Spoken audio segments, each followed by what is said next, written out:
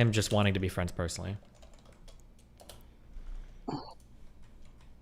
But I mean, haven't you said that Nick Fuentes is like literally like a lonely guy, and you know Yeah, would he is, be. and I think that's like operating at to some extent on a personal level. But I don't think that like if push came to shove, I don't think he's ever going to take a hit from me personally. He's going to prioritize like his personal success and the success of his political movement. Okay, well, that's what I meant, right? I'm saying like on some level, he does want to be your friend, On right? some level, but it's not like operating at any huge point where like I think it's going to like influence the decisions he's making about me or something. Yeah, and I mean, I think that. Okay. I guess I kind of see what you're saying, right? Because I guess Nick Fuentes' actual friends like Ralph or whatever, like he took I don't huge even know if hits. his actual friend is Ralph. I think he Well, sees Ralph as like an ally, one of the few allies that like America First has. Like, have they ever hung out in real life ever before? Or do they do anything off stream? Or do they done any fun things on stream? Or is it all just like political alliances? I mean, even if they haven't done anything off stream, right? I think there's a lot of people that think, oh, if I hang out with somebody online, that means we're friends, right? He might be one of those type of people. Um, would you not agree? No, I don't think so. Yeah. See, this goes back to me thinking that you kind of giving him a little bit too much credit on like him being so smart or whatever, He's right? not like so Like, smart. I think he's a mastermind politically. I just think that he's like doing things that are like really politically expedient for him right now for his career. He doesn't have to be a mastermind to identify any of these. so you really don't think that he thinks that Ralph is his friend, right? You don't think that at all? No, I don't think so. Okay, well, okay, so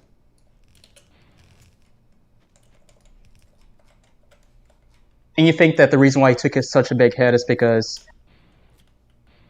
Why? Who took a big hit for what? because Nick Fuentes actually took a big hit defending Ralph. Yeah, why do you think I he did thought though? because he likes Ralph. No, I think it's because Ralph's community is one of the few communities that's like cool with the America First people. No, he has a lot of people that are cool with America First, right? He has like Bake Alaska, Baked Alaska other. is very small.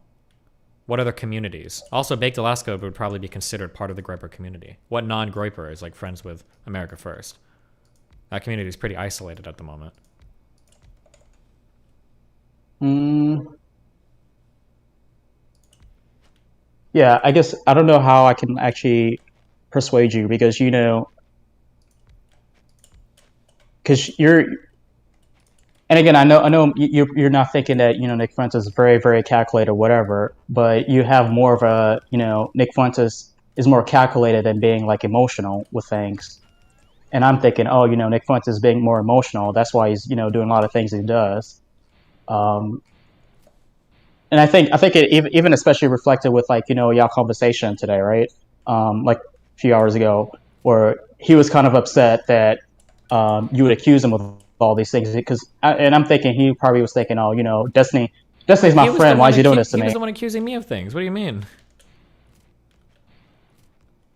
He was the one accusing me of like using sneaky tactics and being bad faith and stuff. Yeah, but I mean, maybe the reason why he was doing it is because he was emotional because he was thinking like, oh, why is Destiny like for example, like whenever whenever he was like, oh, you jumped into what's their name? You Sneeko, jumped into the Chetan. whole Sneeko panel, whatever, right? You jumped into that Sneeko panel, try to make me look like a bad guy. Why did you do that to me, right? If you were my friend, I wouldn't have done that to you, or yeah, like I wouldn't do that to my friend, right? Like he Yeah, was, but I think he's like half memeing when he says like friend here. no, come on, you can't say he was half memeing, like Absolutely, he he. was. Yeah, for sure. Why you gotta do that to your friend? I'm your buddy, right? It's like almost like a joke. It's like Oh tongue in cheek. no! You also okay. You also do this thing where like a lot of times where Nick Fuentes does something, you're always like, oh, he's just memeing, or like he's just joking. I think he generally actually believes that, like some of the things he says, Depends on like the maybe thing. some of, huh? I mean, it depends on the thing we're talking about. Well, I think when he said that, hey, like if you were my friend, I wouldn't have done that to you. I don't think he was actually memeing. I think he was actually being genuine. Okay, I think we're probably just gonna agree to disagree on this, but Okay, and then I think they're also. I remember you also would say that you need to really work on your rhetoric, right? Like your rhetoric is really bad, and My rhetoric has never been bad. There's just different. I need to work on like narrative driven stuff, but I think I've gotten a lot better at yeah. it. Well, I've noticed a lot of times when you talk, right, you always say, maybe would it be fine to discriminate against women or something like that, right? Like you always have like you never really make like hard prescriptions a lot of times in debates. I mean, I'll make prescriptions, but it's going to depend on what we're talking about. The maybes and stuff are just because sometimes the topics I really talk about you have to be careful and you've got to caveat a lot. But that's always going to be. I'm not going to just be dishonest. It's like, oh, you're 100% or I have to do this or this or whatever. Yeah, but I mean, I think on a lot of things that you actually generally believe in, or you have like a strong conviction on, you should probably stop saying like words like that, right? You should probably be more stronger, say like, oh, you shouldn't do this or you should do I don't this. think I say maybes on things I have really strong convictions on. I think those usually that's reserved for more complicated topics. I remember I think you were talking with Sneeko, right? You were like, oh, and again, it's gonna be hard for me to like remember exactly what you said, but you said something like, oh, maybe it shouldn't be fine to like, discriminate against women or something, or like, behave dislike women or something like that, right? Like you could have said it in a lot more like you could have said it with a lot more conviction, right? You should have said like, hey, it's a bad thing to do this, or you shouldn't do this. It creates a lot of harm in society, right? You could have talked with a lot of conviction. I said but maybe it'd be okay to not discriminate against women. I'd have to hear that conversation. I feel like I'm always going to say you probably shouldn't discriminate against women.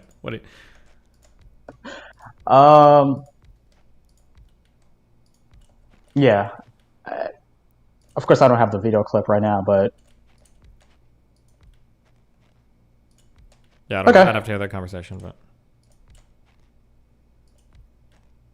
okay. Also wanted to. Okay, so I do actually want to hear your thoughts about like the last conversation. Like, I guess. I'll like it again. Because I feel like I came off as like a little bit of like an anti-fan, right? Would you say so or no? Okay. No, or I mean, I guess. Did you come off as an anti-fan? Maybe a little bit, but I don't know. A lot of fans, a lot of my fans are kind of weird sometimes. The Colin thing we did like a couple of days ago. When I was like, hey, I'm the like, how come you haven't been answering my emails? Yada yada yada yada. Yeah, I remember. Yeah, I know. Yeah. So I guess I didn't sound a little bit too.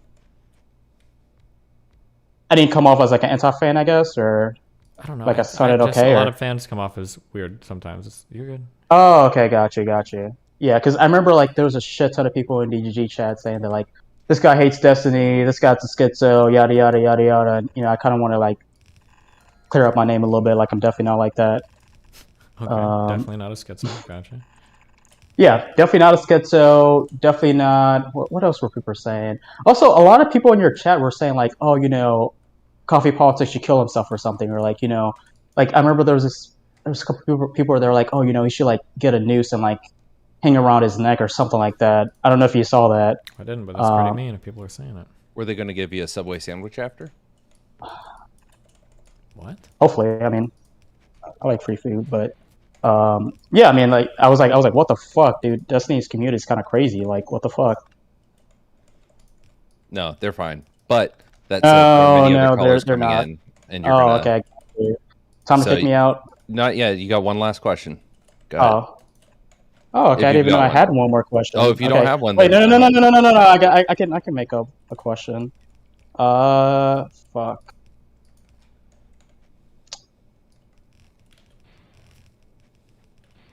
Love you, buddy. 3, 2, 1. Tell Destiny how much you love him, then I'm going to move you out. I don't fucking like Destiny. Okay. Base. Right. Bye, buddy. Bye.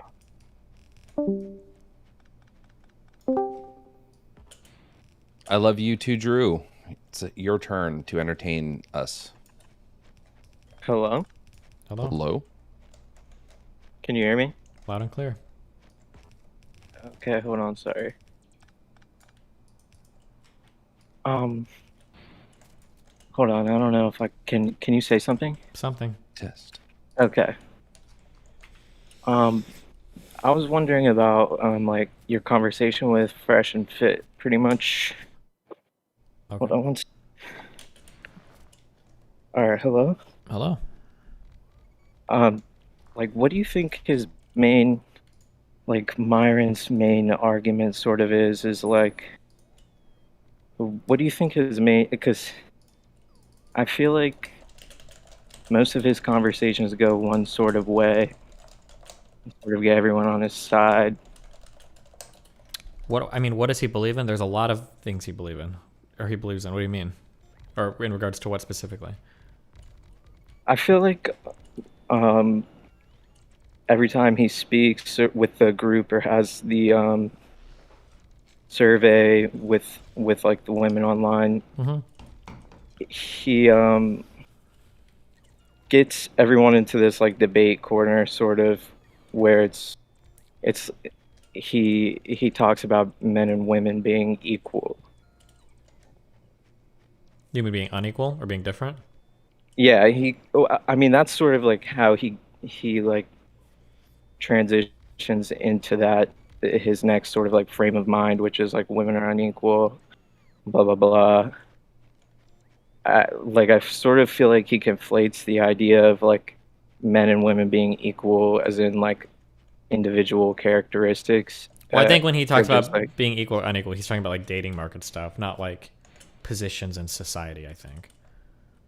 but even when you're like dating, it's like you don't like. I still feel um, like equality, like mutual respect, is more than just like equality on oh is someone like bigger physically or stronger mentally or whatever. What do you or yeah, I mean, there's not equality there either. When he's talking about equality, he's talking about like dating market like dynamics. I don't think like personal like who has a higher chance of getting raped or anything like that. I don't think he's going into that kind of stuff. And if he did, I don't think he'd disagree much with like what people generally say that men are stronger and all that. Well, I mean, like in a dating aspect, when you're talking to, because he sort of goes in this direction where it's like he talks about those characteristics and then moves it on to, well, on the pretense that we're not equal, then we can have like different preferences, and like that's how it goes into like one guy being open on his end while his girlfriend has to stay at home. Like they're sort of like um, ideal scenario as far as like what they want in dating. Sure, I guess what specifically is like your question? I'm just sort of like wondering why, like, I feel like no one sort of like points that out, like in his sort of like I feel like all his arguments are based off that, and people just sort of like let him set down the foreground, which is, well, do you think men and women are the same, and everyone sort of are are in the same mind frame as him, where they're like, well, like I'll concede we're not the same, obviously, and then he sort of uses that to sort of just display all of his other ideas. And Or I guess okay, so be more specific. Like, so what do you think is the contention you'd have? I would say that whenever he goes into that, Or goes it into what? doesn't. Don't use pronouns. Wait, sorry. Explain clearly. So what is the? So when he goes into this, are men and women the same? He sort of misdirects the argument into, like I said, individual characteristics. But I when you're guess I talking would about, just. I think for that particular thing, I'd have to hear that because I feel like I don't ever hear him say like men and women are the same. That's the thing I don't understand where that's coming from. I'd have to listen to him make that argument. he sort of asks that as a like when he has the panel, Uh huh. he sort of brings that out as his like introduction Well, I think that's for usually because his he's trying to argument. demonstrate that men and women aren't the same, right? Yeah, exactly. So then he uses that. Then he gets everyone to agree with him. Like, well, and he'll use the well, men are bigger, taller, faster, stronger, smarter, whatever. He'll use all of those Mm-hmm. facts from whatever sources he has, and he'll get everyone eventually onto the same page that we are different and have different qualities. And that takes the it just takes the sort of like equal on the respect manner, like out of the argument. How does it take the respect out of the argument? Because when it comes to like dating, you both have an equal amount of respect. Like I think it sort of goes into whenever he starts to bring in like, well, men should be able to date whoever they want while maintaining one single relationship. It's like that's not very equal on as far as like the respect. Like, you know what I'm saying? I don't know. I'd have to think about it, I guess. I don't understand. I'm not getting the main contention, I guess. Or I don't see the part where his viewpoint is contradictory, or what's. I guess it's just like if you were talking about like having a relationship with equal respect, like when it gets into that sort of when it gets into that, it's like those two, that would mean two people have the same sort of equal standards in their. I think just because they say that like we're not the same doesn't mean that we shouldn't be treated equally. They would just view equally a little bit differently. But that's what I'm sort of feeling, is like they use that argument to get into they should be treated unequally. Well, I don't think they would say treated unequally. They just say treated differently. Yeah, I guess so. Like, I think that would be my guess. I just think it's something that they sort of use to get into that sort of mind frame where they can say, we're different, therefore we should be treated different, and then it goes into this whole. It just sort of takes them in the direction that they want it to go. When we're talking about relationships, there's more that goes on than just like what they talk about. Okay. I guess I'll keep that in mind, or I'll try to push them for more specifics if I talk to them again. Okay. Awesome. Thanks, buddy. Thanks. Bye. Okay, wait, I fucked up. I didn't bring enough fucking cargo sections. What do I, what,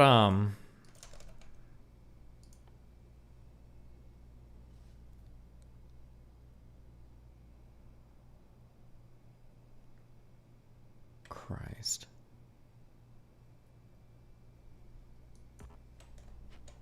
You gotta kill yourself to teleport home? What is the home key? You can emergency burn with a capsule? Is there any way to pull the capsule out of the silo? Can I do that or no?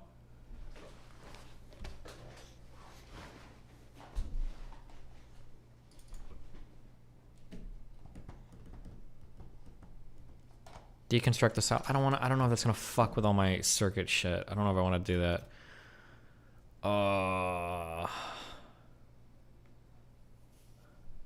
What? I thought there was like an emergency button to go home. I'm guessing it like force drops your shit or whatever, but like, isn't there a way to go home? I thought there was like a respawn button.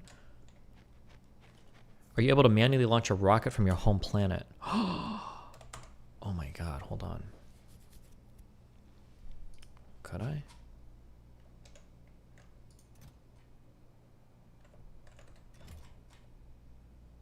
The home key on the keyboard. Oh wait, hold on. Maybe we can...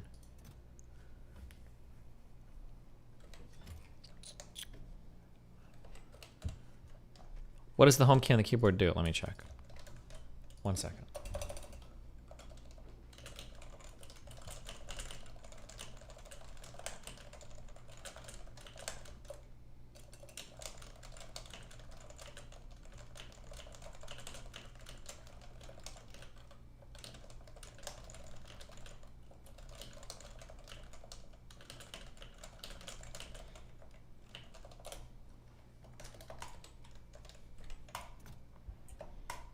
Okay, home button. What was that noise? I don't think I have a home button on this stupid fucking keyboard. Home key does this. Oh. You can make a personal cargo rocket pretty easy. Wait, what's a personal cargo rocket? Are you just making shit up? Or is this like really far down the tech tree?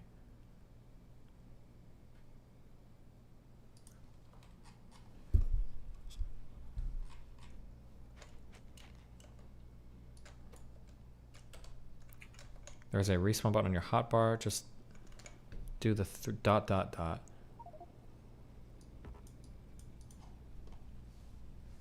Three dots next to notifications in the bottom middle right. Oh, these things.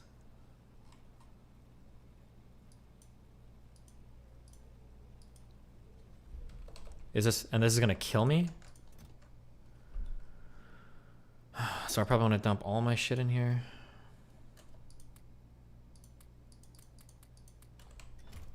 Oh my god, I'm gonna be moving so slowly.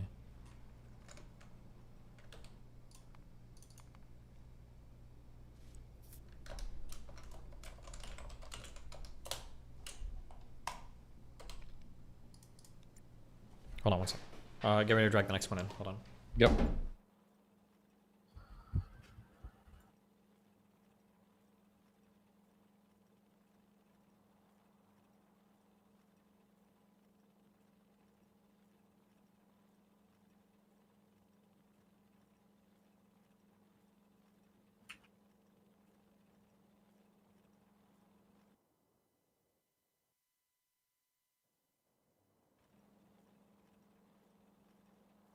I don't see cattle class anymore. I see tier 1 and then cool kitties, regulator, off topic, general lobby.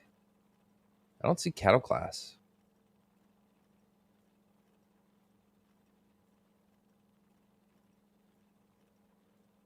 Oh, T1? Okay.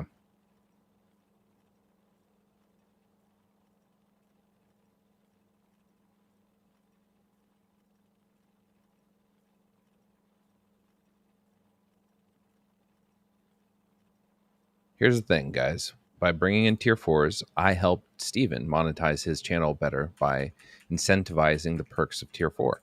By ignoring tier 4s, I devalue tier 4s, and therefore Steven doesn't get his $50 a month subs.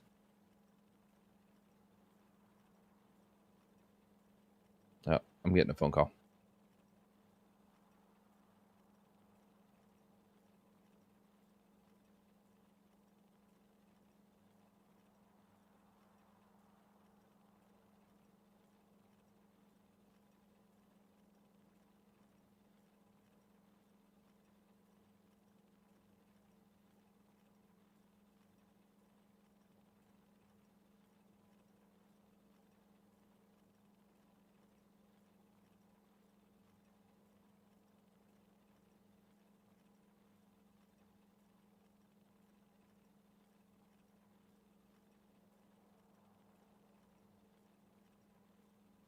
What are you crying about here? Hey, you there? Yeah. Okay, I'm going to drag someone in, and then I'll be gone for a minute, so you got to talk to them until I get back. So, Suede, you're up. Go ahead and talk. Oh, this is cringe. Make it good. All right. Yeah, I'll try. Destiny. Steven. Hi. Good day. Welcome. I'm doing a creative writing thing, and I don't really know how to end it. It's about a guy who's kind of down on his luck. He kind of gambled away his money. He comes to a live streamer one day to ask for help. Would it be too unrealistic if the main character asked the live streamer for 10K? Yeah, it probably would be. Probably not a good idea, yeah. The other thing, thank you for that. The other thing I had, the rhythm game is stupid, and you need to find a different rhythm game. I'm so sick of it. I don't know if you've noticed. Okay, actually, let me ask you. When you're keeping time, and you feel yourself move off the beat, what do you do in that rhythm game? Do you try to correct it to go to the right beat, as in time is kept going, or do you go from the beat you hit and you reset the beat? You'd probably try to correct it, the first one. Okay, it doesn't do that. Every time you hit a beat, it resets where the beat is. Oh, that's so if you're pretty dumb. keeping consistent time and you're like, oh, I was late on that one, I should be early on the next one, you'll be late and then you'll be early. And and then that's why like you have these scores that are just all over the place, because you never actually, if you're keeping consistent time, you're going to be wrong, unless you're lucky. Wow. Okay. Okay, it's dumb. Don't play it anymore. Find a different one. Someone link a different. I'll never play rhythm again now game. that you've told me that. Thank you so Thank much. you. Appreciate that. Yep. All right. Good luck. Be careful.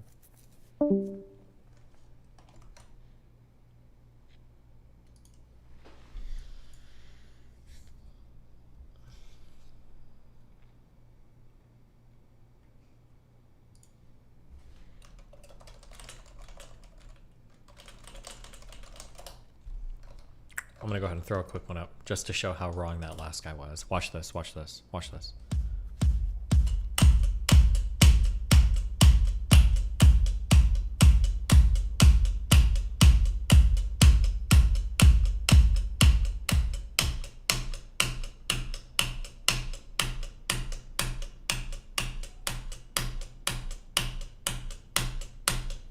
Boom.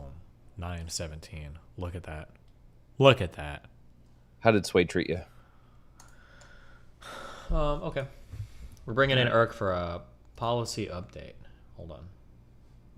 Who? Irk.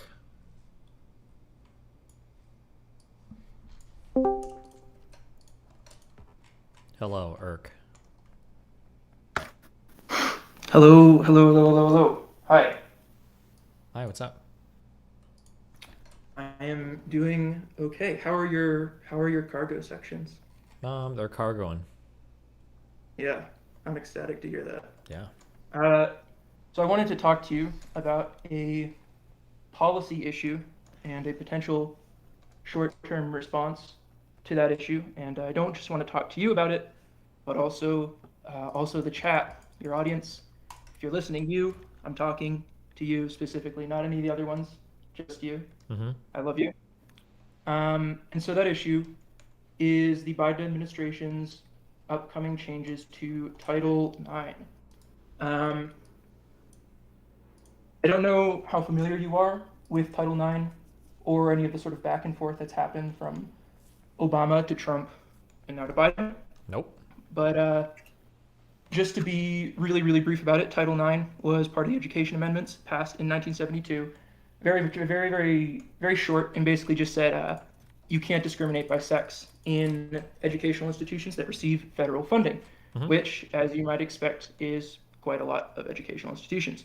Now, obviously, that's a pretty vague thing, and it's a sort of notoriously short piece of legislation. So the Department of Education and its antecedents have had a lot of trouble sort of explaining how educational institutions ought to implement that.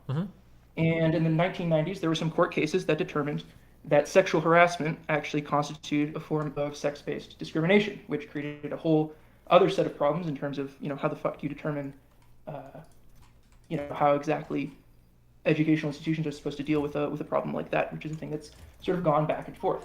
And I think it's really interesting just because the changes that have happened under the Obama administration and the Trump administration, I see them as a little bit upstream of cultural shifts. I think that they can sort of excite or dampen, social circuits because they sort of moderate the discourse on sex in universities, for instance. But that aside, it's a topic I really, really recommend. I'm sure people like, Pisco, for instance, have much sort of more in-depth opinions on it than I do, but I do find it really interesting, and I encourage people to read more about it. But to sort of put that aside, the specific change that I wanted to talk to you about was changes regarding the inclusion of LGBT students under the sort of anti-sexual harassment mandate. Okay. Now, obviously, in 2020, there was a Supreme Court decision that affected the Civil Rights Act regarding employment discrimination on the basis of sex, which said that LGBT people are covered by this clause of that legislation. And what the Biden administration is attempting to do is essentially through the rulemaking regulatory process to apply a sort of similar standard to Title IX.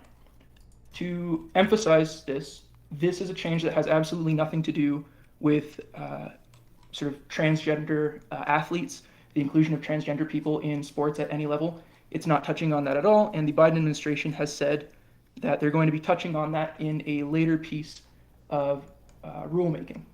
So it's exclusively premised on the idea that LGBT people should be included in whatever effort, whatever mechanism that educational institutions have to address sexual harassment, sexual assault, all of these things that have been considered to be part of discrimination by the courts.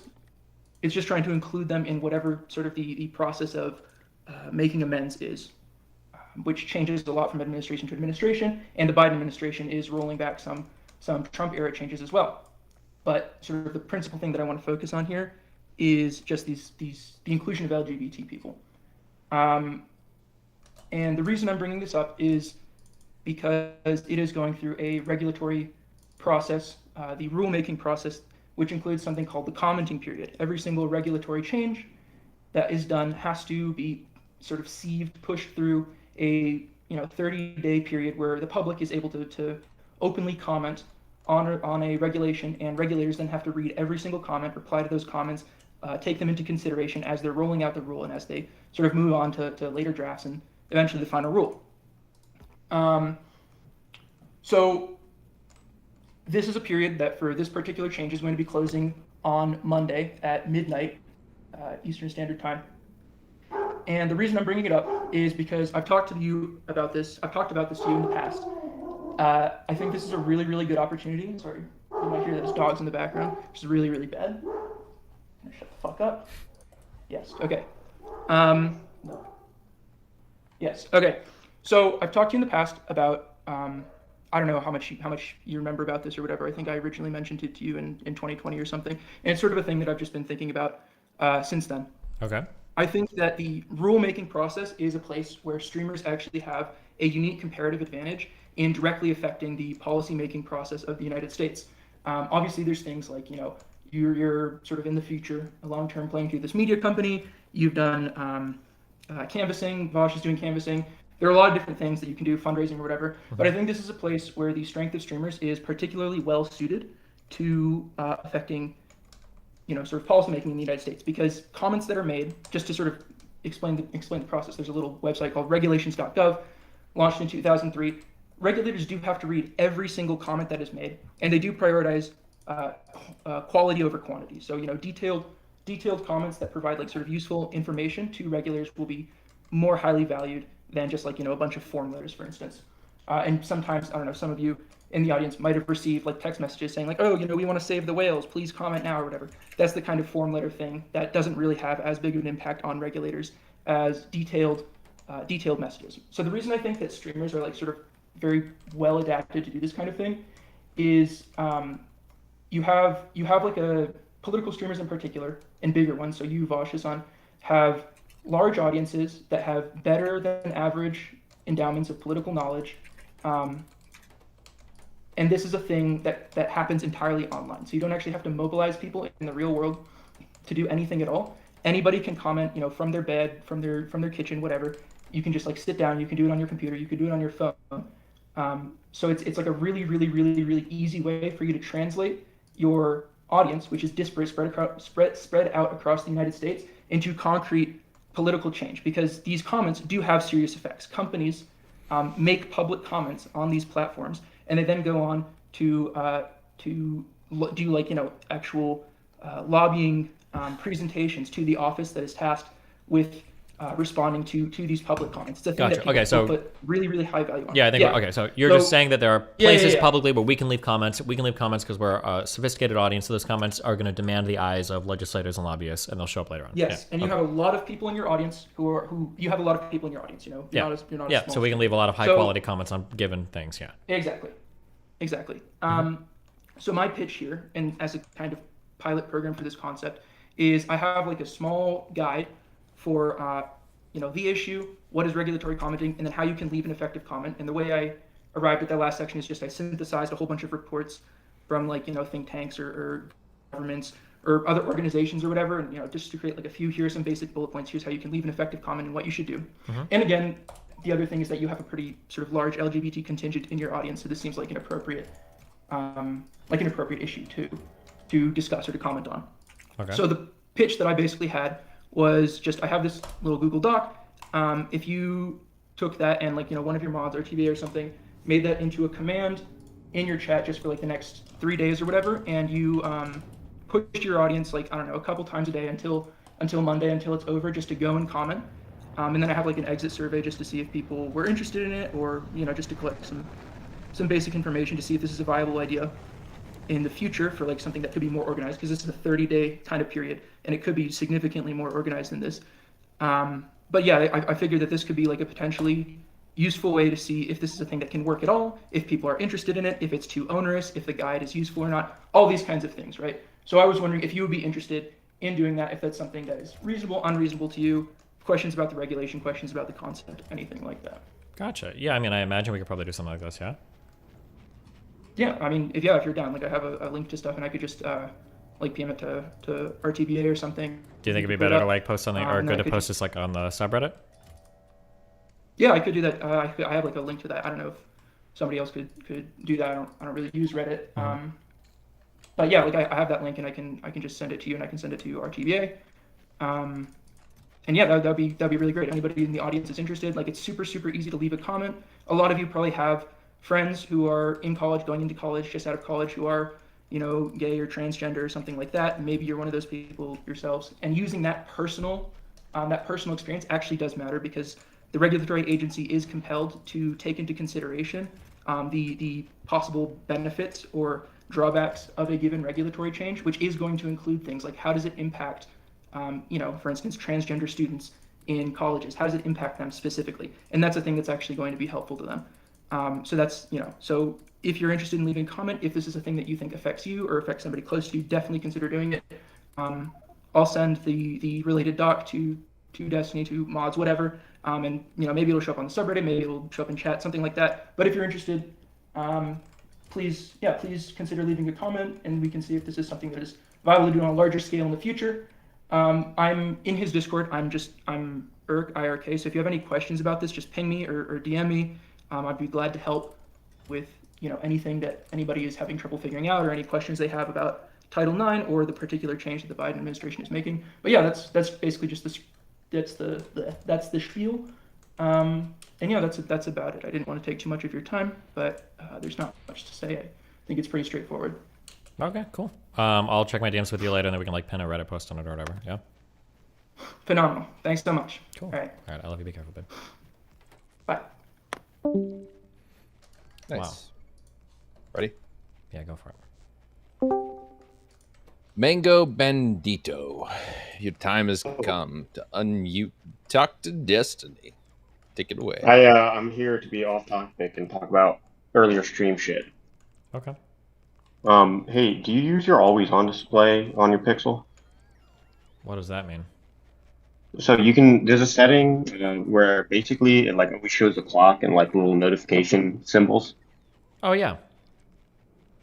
Does that like when I fuck the look battery at? up? Does it fuck the battery up? Or like drain it faster? I have no idea. I don't know. My shit's like usually on a charger all day or whatever. Okay, damn. Also, I wanted to ask what you don't like about the Sony earbuds. They're good. It's not that I don't like them. I don't know if I can name anything I don't like about them. The AirPod Pros, I think, are just better. Okay, why is that? I don't use AirPods. I haven't used them, so. They're smaller. Like they fit in your ear way easier. These are pretty big. Like I feel like I'm like true the that. AirPods are like a nice, convenient white thing that goes in, and these black BVCs are like fucking my ears open, and they're huge, and they dangle out of them. It's like a big. Do you change your ear tip?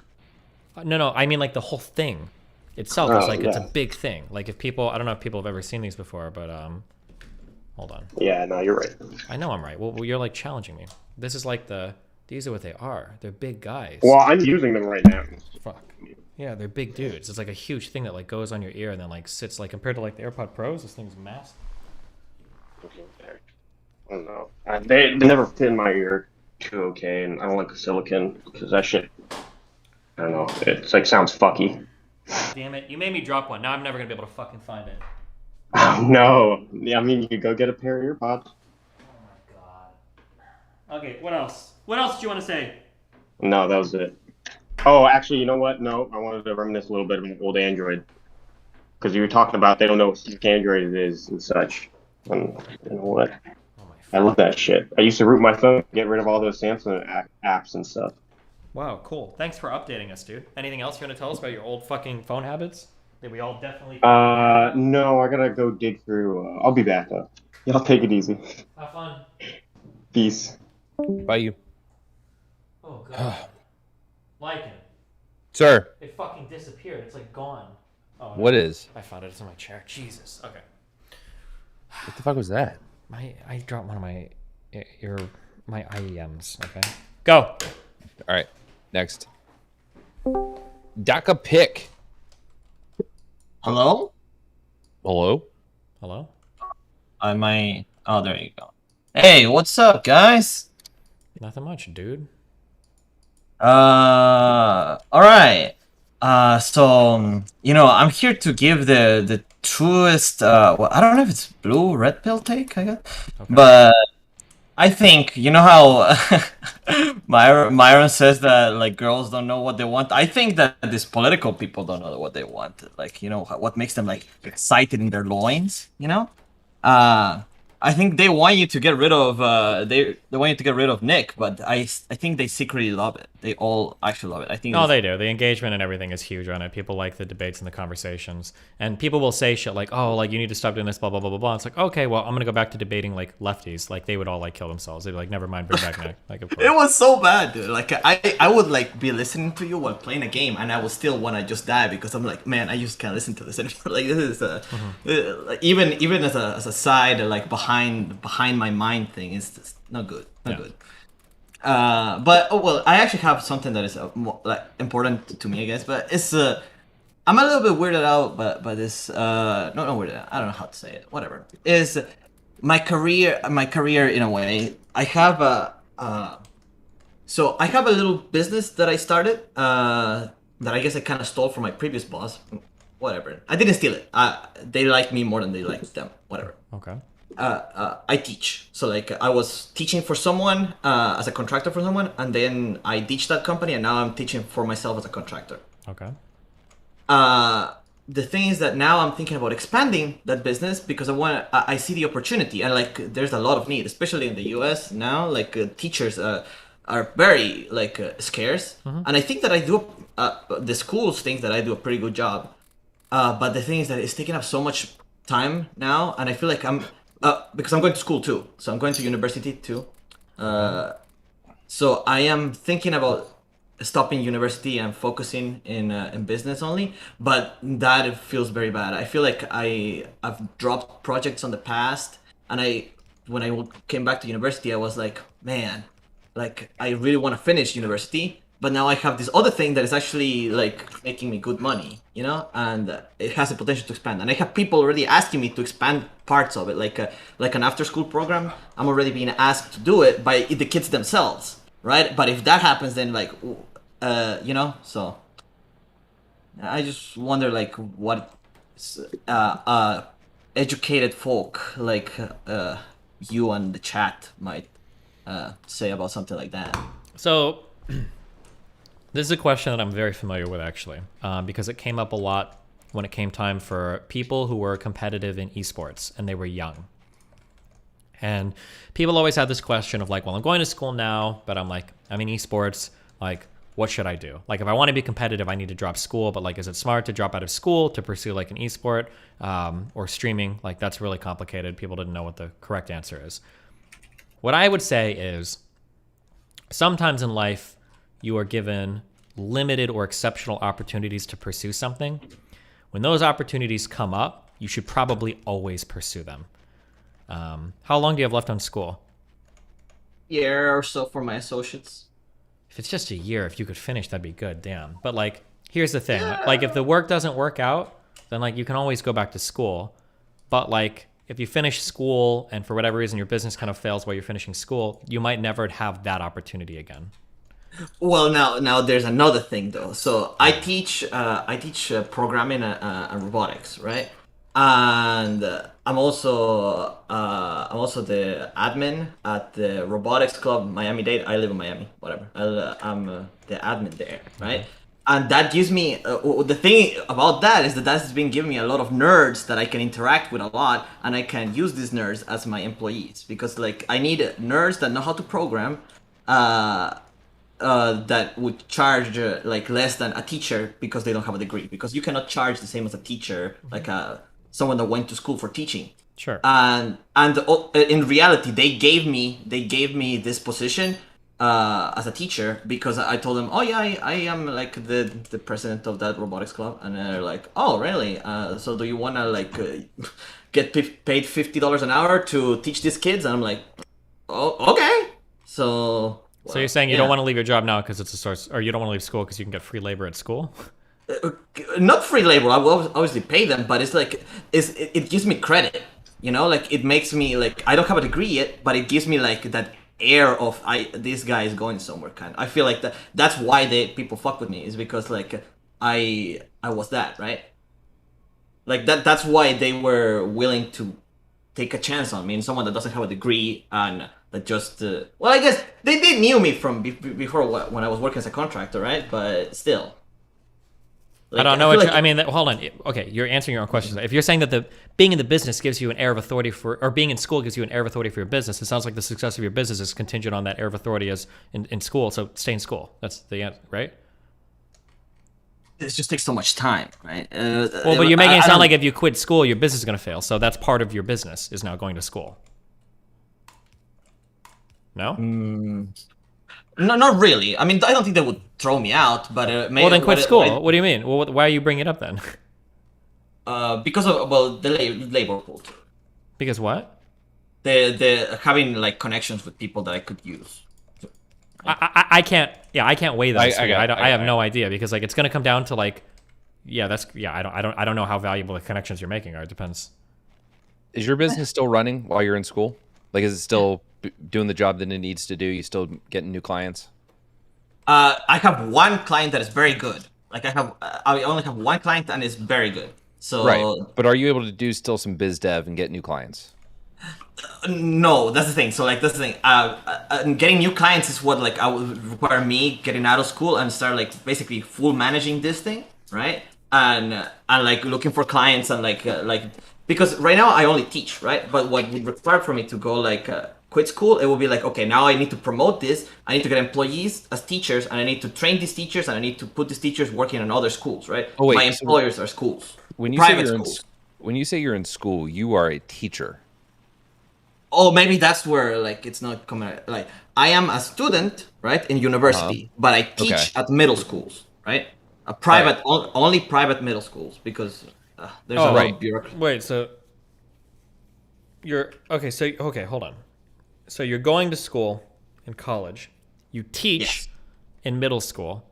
Yeah. Where are you teaching this robotics thing at, or is that your business? That's my business. Yes. Your business is teaching robotics stuff. Yeah.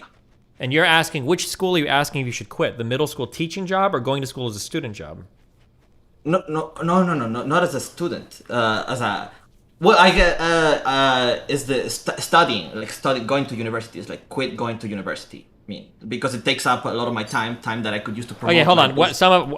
I'm confused, or you're confused. Somebody's confused. It sounds like you've got like 3 schools going on here. You go to school. Yeah, I do. Wait, you do, right? You go to school to learn. You teach at a different school in middle school, and then you run like a class school thing.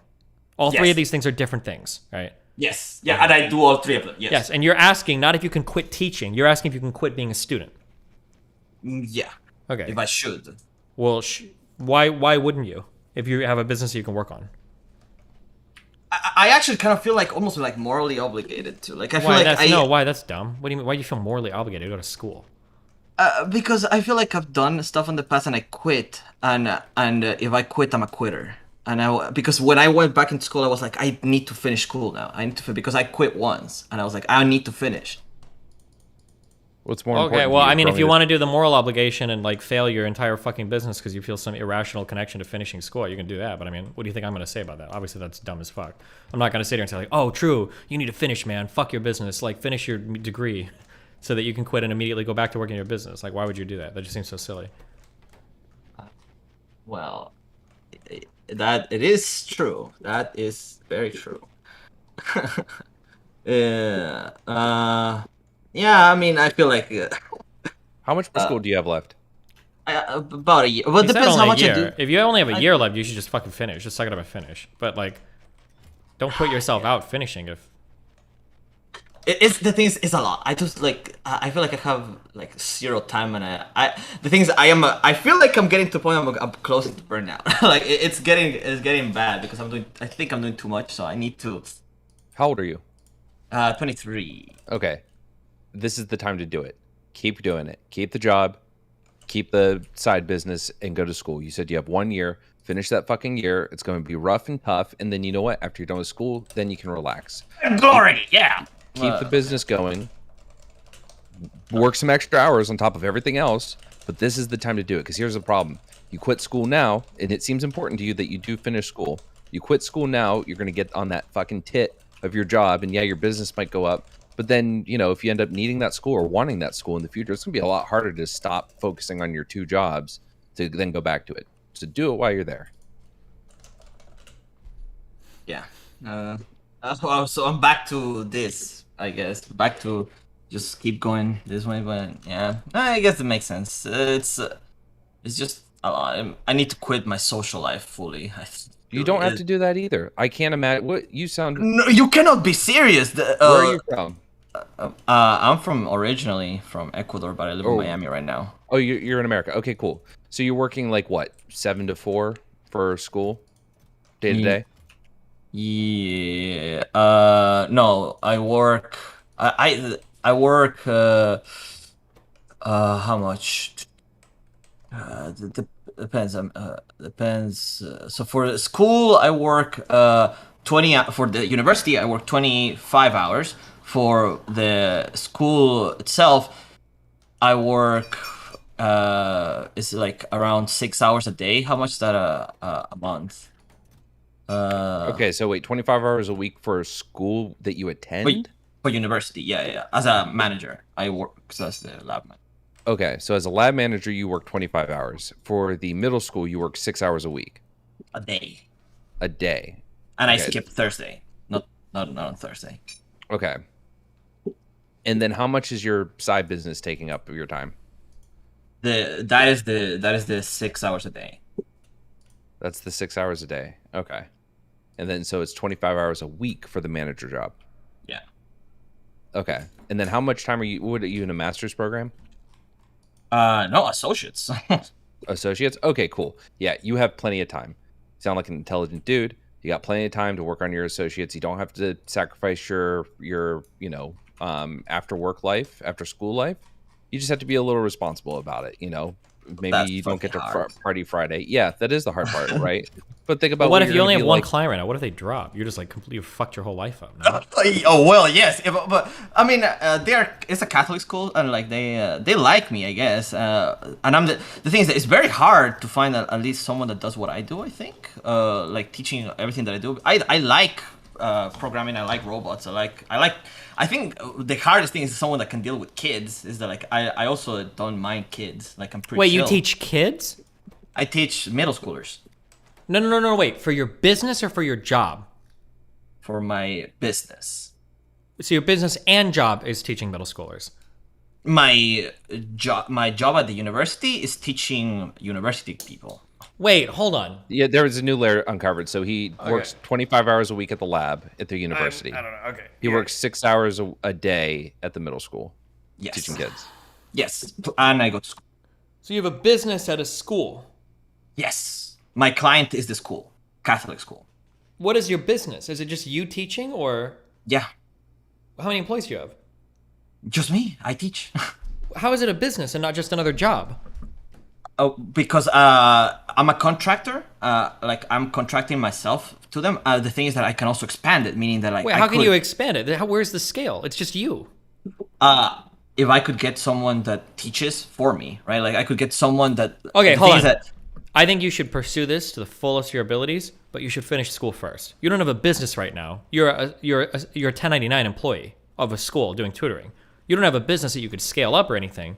You're just a tutor at a school. I'm sorry. That sounded really After dismissive. I don't mean to school. say. Yeah, I'm sorry. No, I don't mean to say that you're just. so But I'm go saying that ahead. like. I'm sorry. I thought you had like a whole side like business thing with a few employees that you were looking to expand. But you're just a sole worker 1099. Yeah. Why Yeah, would you but- not? You should finish school. Absolutely. Well, okay, so that's my thing with for the expanding, right? Is the expanding is like after school, it pays very well. Like doing after school things pays very well. But that would mean me hiring someone. Yeah, but when you say expanding, when I heard expanding, I'm thinking like going from like 2 employees to 5 or 10. That's an expansion. You're talking about starting a business. You don't have a business yet. You're just a single employee 1099er. Oh, I guess you could. Oh, yeah. Yeah, so you're talking about. So you're asking me to quit school to start a business, doing something you've never done before. You haven't employed another person and trained them to tutor and see if that is a viable business model. I have. What I was the previous company that I worked for. I won't say what company it is, but if you look for coding school in Miami, you will find it. Whatever. I work for this company. Please don't chat people. Please don't start looking for it. Jesus Christ, I don't even know why I'm saying that. Hold on, wait, buddy. But When you teach, what you teach, if I'm understanding correctly, it's something kind of like I heard you talk about robotics or programming or something like that. Yeah. So it sounds like it's like a special thing, and the school has brought you in to teach this special thing. It's not like you're just a 1099 teacher for standard curriculum. Is that correct? Yeah. Okay, so then, for instance, there are things like Code Ninjas is like an after-school program that kids go to where they learn to make like a little video game and stuff. It's like a side product to the standard curriculum. Is it something like that? Yes. Okay, so Steven, So if that is accurate, then he can expand it. Like he just needs more schools or. How can he expand? He doesn't have any employees. There's nothing to expand. Well, no. So like I have people that already want to work for me. It's a product on top of like the normal education. Yeah, but does he think that he can sell his current? Will his current client buy his services if it's not him? They already want to buy them. How do you know that? They tell me, do you want to start making like after school programs? Do you want to start making this? They tell me you're good at this. Like you want to start making more. But not you as a business. You as an individial. If you sell your services and you send another person to school, are they going to be happy? No, okay, like I struck into some, but training someone to teach kids is something that I've already done. I'm not asking you that. You're answering a different question. What I'm asking is if you sell your services to the school and somebody else shows up to teach, are they going to be okay with that? Because it sounds like they have an engagement with you. If I vouch for them, they would say it. But and obviously, I would have to be like confident this person's good. This is what I would recommend. Get one employee first and try that. Train one person. You should be able to train one person. Have them do the tutoring. See if the school even go for that. And then you've got something that you can expand upon. Because right now, you don't have a model or anything. You don't have a model for training employees. You don't have a full business where you're managing anybody. You haven't tried to sell this idea to a client. Like right now, you're just a 1099 tutor trying to like do a whole other thing that you don't have anything for yet. Like I wouldn't quit school for this, especially only 1 year from finishing school, especially when the school you're taking sounds like it could be relevant for your future business practices. True that. I mean, yeah, it's just a lot of work. but I'm wondering the things that like they're asking me like right now start like the after school. Everyone says like start it now, but you said maybe not start it now. Yeah, no, I'm sorry. I thought I was not saying I would finish school 1,000,000% if I were you. Especially you're talking about going into the world of education. Like, shouldn't you have a degree if you can get one? Like, it feels like a no-brainer. Well. I mean, I heard you talk about it. It seems like you have the despise for this type of people, the people that just learn to code and then they make the fucking big bucks on the high tech. I'm joking. People. When I say that, I'm joking. Obviously, if you can make big bucks, I know. I know it's a joke. Okay. It's funny. I love that joke. Gotcha. Because I have a disdain for them too at my most spiteful of times. But I understand. But yes. So what I mean is that it's. My dog, you don't really need like a degree to be able to teach a lot of this stuff, at least from what I've done. But like you just need to be passionate about it most of the time, I feel. So it sounds like you worked for a company that provided this service to a school. You learned the skills, and then you were able to get a job just directly doing it yourself as a 1099, correct? Yes, but don't throw that out too much. That's fine. So then what you can do is you've identified a need for this school. There are likely other schools in the area, but Steven makes a good point about you don't have any of the base business built beyond the fact that you're collecting your 1099 to do your taxes. Like you don't have a setup for bringing on new employees, for how you would delegate tasks, for how you would schedule them, for how you would validate their credentials. So you got a lot to think about. So enjoy this gig. enjoy the extra money, save up, and then, you know, invest in the business, you know, invest in training some people, hiring some people, getting the, you know, your LLC set up and whatever else. But yeah, do school, finish school. Yeah. Well, I have like the other prospective clients that I could get, right? But like it would just be too much work for me to do right now, maybe. So. Well, yeah. So then finish school, enjoy this one client. But either way, even if that client disappears because you're a 1099, you still have the skill set and all that other shit to fall back on once you get out of school. So you can restart the business and really get it going again. So don't sweat it. If you end up losing the client, fine. Focus on your studies, finish that, and get good. Yeah, I mean, just I guess keep. It's an unsatisfying answer. It's not like, you know what, man, you need to fucking crush it, get out there, make this business your everything, and fully commit. It's not the fun answer, but it's the answer that's going to be better for you in the long run. A responsible answer, I guess. Yeah, it's just it's hard, man. But yeah, well, thank you guys. I mean, I've just been thinking about that for a lot. You know, you guys are. Sometimes you just need to bounce it off people, man. Yeah, I've been doing it with a lot of people.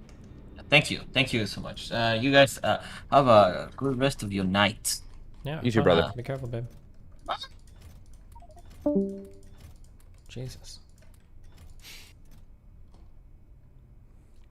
You ready for another? Yeah. Wait. Hold on. Yep.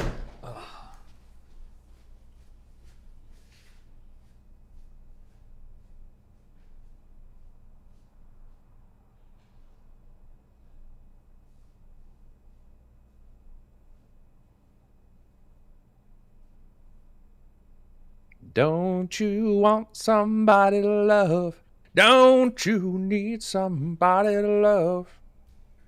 Watched, oh, you fucking whore. What's that? I said bring him in. Bring him in. Apfel. Hello. Hi. Hello, can you hear me? Loud and clear. What up? Okay, wait, let me mute stream first. 1 sec, sorry. Okay. Why aren't you going to Boston for the Change Your Mind thing? We have like the most students out of like any city. First of all, maybe out of any city, but I mean, Texas has the largest colleges, and I don't know how open Boston is to like stuff like that, whereas I know all the Texas campuses are pretty open, and I'm also looking for a diversity of opinion, not just like the farthest fucking left people in the fucking country, which I'm pretty sure Boston is pretty far left for their universities. Okay, that's kind of true, but I have like one topic I think would go well. Like I'm a Harvard student and my brother's on the board of the Harvard Democrats, so it'd be pretty easy to set up. And then well, after my Texas event, maybe I can check, but sorry, go ahead. Yeah, after the Texas event, if it goes well, maybe. The topic I think would be interesting would be like the Israeli-Palestinian conflict. Jesus. Like a lot of students, like they don't really have very nuanced views on it. They like keep trying to boycott Israel, but like some of the institutions are kind of pushing back a little. Okay, second thing. I only have 3 things. Okay. Second thing, I think you should read more science fiction, like Foundation, Isaac Asimov, End of Eternity. Like, I thought you might have been reading Three Body Problem. Is that right? No, I've heard. I think Vera has read all those, and she says they're really good. I've heard about them. Yeah, you should read them. Gotcha. Okay. Yeah, because like they have a lot of really cool things that they say about society and stuff like that, which is cool. Okay. Last thing, I don't know if you've ever heard of this guy, Duo King or Consensual Clown. Nope. But he's actually a really big fan of yours, and I think if you do another League arc, you should try and get coaching from him. Gotcha. Okay. He's an ADC player, yeah. And then also, like, why do you like never talk to LS? He's like also a StarCraft guy, and he plays League. I thought we were going to a few times, but it just never happened for some reason. I don't know why. I think that would be probably a really, really interesting discussion if you could like actually try and get that. Okay, actually, last thing. I'm like an engineering student, and I recently had to take like psych this semester for like these dumb requirements. And bro, like the reason that all of these like people with degrees that you talk to like don't know shit is because they're all like social, like, whatever degrees. Like, I walk into this classroom, and, like, I already know these people are NPCs compared to me. I don't know, but yeah, talk would to be more, like, hard science people. Very careful about that. I've talked to a lot of absolutely fucking retarded hard science people. If you think that hard science people aren't dumb, you're probably an NPC. Just be aware of that. Wait, how are you like 20 years old? How old are you? No, yeah, I just turned 20. Yeah, careful, okay? There's a lot of real dumb motherfuckers in the hard science categories. Be careful, my dude. Okay, also, I went to, like, your meetup in the Starbucks, like, in Culver City. I don't know if you remember that, but Yeah, I do remember, yeah. that was really cool, so Thanks. love you. Have Bye. fun. Wait, don't go, don't go. Wait. Uh-oh. Have you had El Jefes? Bro, yes, I literally had that, like, last night. Dude, isn't that so fucking good? That basement's pretty sick too. No, yeah, it's really sick. You should go if you come. What about Geppetto's? Geppetto's. Or I'm sorry, Pinocchio's. You mean Pinocchio's? Yeah. Yeah, Pinocchio's. Yeah. That was good shit. Actually, Zuckerberg, like, goes there sometime if you want to meet him. Of course he does. Wait, where at? Yeah. He's a Harvard, like restaurants in Harvard Square. Oh, I thought Zuck lives in San Francisco. I mean, he comes to Boston sometimes. Okay. Lots of trips to MIT. I mean, I haven't met him myself, but, like, that's just what I hear. Okay. Anything else? What do you think of Hong Kong? Jesus. Dude, I'm actually pissed. So, like, I also am trying to get a citation in Chinese, and one of the things they're supposed to do is, like, have different trips to China, but they all get, like, canceled because of COVID and everything. So I'm honestly, like, not too big of a fan of Hong Kong right now, but I do think that they probably won't get invaded by China, because China's having, like, a pretty bad, like, housing crisis right now, and they're kind of, like, adorable economically I meant fucked. the restaurant. The what? The Chinese restaurant. Hong Kong? Yeah. Okay, I've never heard of it. If you want to go to a Chinese restaurant, you should go to, like, Dumpling House. They're good. I'll try that next time. But yeah, Hong Kong's in Harvard Square. It's also pretty good. Oh, wait, I think I know what you're talking about, actually. That restaurant is known to be, like, not that great. Oh, no. Oh, my God. Discombobulated in real time. How do you feel, Lycan? You okay? Oh, man, it's a weird feeling that two people may have different fucking feelings about a restaurant, Steven. I mean, I know Steven has, like, kind of weird food takes. No, I really don't. expect that from Lycan, too. No, so. most of my food takes are generally inarguable, but, you know, cope and see. Okay, bro. Honest to God, no, I don't know if Hong Kong is the restaurant I meant. There is a Chinese No, restaurant you did there. mean that, and now you're upset because you just got called the fuck out. Well, no, if it's Hong Kong, then I will stand by it. But there is one that has like two. There's one that that has, like, had two really stories, good Yelp has, like, a reviews. rooftop bar, All the girls and said it then was the bottom good. is- Yeah, that's Hong Kong, dude. Everybody hates that place. I remember I tried to go there when I was in Boston. I had 4 Chinese friends with me, and they all looked at me like, "Are you fucking serious? That's Well, too bad the this is in whitest, Cambridge, shittiest." so Yeah, that's what I this is in said in Cambridge. Cambridge. No. Yeah, in the UK. Yeah, that's where we were. Yep. Everybody looked at me and they cringed. They said, "Where'd you get this recommendation from? Whoever recommended it has the worst taste in anything in the world." Mm-hmm. Peace. All right, Apfel. Thank you. Go Crimson. Okay, no problem. Bye. Bye. Bye. You okay, dude? You kind of just got cumstered and dumpster there. Yeah, I'll go flush this shit out. Here's a caller. Serenet now. Talk. Hello. Don't waste your tier 4 by being quiet. If you don't speak, I will not take another tier 4. Oh no.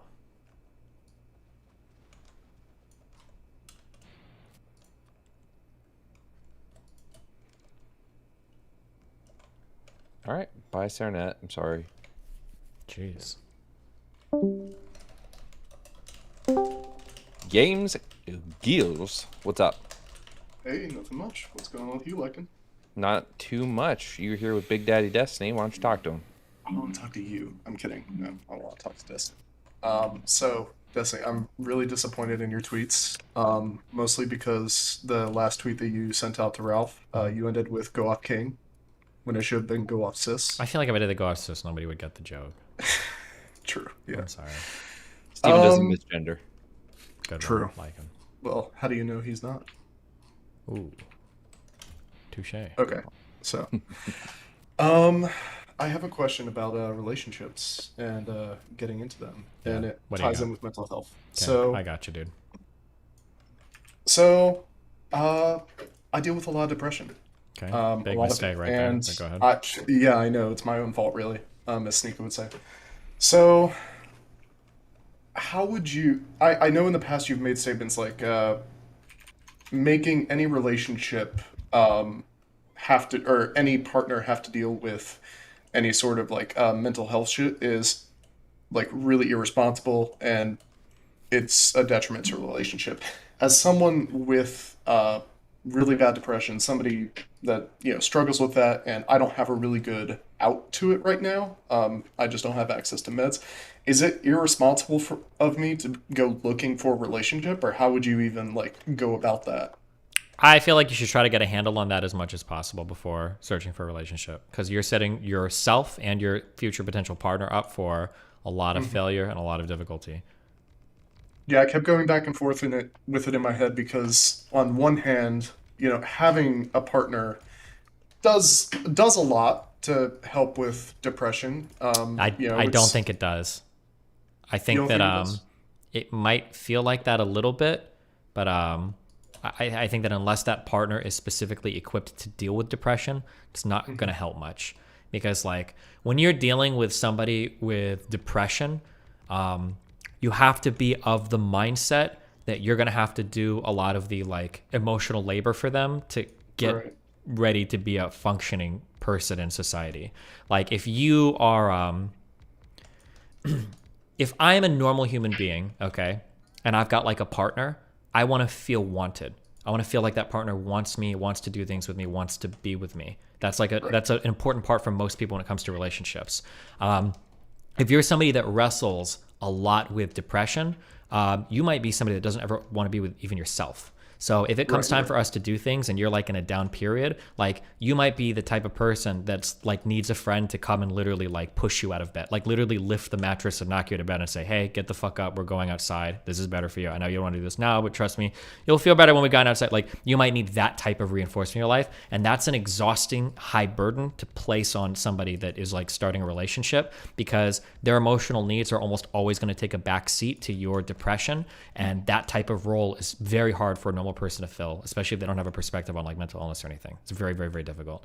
Not to say that it's impossible, but like I would just be very cautious, because you're setting, fuck the other person. I think you're setting yourself up for a lot of hardship and difficulty too, because even if you're battling with stuff like depression, you're not like a dumb fuck. You know that it's probably hard on another person, and it might just become another source of guilt for you if you haven't figured out how to like maintain that in the relationship too. That's just I would be like, yeah, that's just, it's a lot. When you have friends that have mental illness, it takes a lot of like deliberate attention to alleviate those problems. Like a lot of people, when they have friends with mental illness, think like, if I'm just a really good friend, I can help them through this. But it's not about being a really good friend. It's about being attentive to the specific needs that people with mental illness have. And that attentiveness is a type of emotional labor that to a lot of normal people can get really exhausting. So that's just what it sounds like I'm coming down on you a lot for this, but like I'm trying. No, I totally get it. Yeah, yeah. it's a the last tall order. the last woman that I was in a relationship with, she actually had like extreme anxiety to the point where she would like have panic attacks over like stupid college shit. And at first it was it was like, oh no, that's fine, I'll sit here for 5 minutes and I'll keep you company and we'll get through this and all that. But after a while, when it was like 3 times a day, when it was over and over and over again, it just got annoying. Yeah. And it got so repetitive that it was like a huge turnoff. Yeah, for the that too. relationship, Yeah. Which is why I ended up breaking up in the first place. But I just didn't know if it was like, yeah, no, you're right. I would be like, figure out like the ways, or here's something that I would say, if you can do it, okay, is if you are going to get a partner and if you find them, here's a couple of issues. There's so many, it's complicated with mental illness. Here's like one problem you run into. You start dating somebody, and because of all the new stuff, you're emotionally on a really big upswing. And even if you're not manic bipolar, it might feel a little bit manic because when you're depressed, life normally fucking sucks or is just empty and gray. And now your world is like filled with color. You're on a huge upswing. Your partner might hear you say like, hey, I've got depression, I deal with this, but they're not going to feel that way. They're going to feel like, okay, yeah, maybe he's sad sometimes, but like, this is awesome. And then when you start to get into those depressive episodes, they're going to get dragged down way more than they thought because they're going to be with you, ride or die for like a week or two. And then afterwards, they're going to be like, okay, hold on. Like, where's the person that I started dating initially? Who did I sign up for? Because this isn't it. I don't understand like where this came from. And it's going to start to wear down on them a lot.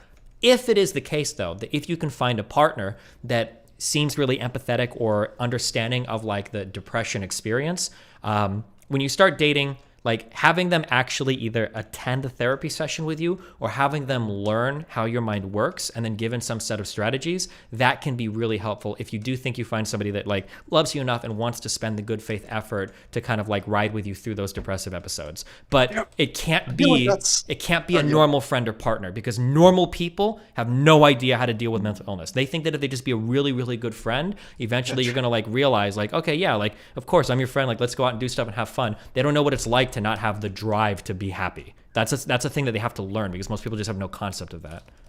Really, it's also really scary to think about the idea that like that mental illness is that big of a part of the relationship. Like preferably, I don't want my mental illness to have to do anything with the relationship. I want it to be like, you know, the least impactful thing to it.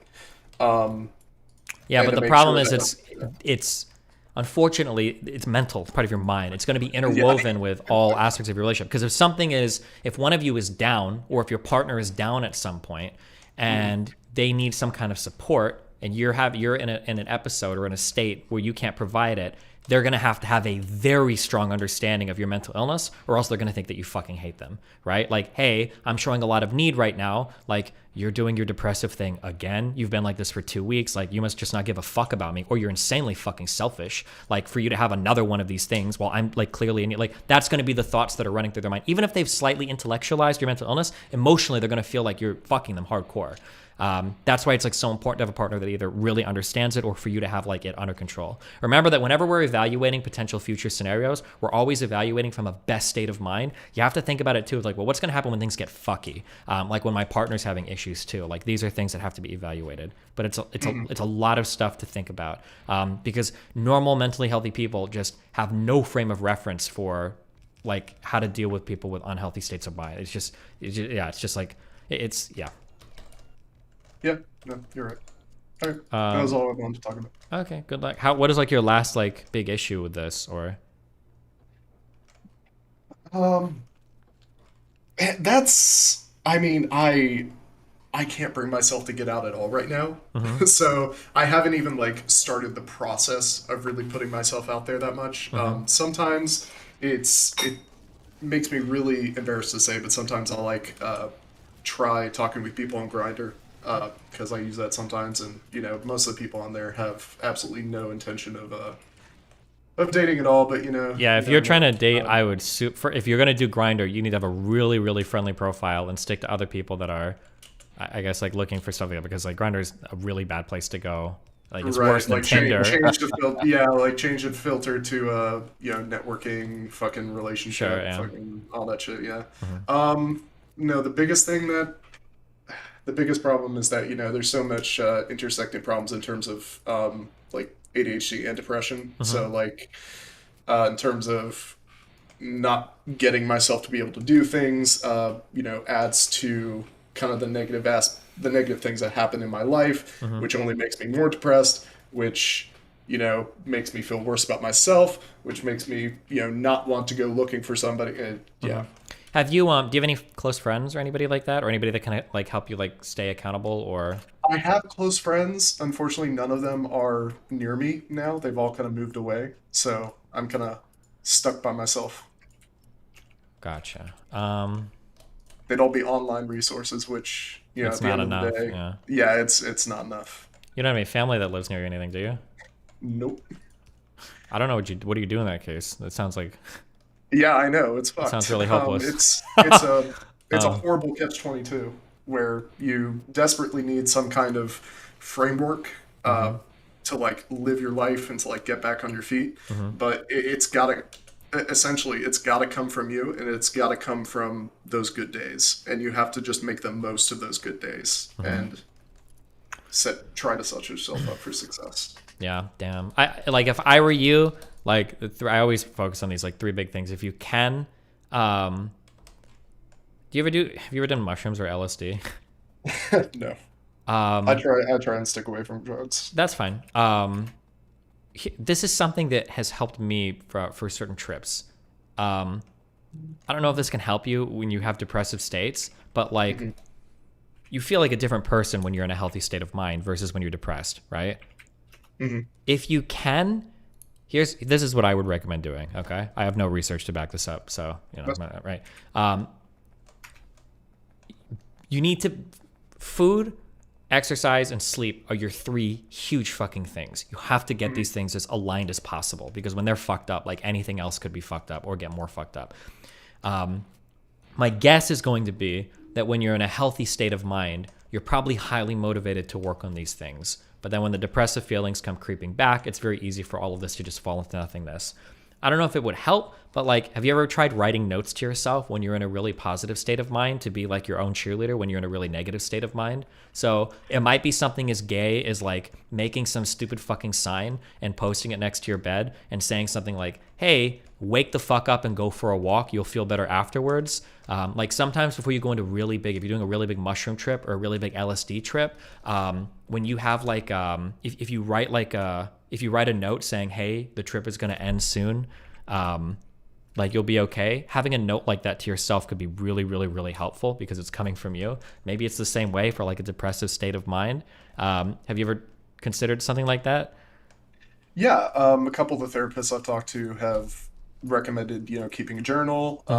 I can understand how that might be very similar, and maybe even more helpful, just because it's like an in-your-face reminder. Yeah, because because you will feel better doing things. You will. But the problem is when you're in that state, you don't really give a fuck about feeling better. You're just kind of like, right. Fuck it, whatever, right? You don't even have the drive to feel better. But maybe seeing like persistent notes or reminders around the house will like push you to doing that. Because when it comes to dealing with depressive states, you have to intellectualize everything. You can't go by feeling or intuition because those are sabotaging you in those states of mind, right? But maybe having the notes around can like help drive that or push that. Maybe that would be like my suggestion, but yeah. I think part of the problem with depression is that you can't, a lot of the times, even if you try to intellectualize it, you know yourself so well that you can come up with reasons that sound intellectual, that sound logical, as to why it's stupid or why you don't want to do this or why you shouldn't do this. I agree with that.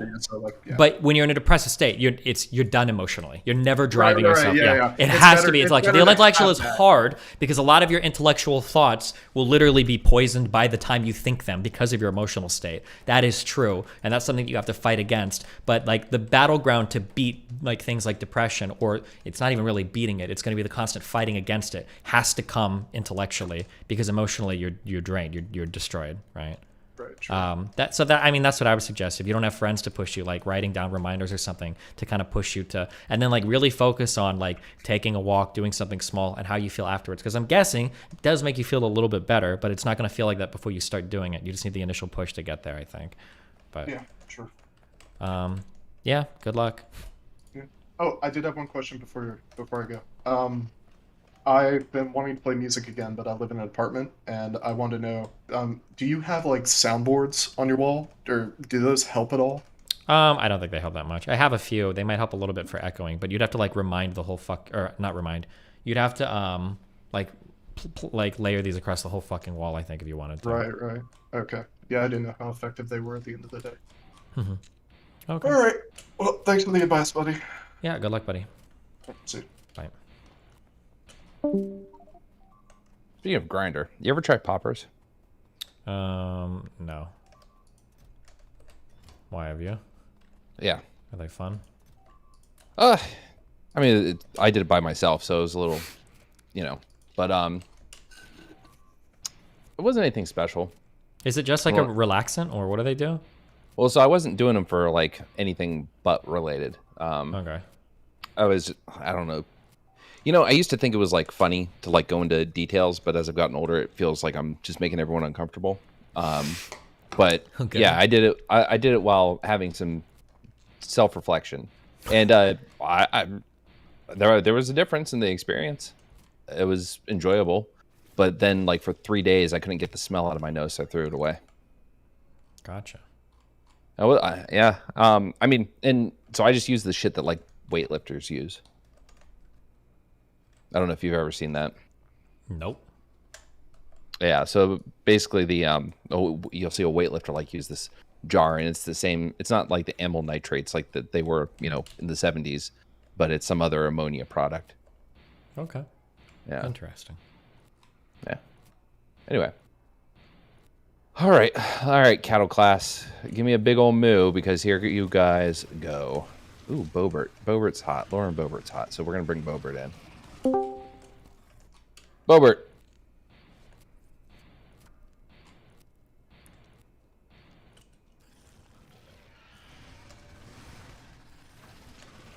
Bobert. You. Good one. All right. I got a good one for you, Steven. Okay. Dude. Gabe, what's up? What's up, dude? How you guys doing? Good. Who's this? It's me. Just alt tab on your screen and read it. You lazy fuck. Oh, Gabe, what's up? Just joking. You sound What's less up? Mexican. Have you been practicing your English? Hey, I only sound Mexican when I'm sad, alright? Because I'm not trying so hard to mask my accent. Okay. All right. Well, what's up? Hey, buddy. Just wanted to ask you. You mentioned recently that you had some really accelerated personal growth, I believe. Okay. Something like that. And I was wondering, do you have any insight on what was preventing you from developing that personal growth? No, but you'll know in like 2 weeks, okay? Or 3 weeks, or 4 weeks. I don't know. I don't know what that means. You'll know. I'll make a video on my YouTube about it, okay? Okay, buddy. Sure. Well, anyway, yeah, I guess that was that. Okay. I guess I'll wait a couple of weeks, buddy. All right. I love you, buddy. Love you Gabe. too, buddy. Thank you, Lycan. See you Yep. guys. Bye.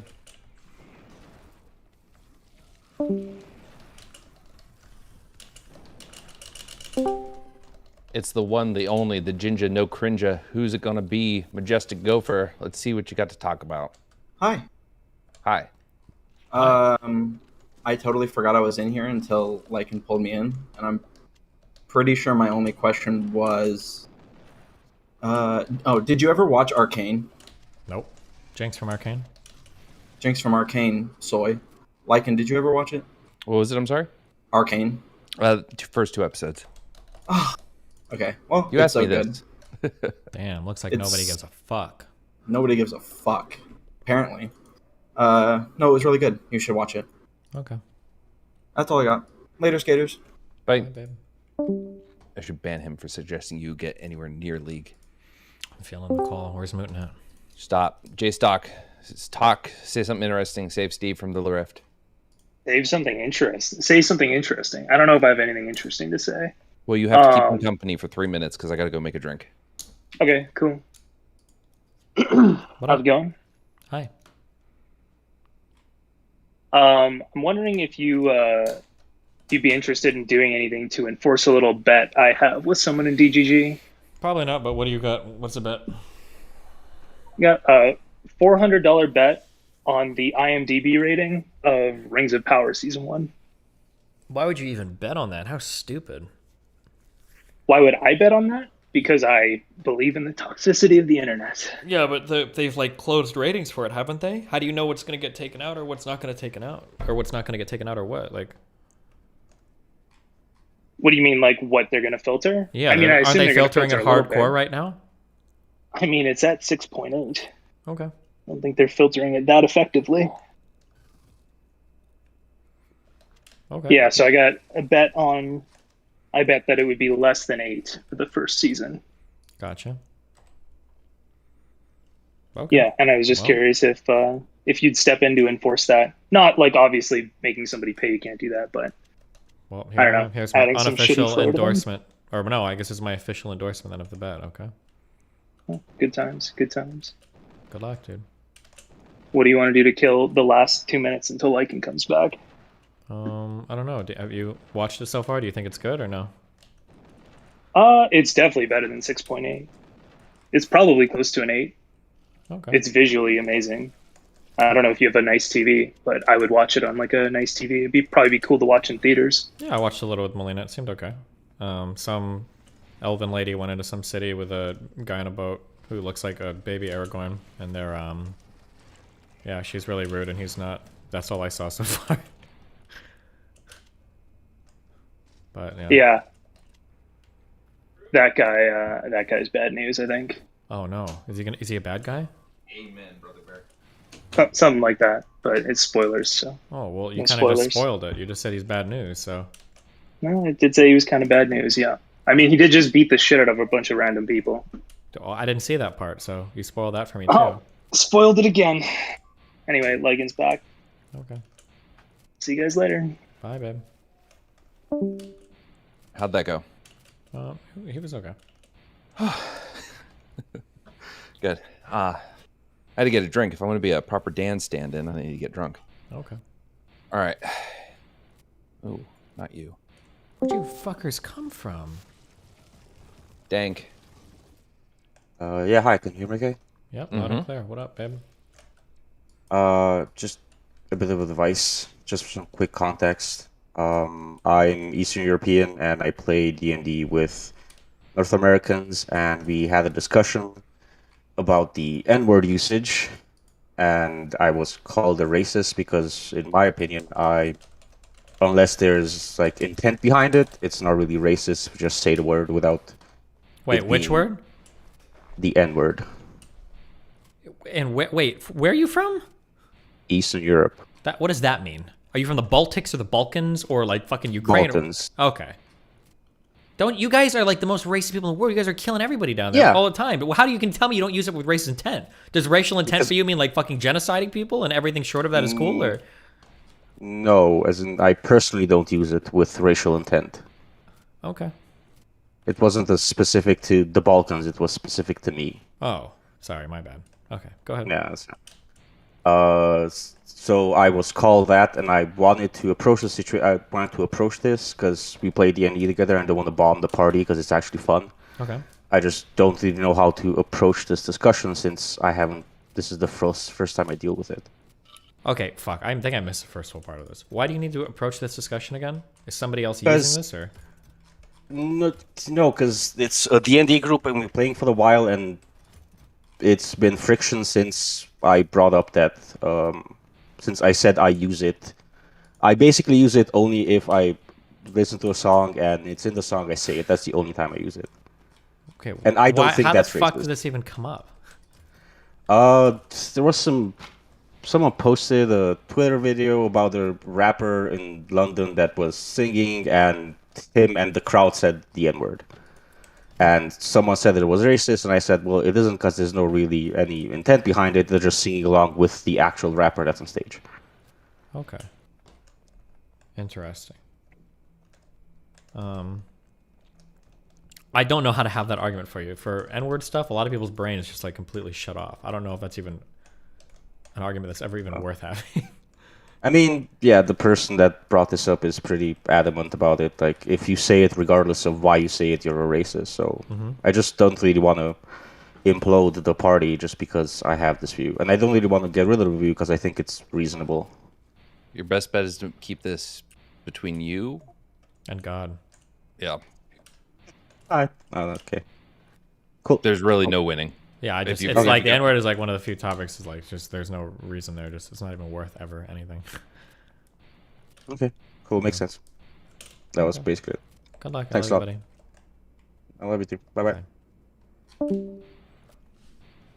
Jeez. Valkyr King 1. Can you hear me? Yep, loud yes. and clear. All right, nice. All right, so I wanted to talk about S tier orbiter Tabor Pepper. All right, if he doesn't get 10 points in my fantasy league, we should ban him for a week. Is he fucking up your fantasy team or something? No, his first game is tomorrow. All right, but if he doesn't get 10 points, we should ban him. Okay, I'm okay with that. Does he have to like actually score, or does he have to do good things, or how does he get points? How do you get points in fantasy? No, it's mostly the defense. If the defense sacks the QB a bunch, then we get it. But it's funny if we ban him for a week if this defense is shit. So Oh damn! If the okay. So it's technically not even punishing Tabor for his own shit. We're putting the team's weight on Tabor. Yes. All right. Wait, hold on. Am I football retarded? What? In fantasy football, it's not like that specific person necessarily has to do something. Well, no, I'm asking like, how is a long snapper on defense? So it's defense and special teams is together. Oh, defense and special teams is together. Yeah, Tabor is special. Oh, okay, I understand. Gotcha. Makes more sense. Okay. All right. As long as we have that straight, then we're good. All right. Okay. Big fan. All right. First time call. Good luck. Yeah.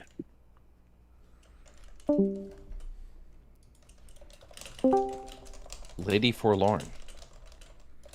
Hello. You're not a lady. Why? Why did you do kidding. that? I'm just teasing, bud. Go ahead. They might be a lady. You might have just misgendered this person. That could be trans. Yeah. Oh, God damn. Don't say that. Well, it's possible. Damn, you're playing with fire there, dumb fuck. Okay, go ahead. Yeah, I just had a question about your engagement with music. Oh, cool. I love music questions. So I like to think about why I like music, or what about certain pieces makes me want to listen to music. And let's say, think about a song you like personally, maybe means a lot to you. Okay. And if you could just change, I guess, certain aspects of it, I don't know, key. Okay, hold on. You're frying so hard. I don't know if my speakers play frequencies this slow. Okay. Sorry, it might just be my bad. Sorry. Okay, go ahead. Not my voice. Okay, so let's say, think about, I guess, a song you like, right? And let's say you could change something about it. Let's say what sort of aspect of the song, I guess, makes or means the most to you? It's gonna super depend on the song. I think that probably the wackiest songs are like songs from like 70s and 80s. There are certain I don't know why, but there are like these rock songs that have like these sections that change so much, or they're so out of they're so different from like the rest of the song. I don't know why, but it would probably be things like that. Do you remember David Bowie's Space Oddity? Yeah, love that song. This is like a 60s, 70s song, right? Do you know when it came out? Yeah. Got it. 70s, I think. Okay. Why the fuck does it... Do you know the song? Yeah. Hold on, let me play this. It has like this really nice... Hold on. One second. I don't know if you would call this a bridge or what, but it has this nice little section with the tin can thing. He brings in some like violins and I think some strings and like a flute. Hold on. And then at the end of this section, hold on. I don't know why, but it's always rock music from like 60s, 70s, 80s. They do this shit. Okay, there's this section right after this where the guitar's like bum bum bum bum bum bum bum, and it just sounds like fucking AIDS. I don't know why this is in here. It is dumb fucking clapping. It sounds like ass. And then he goes back to the thing. I don't know why. There are so many older songs that have like these parts where it just sounds horrible and disgusting. I don't know why. I can find other examples, but it's gonna depend on the song. But yeah, that's all I got for you. Interesting. I guess that's. What's your opinion on like noise as a genre? I'd have to listen to specific songs. When songs get like very glitchy and very strange, I like it when there's like a kind of sound I like where some sort of order emerges from chaos. I very much like that trope of some types of like glitchy music. Do you know that one, the Japanese dude, the Kashiwa Daisuke guy, or the World's End Girlfriend group?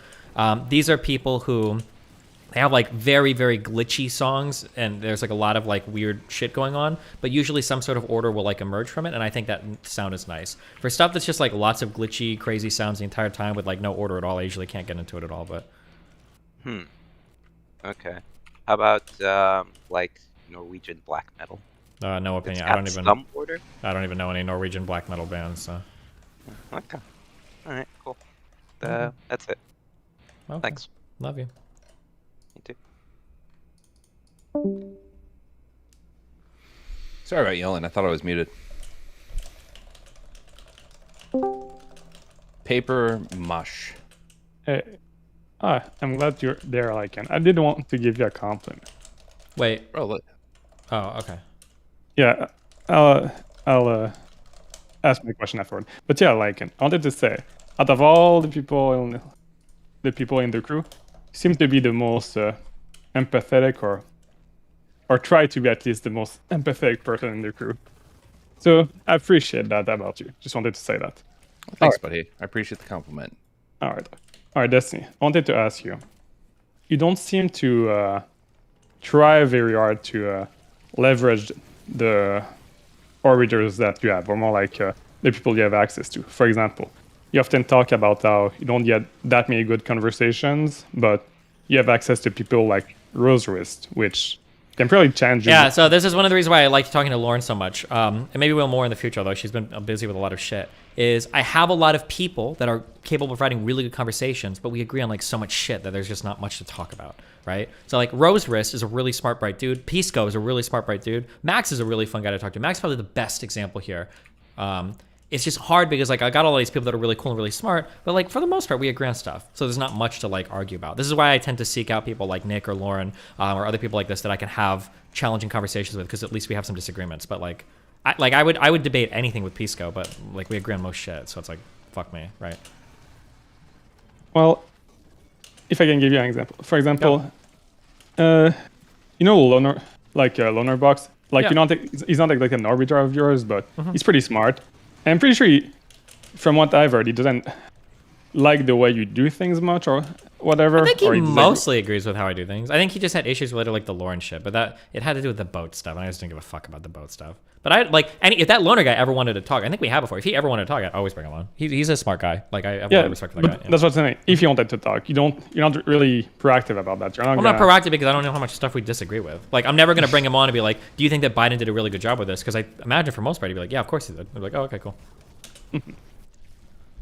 All right. Well, I'd like to look at the video where he says what he doesn't like about you, but I'll do that and come back to you on that. Okay. I feel like if there's a video where he's criticizing me, if that did happen, I feel like it's probably just going to be related to like platforming certain people. And like I've had a million of those conversations. Yeah, I know. But those are fucking boring. Yeah. But I mean, if the Letterboxd dude ever wanted to talk, I would always be down to talk with him. That guy's like super cool. But I don't know if we disagree on much.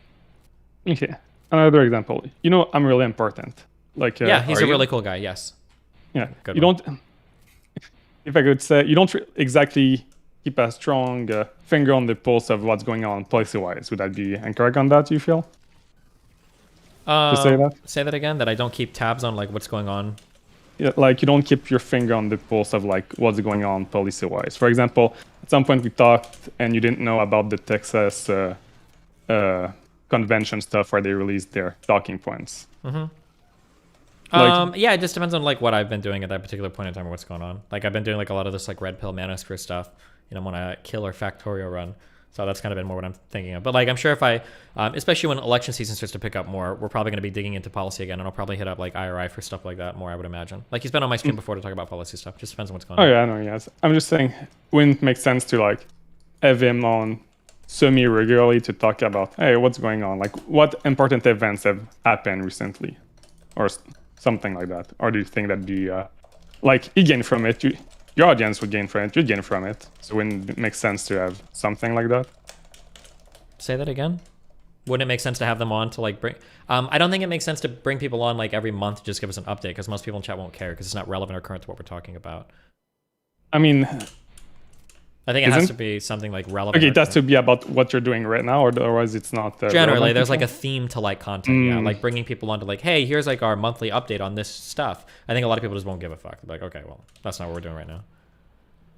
Yeah, you might be correct about that, but I feel like, especially when it comes to like what's actually going on, like in the country with Republicans or whatever, that's a lot more relevant. That's always relevant, pretty much. You always want, and it allows you to have a better idea of what you should, the current state of them. For example, I completely disagree with you when it comes to how they feel about gay people because of said platforms, but you don't, which, you know, whatever.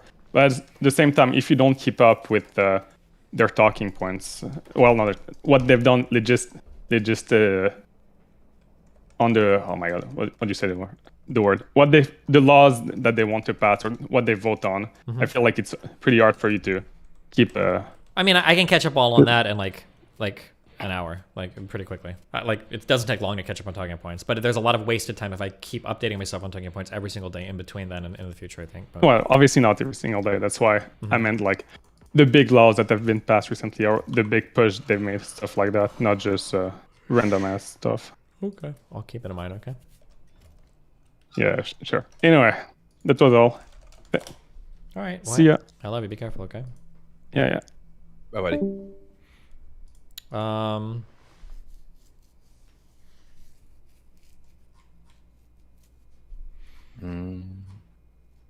Give me Shelter.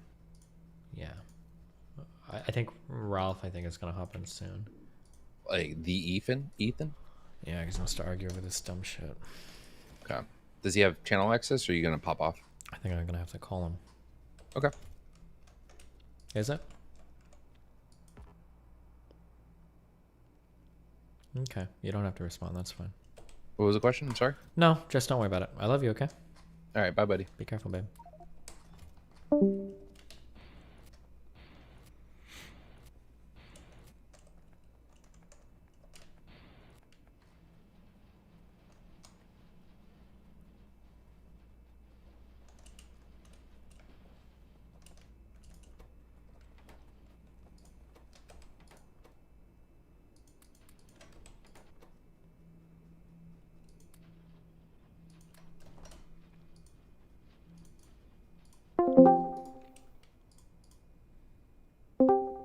What's up, man? Can you hear me? Loud and clear. All right, so what's going on today exactly? I don't know. What do you mean? You're the one that was tweeting at me. Well, I just want to get it all out here because I only saw the 5-minute clip.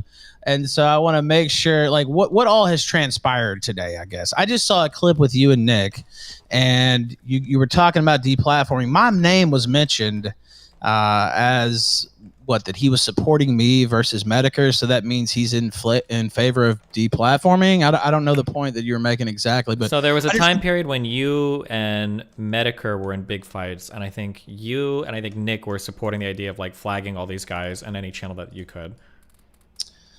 I don't know that that's the case. The main impetus of that was me filing a DMCA against Flamenco, which was accurate. The DMCAs were to get channel shut down, right? It was to stop him from live streaming my show concurrently with like sniping my stream. That's what it was for.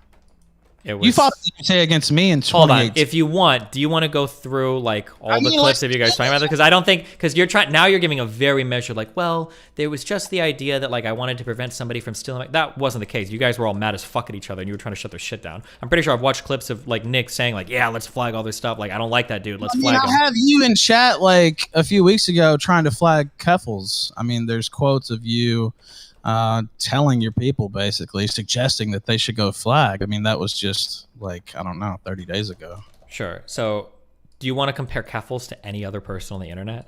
Well, I'm just saying, like, I mean, is your position like strong or is it not? If somebody's going to put slurs on the title of their stream that they're going to do, and my community's watching it, I think that's like a reportable thing on the Twitch TOS or whatever.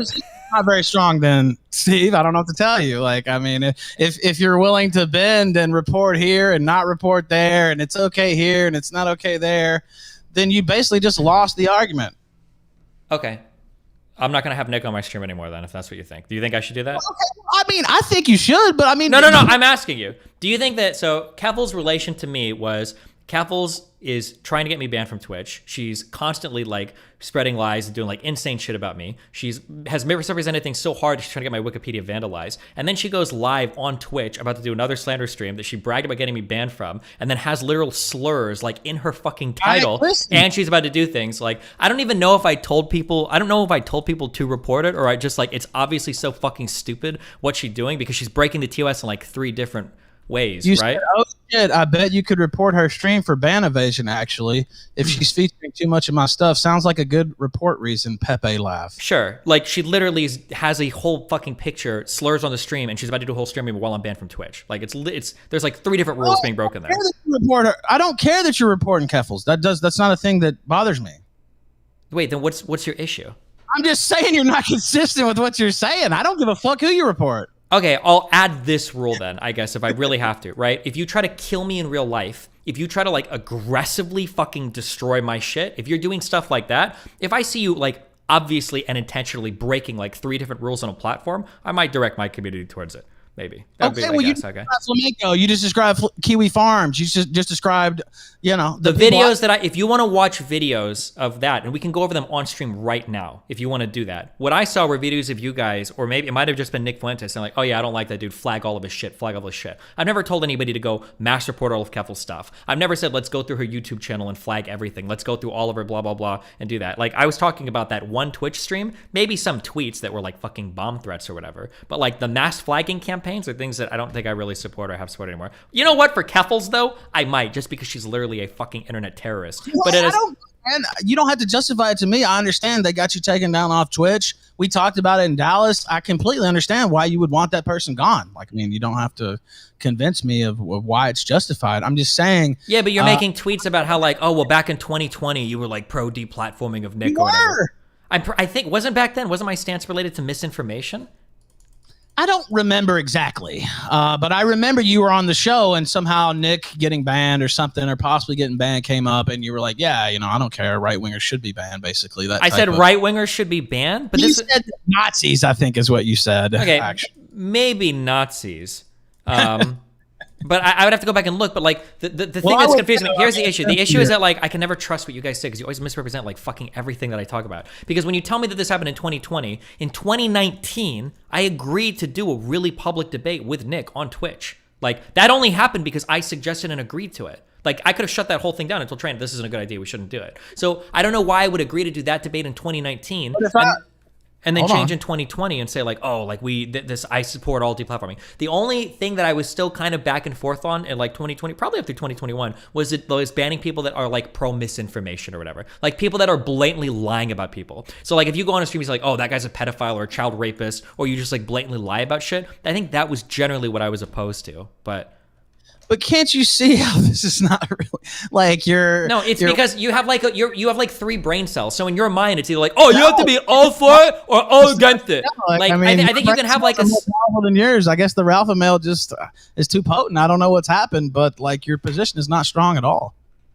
I mean, it's not a strong like binary like all yes or all no position. Like I agree. Like if somebody was going online and they were about to stream themselves like going on like a school shooting, I think you should probably ban that. I'm not necessarily opposed to YouTube's ban on like live firearms. I can understand why they'd probably be opposed to that. I don't think it's like either free speech absolutism or communist totalitarian fucking regimes. Like. I'm just saying, man, you're not really making any sense. You're kind of zigging and zagging, and it seems to be a selective enforcement with the deplatforming stance here. Okay, besides like Keffels, can you think of anybody that I've like tried to deplatform in the past like 1 or 2 years? That you've actively tried to deplatform? No, but can you tell me who I've actively tried to deplatform besides people in the same category as Keffels that have tried to destroy my life, who've lied about the death of my mother? Flamenco himself sent somebody to infiltrate the event that you were at with me. You know, my fucking. What was the big argument between Fuentes? What was the big argument between Fuentes and you and Medicare? Well, I mean, the Flamenco thing was part of it. The DMCA that I filed on Flamenco. Was it just that one DMCA, or was it like? I only filed one DMCA against him, if I recall correctly. Anybody can correct me, but yeah, I believe it was just the one. And he had been restreaming my stream for quite some time. I don't know if you know the DMCA tenets, but one of them is trying to affect somebody's bottom line, trying to hurt their business, trying to affect their live stream viewership. Those are all things that make for a viable DMCA. And again, I mentioned this on Twitter, and I'm being a little smartass, but you filed a DMCA against me in 2018. If you want to argue against stuff that I've said or done in like 5 years ago, you can do that. But like, man, I'm just saying, you DMCA'd me literally. Sure, I'm sure I have, but again, like I'm not here to tell you. Like I don't believe the same things now that I did 5 years ago. If you're the same person, that's fine. But I'm not here to like tell you that like you're yeah. I'm not here to defend like in 2018. I was probably pro deplatforming a lot more people. I know you were. Yes, I know. That's what I'm saying. So for you to just now sit here and say, "Oh well, Nick said this about somebody or was in a fight here. Now I can't talk to him anymore." Well, what if people had said that about you in 2018 or 2019? Probably were people that said that about me. But back then, that was my position. But my position doesn't change based on like who my friends are or who whatever is. Like these are just the positions I've had. I had one position 5 years ago. I've changed since then. I have like different views on like deplatforming. Now, is that because you've been deplatformed since then, or? I think I'd even been. Wasn't my Twitter account already banned then? I think so, maybe, yeah. But my stance on deplatforming changed before I got banned from Twitch. Wasn't I already talking with fuck? I don't even remember when I got banned from Twitch. Wasn't I already talking a little bit with like Nick and Lauren before I got banned? I don't think so. It was right around the time of the Kingpin, so it was like maybe late March or something like that. Yeah, maybe. You might have done one stream. I think maybe there was a politically provoked or something. I don't recall exactly. Oh, fuck. And even my DMCA on you, I think, was related for misinformation. You said I was fucking under investigation for child porn. Well, you said the FBI came to your house. That's not what under investigation means. That would be like you getting swatted and me saying the FBI is investigating you for making terrorist threats. It's a little bit of a liberty with the title there, but you're the one who said the FBI came by your house. I mean, yeah, if the police came by your house, would you say you were under investigation by the local police? I mean, if I was trying to make a sensational headline, that's probably what I would say, yeah. I mean, it was a tabloid headline. But I mean, the FBI did come by your house. You're the one who said that. Like, do you not know what under investigation means? I'm not here to argue about whether. Sure, I'm not. I'm just trying to. Okay, because you brought up that I quote unquote DMCA'd you, and you made it sound like it was just because I hated you. But I understand more about what was going on. No, you made it sound like that. I never said that. I never said it was because you hated me. I'm just saying you've employed the DMCA when you felt it was necessary. That's all I'm saying. Okay. I'm sorry. Okay.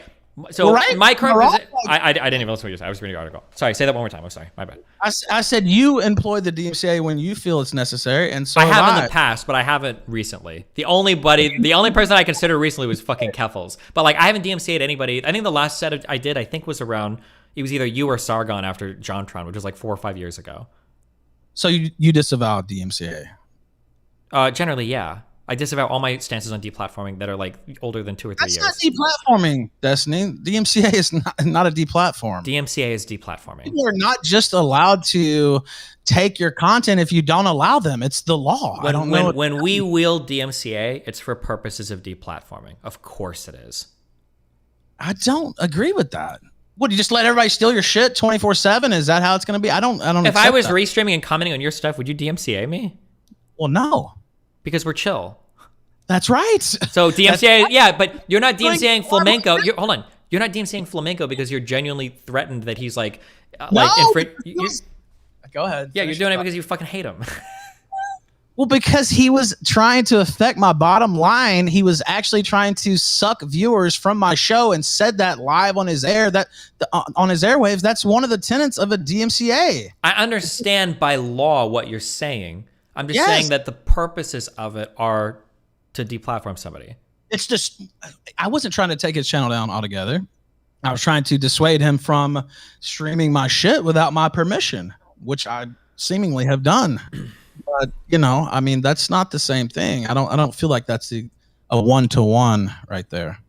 Okay. I mean, we can disagree on that, but that's how I would feel. Like if I were to just start going through and DMCAing everybody commenting on my stream that I didn't like because they had my stream in the background. That's not what happened. He was literally just restreaming my entire stream, set up to go when it would start, set up to end when it would end. You know what I mean? Like it wasn't just he was flipping over and tuning. Wait, he had like an AFK channel, like just restreaming your shit, or was he talking?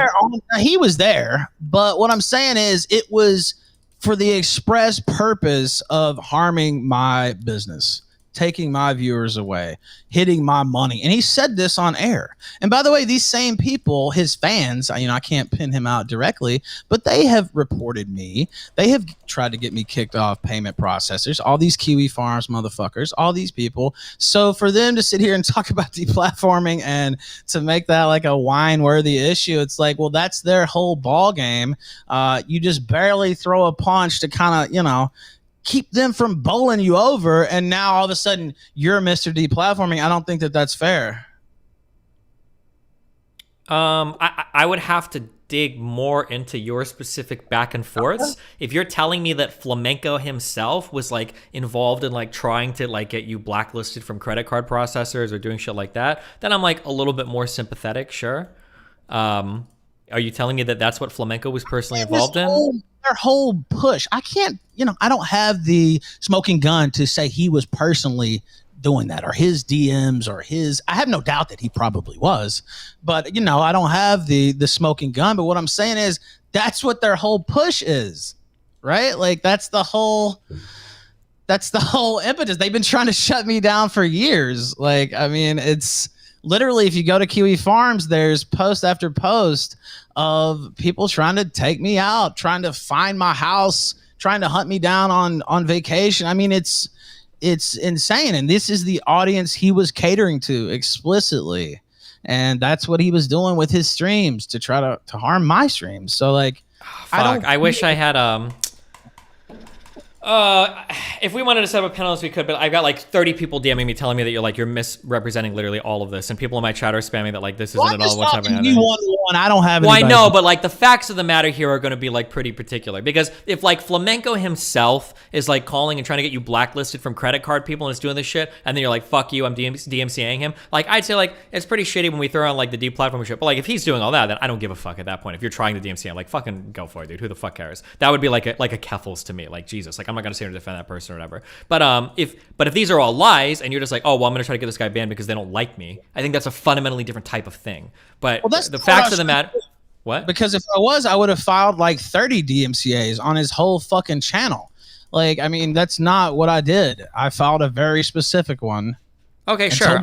Your original tweet about me was that I personally advocated deplatforming right-wingers in 2020. I think I said in 2020, I think my stance was related to people that intentionally spread misinformation. I don't think it was right-wingers or hate speech or anything like that. See how that's a little, and it's not meant as an insult, it's just a description, a little weaselly, right? Like, because that's like, okay, well, misinformation, well, I mean, that's a pretty broad category, and it's also in the eye of the beholder. Yeah, right? I literally said as much. So back then, I would say that, like, I think, like, deplatforming specific cases of misinformation, I think I'm okay with, but I understand that that's a really difficult thing to do, obviously, because different people disagree on what misinformation is, and that's why eventually I rolled over on that position completely. And that's why today I'm like, fuck it, even for misinformation, I don't know if you can deplatform it, like, because it seems like everything is so contentious about what is real or what isn't real these days. So it ends up being really politically biased. But that's like you're tracing like the evolution of that thought over time. But regardless, when you say deplatform right-wingers, it gives a very specific connotation of like he just wanted to get rid of like hate speech or conservatives or whatever. But that's never been the case. And I fought a ton with left-leaning people that propagate misinformation too. Over Kyle Rittenhouse, over Breonna Taylor, over the BLM stuff. Like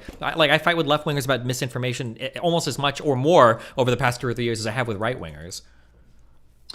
I know for a fact you specifically were talking about taking out Nazis, quote unquote, on my show. Now, I'm not saying it might have been in that specific instance because we were talking to Fuentes, but like you agree that I've fought a ton of left-wing misinformation. Man, change your mind. That's not what I'm saying, right? Like I completely accept that. All I'm saying is these things happened. You still don't really have that strong of a position on it to this day, in my opinion. Sure, and because it's a really Like, I don't know. I didn't see the whole conversation earlier, Sure. so I don't It's know. it's a really challenging topic, right?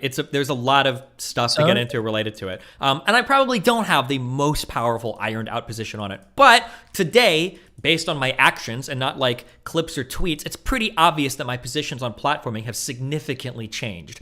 Where I'm hosting conversations, multiple conversations with Lauren Southern, where I'm hosting multiple conversations and real life events with Nick Fuentes, like it's pretty obvious that my positions have changed and evolved really substantially over this. But then when you're like, oh, well, you've done all this, but what about this thing you said in 2020? It's like, what the fuck is the point of even bringing that up? Well, Like, I came in hot because I just felt like this is kind of just what I call it, lame. I think that's what I said on Twitter. It's like, why would you stop talking to Nick? Like, I mean, I don't know. It just doesn't really make a lot of sense to me. well, the issue that I had, the scary thing was that I started to associate with his community, and then I got into a big disagreement with one of my friends over how to associate that with that community. And then I saw that community go hard on my friend, and it looks like they did like spam reporting shit to get his shit taken down. So if that's the case, like that represents like a pretty big conflict of interest for me. Do you agree? Like that's a pretty big deal. Well, I could see that causing, I could see MrGirl being pissed or whatever. Fuck, I'm not talking about MrGirl, even just me. Like, what if I had another stream with another friend and they got taken out by the Groypers? Like, are they gonna start holding my friendship? Taken out by the Groypers because this guy has like songs to pedophilia, odes to pedophilia on his channel. Yeah, but they've been on his channel for like 2 or 3 years. A lot of people hate this guy, dude. Like, I mean, No, literally. come on. They've been on his channel for years, and he just got spam reported when he started to have big conversations with me about the Groypers, and the Groypers are all watching his videos on their channels. I can see that. Like, it's pretty obvious what's happening, right? Yeah, but he's been taken down before. There's a lot of people who do not like him. He's universally reviled as a pedophile in my audience and in most corners of the internet, except for your audience, basically.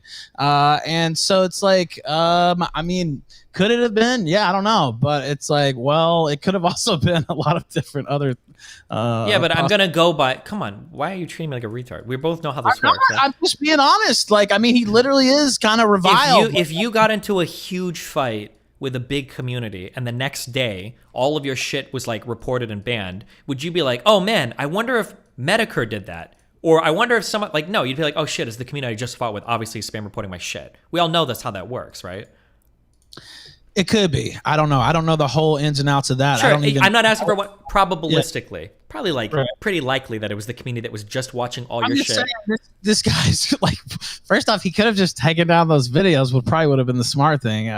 Wait, why would he take down videos that have been on YouTube for like 2 or 3 years? Yeah, but it's like, okay, I'll tell you my little story about MrGirl. Sure. He came onto my show and we got along pretty good and set up some debates, and then he started getting a big head. And he literally told me in my DMs that he had too big of an audience now. And he didn't need the kill stream anymore. And he didn't need this and that. Literally, like, the biggest ego I think I've ever seen out of anybody. Did he actually say this? I don't need your audience anymore. He literally said this. Yeah, I'm not kidding. No, he literally said this. He's like, my audience is too big now, and I can't put it at risk. I'll have to go back and quote it. I can send you the screen caps if you'd like. Okay. If you're saying, like, I can't put it at risk, that sounds like a different type of conversation than just... You know what? I can just read it off if you want. But yeah, it was like a big-headed, like, I don't need the kill stream now. I can't put my stuff at risk. Or he did mention that. Okay. But it's like, okay, well, you know what puts your fucking audience at risk? Put your operation at risk? Your fucking songs to pedophilia on your channel. Maybe you should have taken those down. That would have been a good way to maybe protect things instead of worrying about showing up on the kill stream. It's just like, well, I mean, these videos have like videos have like millions of views like all together, and they've been up for years. Why would he just start preemptively taking them down? Well, I don't know. I'm just saying I would have definitely considered that. And I'm not saying that that's like, I'm not victim blaming, but I'm also saying, like, if you're smart, maybe, he claimed he was this big guy and he'd got all this publicity and now he was big man on campus. It's like, well, okay, well, do you even need those anymore? Maybe you could just put those, at least unlist them or be smart about it. It just seemed not that bright, if you'd ask me. Okay. And I can find by the way, let me see if I can find, because I don't want people in my chat are saying that Max did say something like that. So it might be the case that he said that. That's what I'm saying. Like, I'm not making it up. No, he literally said that. Yeah. He didn't need the kill stream anymore. And And it's like, okay, well, fine. And then he tried to big dog me on my own show, and I kicked him off the air. But yeah, the reason why is because we had already had an argument in DMs where he's like, I'm bigger than the kill stream, and It's like, okay, well, you may be, but like, we still have certain rules and decorum on the show. I've never seen you do that. You've been on the show a million times, and even when you were getting ready to leave versus Alex Stein, you didn't just leave, or you didn't just raise a super fuss. You're like, okay, I'm this is over. Let's get the last call in or whatever. Whereas he took a completely different mindset. And so if you're asking me if I have a lot of sympathy for this guy, I don't really. He's kind of a fucking asshole. But I'm not saying it's good that it happened, but it's like, this guy's a fucking prick. Some people are saying, I'm getting this, I'm just reading the different messages so I can get a full view of what's going on. Some people are saying that part of the reason why he was scared about going back on the stream and he was mentioning how big he was getting was because a lot of people were donating like racial slurs and trying to come on and say like slurs and shit on his stream or anti-Semitic remarks. Was that true, or? So there was one stream where there was a couple issues where he didn't want a super chat being played, or he was worried about getting banned. And then on the Richard Spencer stream, we had I don't know, 2-hour debate or discussion or whatever. And then I can't remember. I had agreed not to play super chats over the air, which is me making a concession. And I forget what it was. I don't know if it was a question or no, it was a caller. It was callers, because I didn't agree not to have callers. So there were like 1 or 2 callers, and they were hostile, obviously, because people, they don't like this guy. I don't know what to say. And so then he got pissy and said, oh, I don't need this. And he'd already gotten what he wanted. He'd already gotten the discussion with Richard Spencer. And so now he's just going to leave. It's like, well, okay, I set up this debate. This is part of my show. You agreed to do it. You got what you wanted. And now you're just leaving? I don't respect that. So that's how we had the falling out. But again, I don't want him to lose his channel, but again, I did laugh a little bit because I was like, well, this guy's a complete prick to me. And so, I don't know, it didn't break my heart, but he's an asshole. Okay. Anyway, I don't think you should. I like the stuff you've done with Nick. Of course, I'm biased. It is what it is, but I don't see this as a reason to not talk to anybody or something like that. I don't know what all was said earlier, by the way, or what decision you came to or whatever. I just jumped in after hearing my name in a clip. So that's my whole point of reference there. Okay, that's cool. All right. Well, I appreciate it. Have fun. Be Well, careful. Thank you, brother. I appreciate it. Where are you at now? I'm in parts unknown. I won't say that because hunting you somebody? find me if you want to know the truth about it, so they can swat me and send fuckers to my house and fuck with my truck and all that kind of stuff. So yeah, that's why I'm not telling people where I'm at. So that's another one of those things that I was talking about earlier. The great Kiwi Farms. Those great defenders of free speech who deserve every defense are trying to fuck up my life on the daily. So, are you Team Keffels now? Is she your favorite person? She got him taken down. I won't say my favorite person. I definitely laughed about what Keffels did to Kiwi Farms, though. Yeah. Okay. All right. Well, hey, listen. Stay safe, buddy. Thank you, man. You stay safe too. I think it was a good conversation. I appreciate you having me on. I love you. Have fun. Peace out. You too, brother. Where the fuck did that suit go that I just...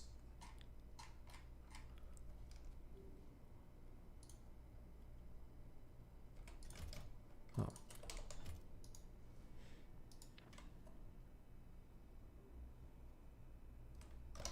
Robert Downey Jr. said some weird shit.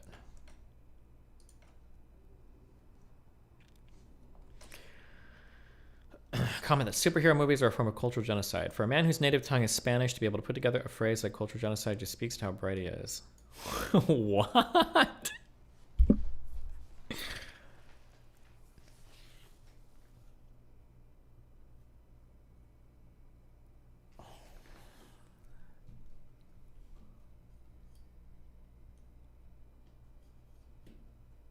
This is either like a really small-brained racial insult, or is it like a really big-brained history insult where he's saying that like, bro, your background is Spanish and Spain like did a whole bunch of like actual like conquistador like fucking conquering genocidal shit. So for you to utter the phrase cultural genocide while being Spanish is hilarious. Like maybe is that like a in that way? But That's like a stretch. That's like a 3 layers deep insult. Why would you? And is this guy from Spain? Or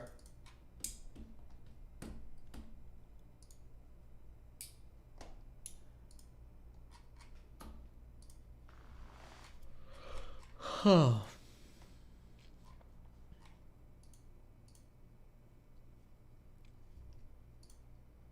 Jesus.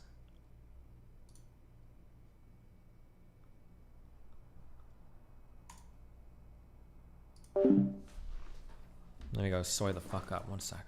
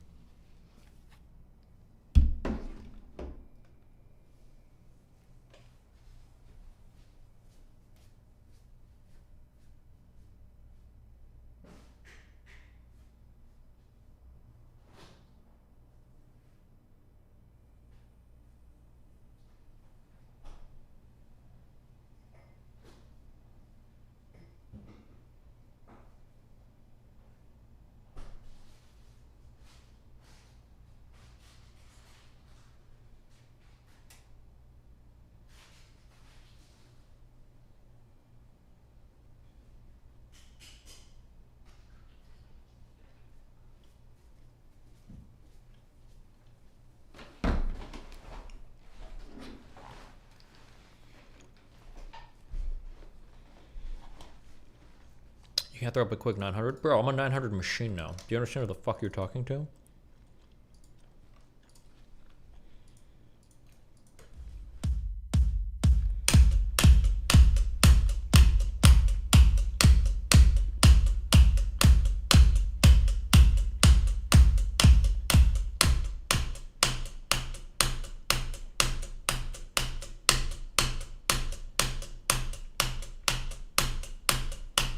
Fuck.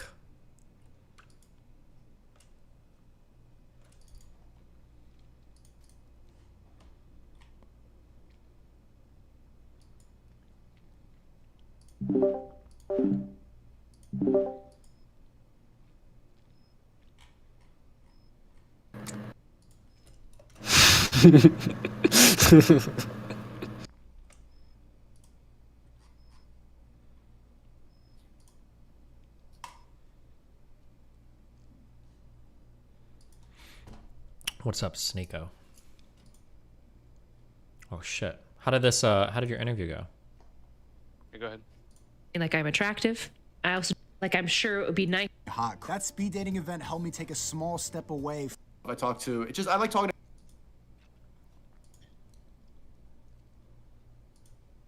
to him. Juicers is stealing DGG memes. DGG for life, you mad? DGG for life, you mad? Good interview. I Too learned basic for you or empathy. what? Shout out DGG. Good job. Is that too basic?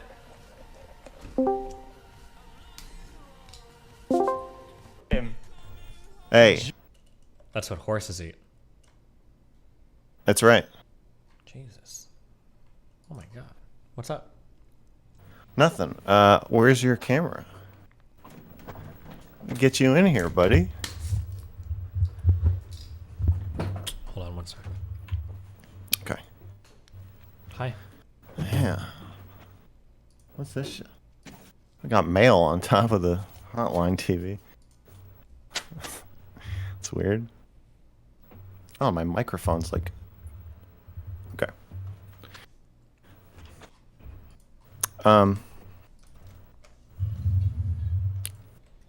Are you live?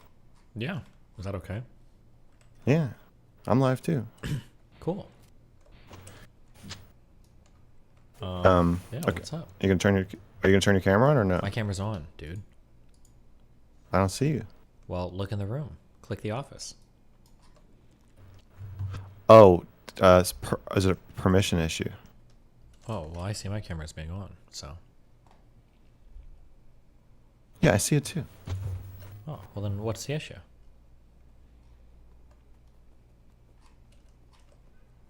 I'm the issue.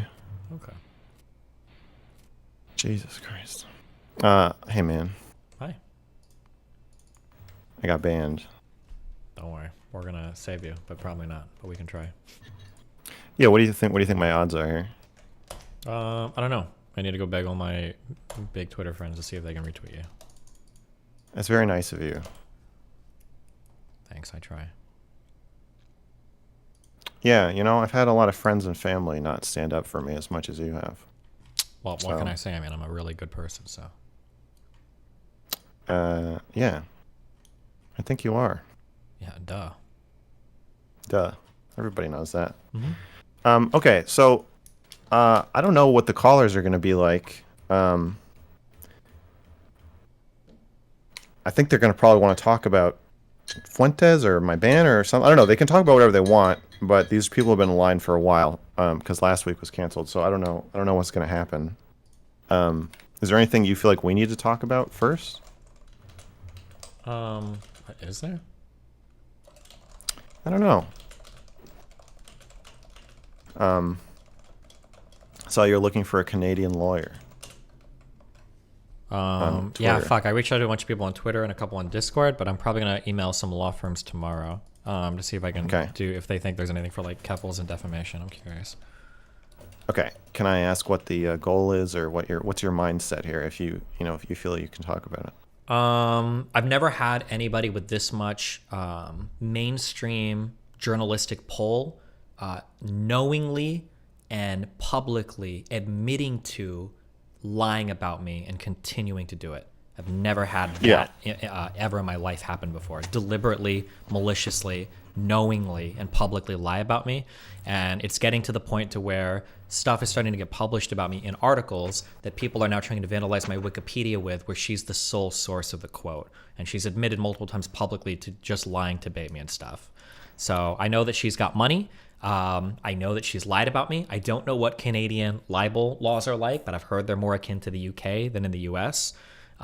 So if that is the case, and if I can get legs on that, it would be fun to like do a lawsuit. I wouldn't mind pouring like a good 5 figures into it, especially if I could win, or at the very least, if like a certain letter could get her to fuck off and retract, because I really don't like it when somebody with that much pull is engaging in blatant, knowing, malicious lies about me on a public platform. It's very, very, very fucking annoying.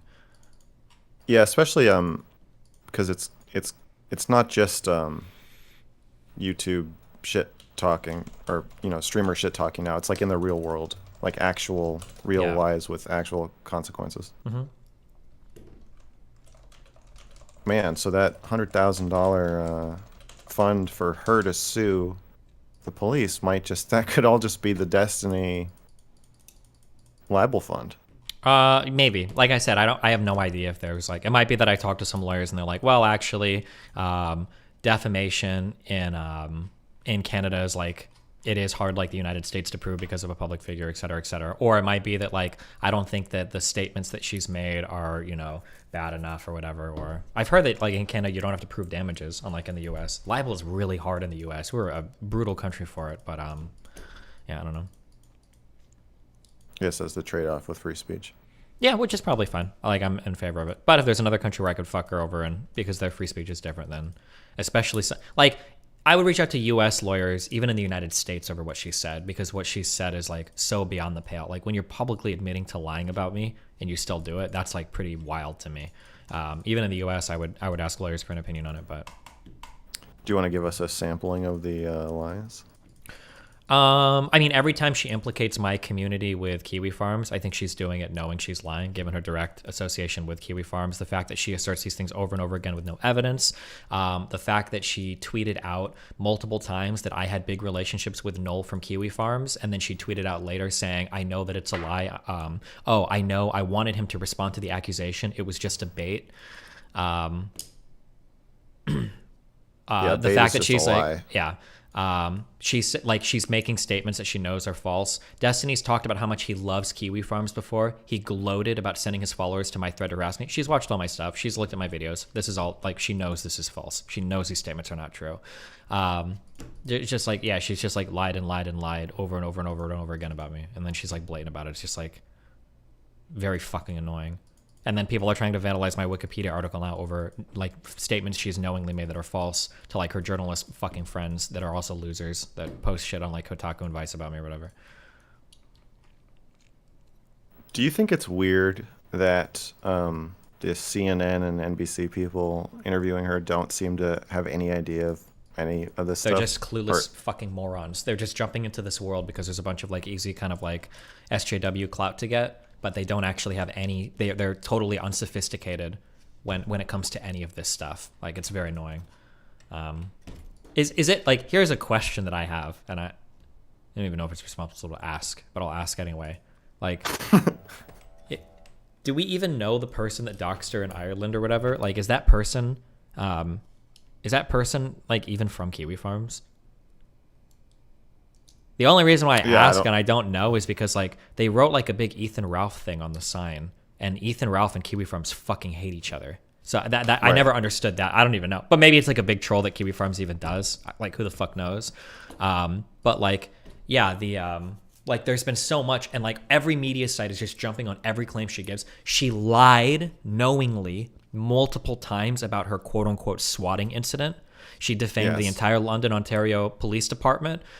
She misrepresented what happened in her GoFundMe. I've thought about writing up and filing a report about the GoFundMe, because that GoFundMe was a scam, and they should dock her. They should return that on that site too.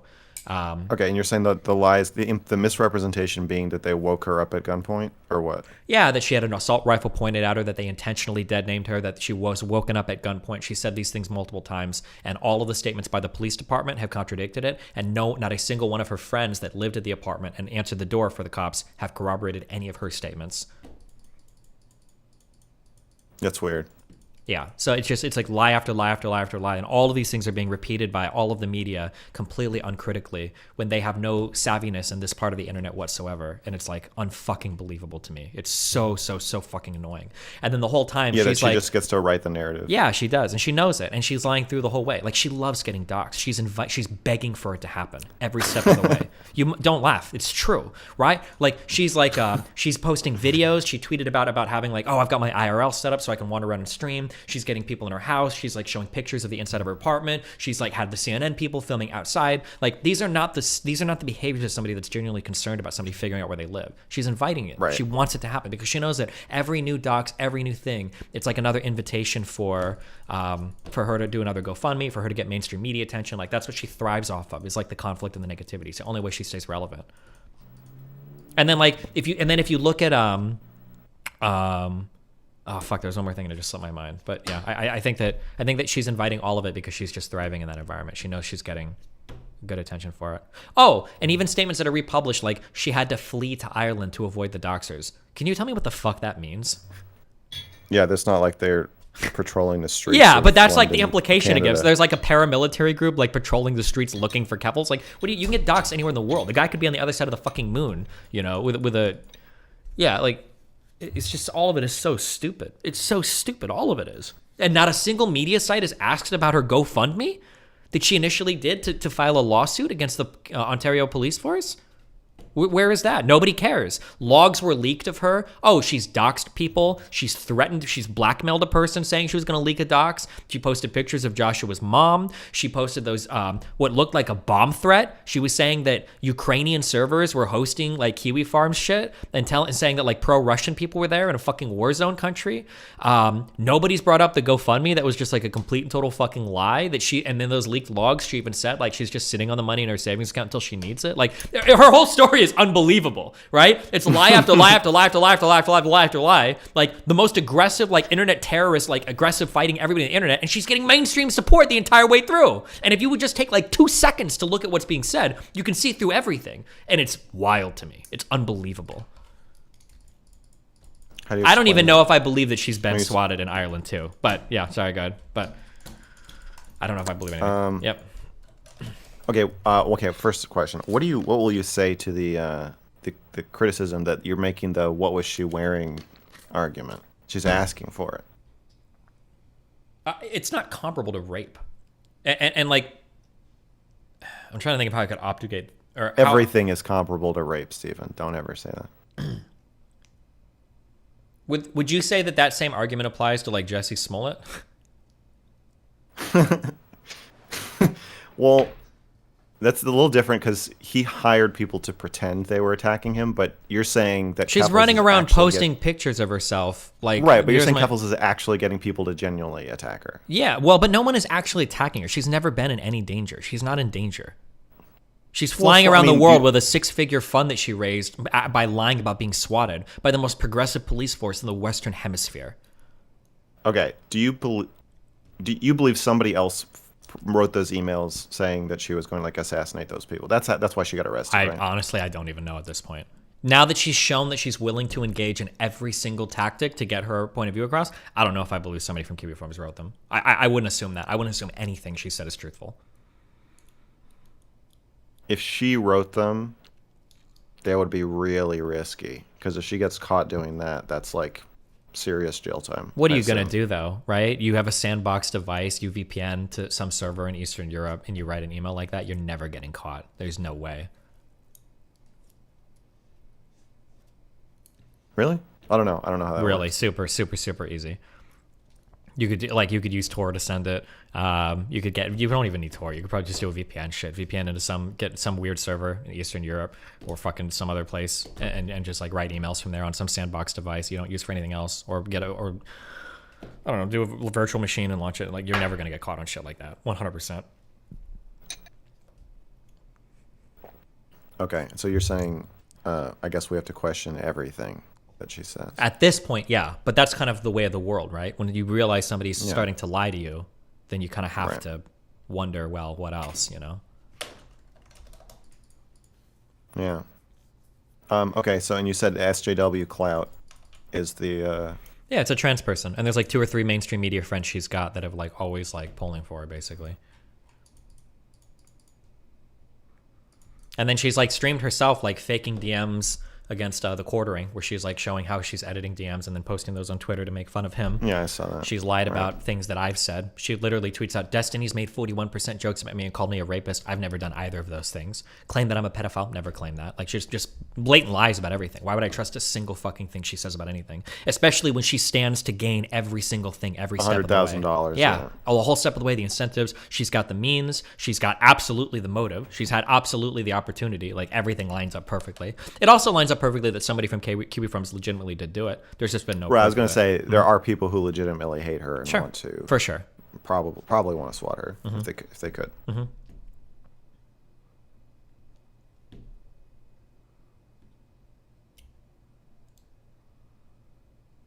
It's disturbing. Yeah. I don't know what the journalists are going to say if this all collapses. It seems like it will collapse. I feel like that somebody like that who's like telling that many lies, and especially when you're taking money from the people you're lying to, I feel like eventually that the track runs out on that. No, not on this shit. You think it's to the moon? Wait. Fuck, what was I saying? Oh, if it was like a big issue, like some foreign policy shit, or like something related like Biden or Trump, it would be. But on smaller cultural things like this, no, I don't think. Yeah.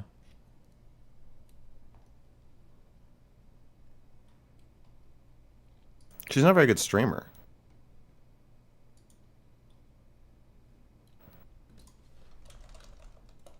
Keffels?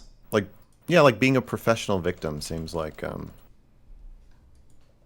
mean, her thing. Yeah, for sure. But I'm not gonna sit here and say like, oh, her content is boring, et cetera, like, because obviously I'm opposed in the opposite direction. So. Oh, as a neutral party, I'll say that her content is, in fact, boring. Sure. Except this shit. I mean, this part's interesting. We're talking about it. It is interesting. Yeah. It's an interesting drama, but it just, yeah, she's kind of fucking with people's lives. MrGirl, you're talking about streamers behind their backs.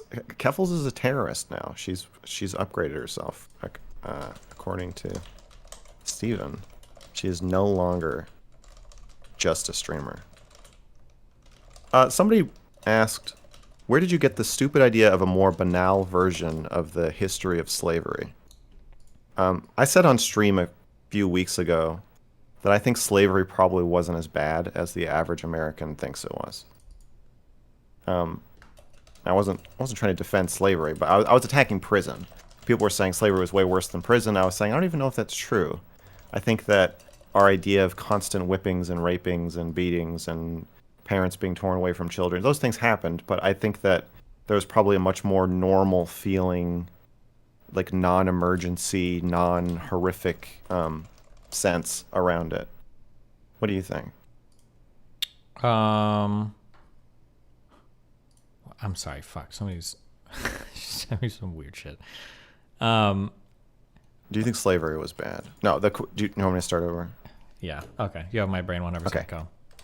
Somebody got mad at me for saying that slavery was probably more banal than we think of it. Oh, that's such a loser fucking thing to ever. Why would you even have that conversation? Wait, which side of it? You're probably almost certainly right. Like, when we think of slavery, people think of like every single black person is lined up getting whipped every single day on every plantation across the U.S. and it's like it probably wasn't like that, right? Like that's probably like the most extremely bad shit that happens. That's bad, and all slavery is bad. Even the slavery where they're not getting whipped is bad. But that's even like, the good slavery is was bad. bad. Yes, even the good slavery was bad. Yeah, but that's like why the fuck would you? That's like such a loser of an argument. You're gonna look horrible at every stage of trying to make that argument. Well, I was arguing against prison, and I was saying that prison is slavery, and then I think somebody was like, no, slavery is way worse than prison. And I was like, I don't know if that's true.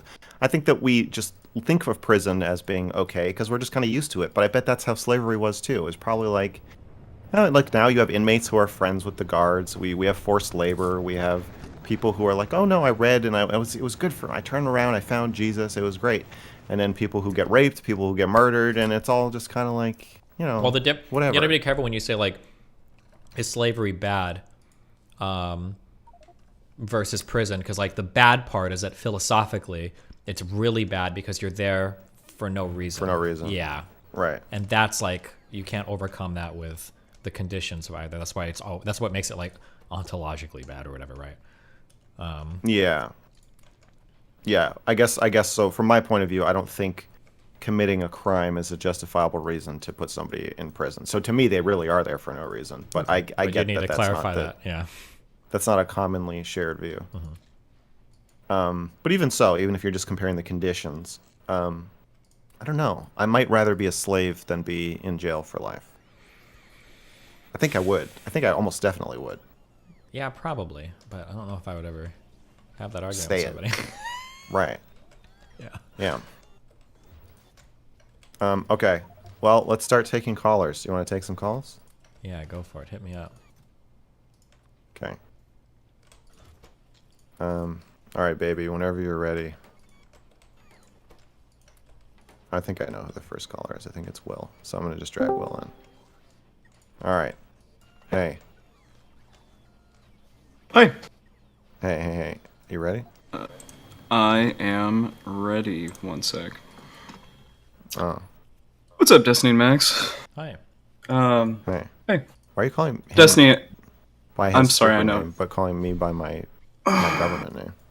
I feel like I'm closer to you, Max, even though that's just the parasociality kicking in, you know? Okay. Yep. All right. What would you like to talk about? I think I am gonna call him Steven though. That does seem more natural. Steven, I got a thing I want to talk to you about first. So I am the author. I'm Will in his shitty channel, author of the Extreme Daddy Festo. My Extreme Daddy Festo was in your browser tab for 2 days, and you didn't watch it. You were like this close to watching my video. What happened, man? What was it about? It was about a loser internet nerd that you banned 3 years ago from your Discord. Oh, that's Extreme Dad. Yeah. Is that too obscure content? It's a lot of stuff for a guy that's genuinely a little bit scary to me. I don't know what your guys' like association with him is or anything, but like the reason why I banned that dude is because I think he was making like what appeared to me to be pretty legitimate death threats to me or other people. So Really? Yeah. Like, you would have classified them as legitimate death threats. Like, you've obviously interacted with a lot of people When I say online. legitimate, what I mean is that, like, he came off as somebody that was genuinely mentally disturbed to me. He felt like he had, I don't know if I say schizophrenia, but he felt genuinely mentally disturbed. And he was making, like, threatening comments about, I think, like, fighting me and killing me. So when I say genuine, like, do I mean like, did I really think he was going to do it? I don't know 100%, but they felt genuine, like he meant it, and he seemed a little bit fucking insane. So that was like kind of worrisome for me. More than average. Like, I'm just getting more than average. Yeah, okay. like most people are just like, I'm gonna that's fair. fucking kill you, blah, blah, blah. But like, Right. he messaged me one day on like some whole shit.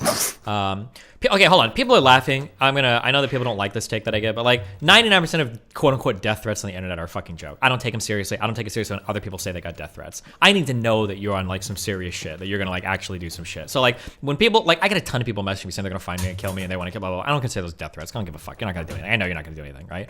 But sometimes there are... You're too pussy. Yeah, or sometimes there are people that it seems like the balls. This person might actually do something. I'm not 100% sure. And for those people, yeah, I do take those a bit more seriously. And he was in that vein of things, yeah, where it was like he seemed like a pretty unhinged guy that maybe would have acted on something given the opportunity to. Yeah. Okay. Appreciate you. Yeah. And Max, I want to talk to you about eating chicken and waffles with Nazis, because I'm gonna be honest. I think that so you know we had the hypothetical that I paid $10 for, the what do they call those? Question back and forth. You asked me all these questions. You know, would you eat chicken and waffles with you know, a Jewish pastor not on with a TV? Mouse? Would you eat chicken and waffles in a house? In a house with a mouse in a blouse? Yeah, all of the above. You know, I think that we should be encouraging all pastors and blouses and houses, honestly, just anybody in general, to eat chicken and waffles with Nazis. With anybody. With Nazis. Yeah, with any. Okay, Yeah, so let me I won't say Nazis specifically. Let me ask you. Do you think Joe Biden should eat chicken and waffles with Nick Fuentes? Yeah, 100%. Okay. Without it. Should this be televised? Yeah. Okay. Do you think I want to Joe Biden? Sorry, do you before think we go on, I want to frame it. The people that you brought up a specific list of people, because there are people that I think it wouldn't be good to do, and that I want that to be the second half of our conversation, if you don't mind. Okay. Do you think how many lunches do you think Joe Biden has professionally with other people in 4 years? I mean, probably one every day. For 4 years. It's like 7 days a week. He has a professional televised or a professional televised lunch. I'm sorry. Publicized. Let's say publicized. Okay. Luncheon. Okay. What? I have no idea. Once a month. Am I maybe. okay? Obviously, very rare. Yeah. Are I okay? He's missing. Are you asking me if I'm okay? Yeah, you just had a stroke almost. Public. Can I see Max? I'm just looking at his. He doesn't know how to get us his If camera. I can, Sorry. it's fine. Yeah, he's. Oh, he's fucked okay. hard. Hey. There it is. Based. Okay.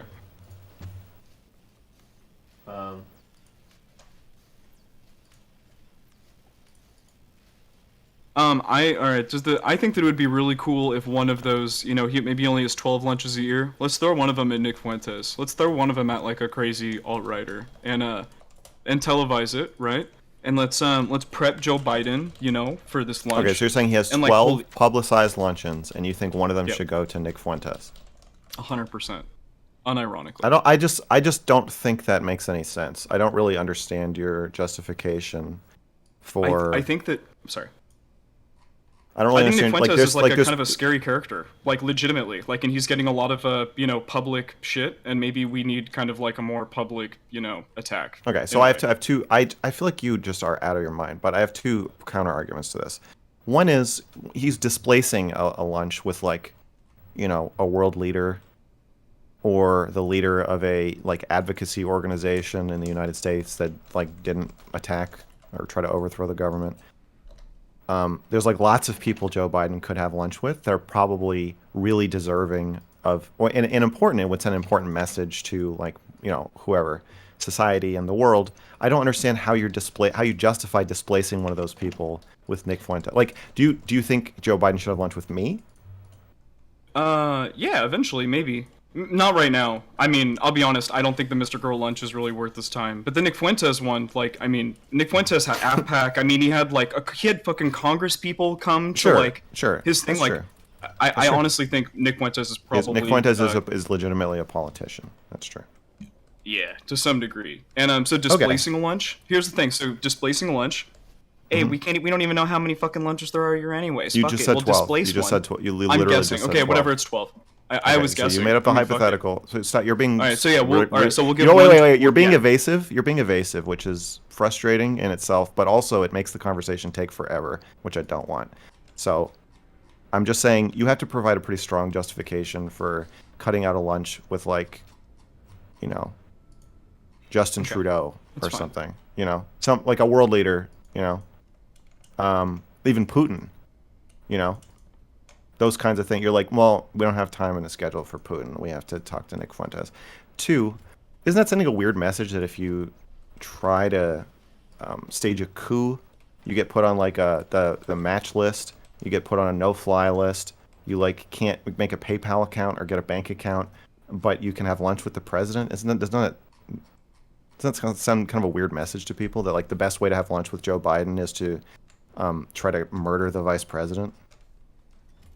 Well, when Joe Biden has lunch with Putin, it's not like they're all buddy and they're getting fucking ice cream and shit together. Are you able to answer a question? Do you know what? What's 2 plus 2? I just want to test. 4. What's 2 plus? Okay, so you why can't am I not answer. answering You the are question? you are able to answer a question. Why are you not answering the question? I don't know. I'm scared to ask you. Ooh. Secret Nazi. Re-ask me the question. I don't really understand what I'm not engaging with. Just say, all right, say it one more time. Make it really dumb for me. Explain. No, like I'm scared of how long it's going to take. Okay. Do you? I'm sorry. see I'll make why... it quick. 10 seconds. Okay. I think it sends a poor message that if you try to overthrow the government, the president then has lunch with you. I think that it's not a poor message because I don't think it's not. I think that he has lunches with people that are bad all the time, and we could just add Nick Fuentes to that list. Oh, so we'll just make a new list that removes the fact that he tried to overthrow the government and possibly kill the vice president, or encourage a mob to kill the vice president, and we'll put him on a new list. We'll put him on a new list. No, we'll put him on a new list of people who are bad. And then since there's so many other people on the list of people that are bad, we can remove the original condition that I just mentioned and just say, we'll just swap that out for another word that's vague, and then say that's the justification.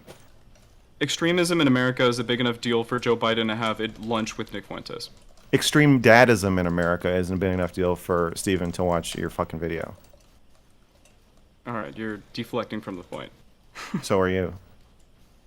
I don't think I am. The whole point I that I'm have trying to nothing get else at to is say. that I have nothing else to say about this. Steven, do you have anything you want to add about whether Biden should have lunch with Nick Fuentes? Or, well, the question is, hold on. Sorry, Are you arguing that specifically Biden should have lunch with him, or were you trying to argue? No, the I was principle starting of a chain no, of no, hypotheticals. him. I'm asking him because it seems like now you're getting hung up on the should Biden specifically have lunch with him, whereas I think his general point was that you should entertain political radicals. I think that was the. Yeah. In So general, when you say, I think, sorry. When you say everybody should have lunch with everybody, yeah, people should have lunch across the political aisle. My issue with Steven was I was saying you're not just a guy. When someone has lunch with you, they get an injection of posterity and money and clout and networking stuff. And his counter argument is that true, but I think that the work I'm doing counteracts that, or I just don't think it's that big of a problem, or you're being soy. However, if you're talking about Joe Biden, we're talking about an undeniably huge injection of posterity and money and clout and networking, right? And so I was trying to point out to you that there's a difference between saying people should have lunches with people who disagree with them, and people should, anybody deserves a enormous, limited transfer of power and wealth. Yeah. Nick Fuentes is definitely, I think, getting to the caliber of a type of person who might benefit from getting completely shit on a national level. Yeah. For all to see. I think so. He's getting close. And here's the thing, right? So Joe Biden has a lunch with Putin. How much value does that really give your average American? Honestly, none. But Joe Biden shitting on maybe the most top alt-right guy on the internet, that might actually have some direct value to the American people. You think if Joe Biden had lunch with Nick Fuentes that Joe Biden would shit on him? I think that if we couldn't prep the president of our United States to have an intelligent conversation with Nick Fuentes, then we have way bigger problems than just eating chicken and waffles with extremists. Okay, right? the right thinks that Joe Biden can't read. Yeah, but that's obviously not true. Is it? Well, it's I'm not just obviously not true. It's probably not true. It seems like you can read in certain circumstances. I definitely believe that. I think we're getting. But I think I'm gonna agree with Steven. I think we're getting super hung up on specifically Biden because my main deal is that I think that now we're getting all right, super whatever. hung Okay. up. Oh yeah. Since Oh, Destiny's no, yeah, here, we you're might right. as well talk with You're Destiny. agreeing. You're agreeing with Steven. I think your conversation, like I think everything that you've said to Steven. If you don't let me point, finish what you I'm should- saying, I'm gonna kick you from this conversation. Damn. He's going full Myron on you. Go ahead. Okay. Nick Fuentes would shit on Joe Biden. That's very painfully obvious, I think, to everybody. And the fact that you are picturing Joe Biden like bobbing and weaving and throwing all these, ideological, intellectual jabs that's not what would happen. I think the left believes that he has a stutter and that he's a little slow in his old age. The right believes that he's genuinely senile. The truth is probably somewhere in between. So it's not a good idea. That's not what would happen. It just feels like you're really naive about this. Okay, go ahead. Jeez. Anyways, I mean, I kind of understand the point that you're getting at. I still think you're wrong. I think everything that you've said to Destiny about all the points that you brought up specifically to Destiny about him like platforming and eating Nick Waffles with Nick Fuentes. I think that you should take everything that you've said to Destiny and you should go to Sneeko and say it to Sneeko, because of all the people that you put on that list, right? The reason why I say yes to Joe Biden, yes to Destiny, yes to the pastor, yes to whatever, I think that these are people that are of reasonable intelligence that are going to be able to combat this shit. Sneeko is intelligent. I know he is reasonably intelligent, but Sneeko's audience and Sneeko himself are way more susceptible to the type of bullshit and weaving and jabbing that Nick Fuentes does.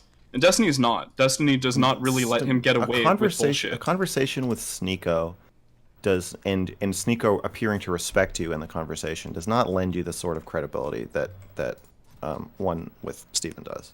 Oof, I think. Yes, I also agree. But I mean, Sneeko, I think objectively has more audience than Destiny. True. So he has more. So he has more dumb dummies watching his content that are looking at the shit and be like, "Oh, look, Nick Fuentes is based."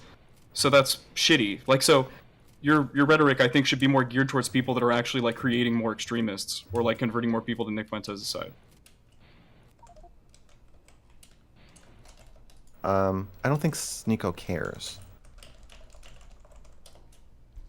Right, but I don't think any of Destiny's fans are really becoming Nick Fuentes fans. That wasn't and if they are, that wasn't my argument. I don't believe there's a zero-sum game between Fuentes' audience and Steven's audience. We're birthing new people. Yeah.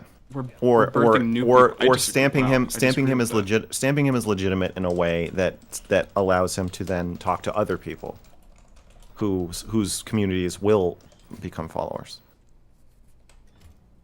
Do you hate like Stardust platforming these people too, like for the same reason?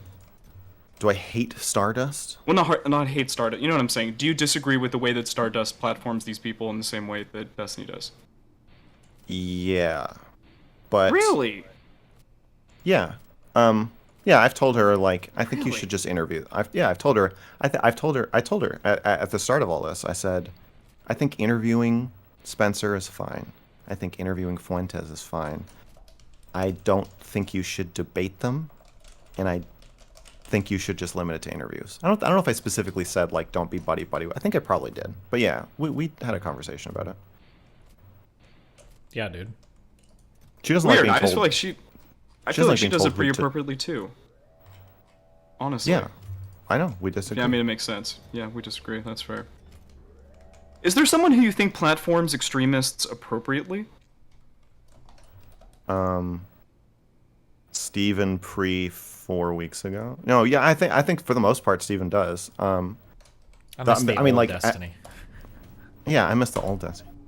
The not chicken and waffles Destiny. True.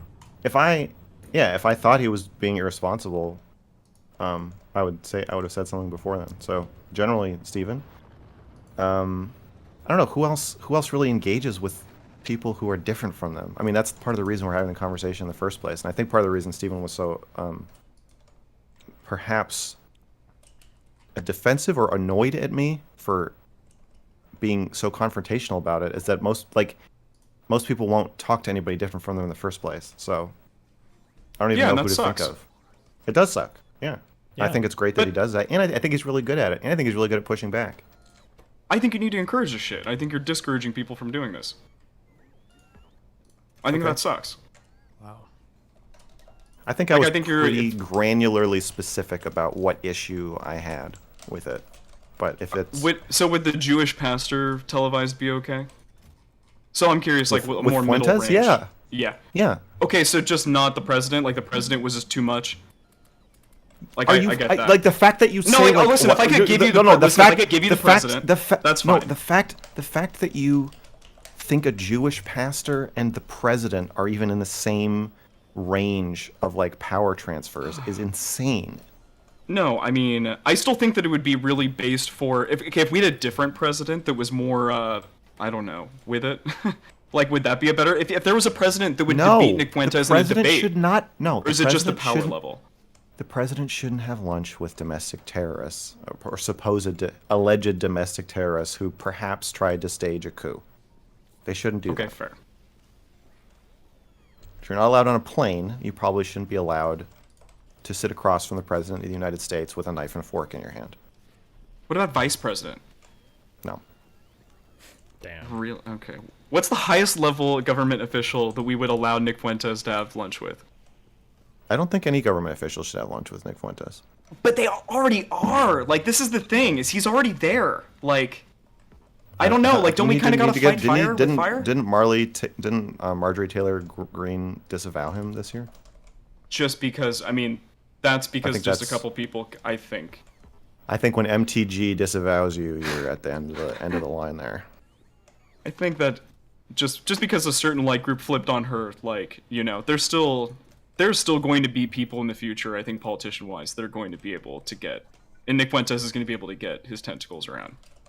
Okay. Like, I think he's a scary character, and I think that platforming him so that we can all figure out kind of shit about him is good. Even Destiny. Okay. So I don't you wanna heard lean it. too hard. Give terrorists, alleged terrorists, actual terrorists, anybody who tries to assassinate the leader of the country or destroy the country or overthrow the country, give them as much power and clout and publicity as possible. Yeah, in an Thank you appropriate way. for your suggestion. I must end this conversation. Bye. And I'll talk to you later, Will. What a clown that guy was. He should have president with Biden. That's how much of it. Or, fuck. I am having a stroke. Oh, man, dude. That was a brutal misspeak. Jeez. I got a lot on my mind, man. Yeah? I know I'm playing it off all cool, but I'm actually pretty upset. Over what? The ban. Oh, okay. Yeah. I'm very preoccupied. Have you thought about... Feels like there's a... Go ahead. Feels like there's a what? Knife to my balls. What were you going to say? Yeah, have you thought about, like, what life looks like post... Life? That ban? Like, I've thought about life after death. Well, I'm saying, like, is losing that channel giving you still this one, is that a big deal, or...? No, but the guidelines say that if you lose one channel, you're never allowed to make another YouTube account again. You can't even watch YouTube once you get banned from YouTube. Well, you can watch, just not with an account, right? Oh, right. You just can't log in. So, I'm sure they know about this account, right? They're Google. Yeah, it's pretty scary, right? Yeah. Right. So why didn't they ban this one? Is it a soft ban? Is that a warning shot? I just wish I don't like the feeling that the rug is about to be pulled out from underneath me. Mm-hmm.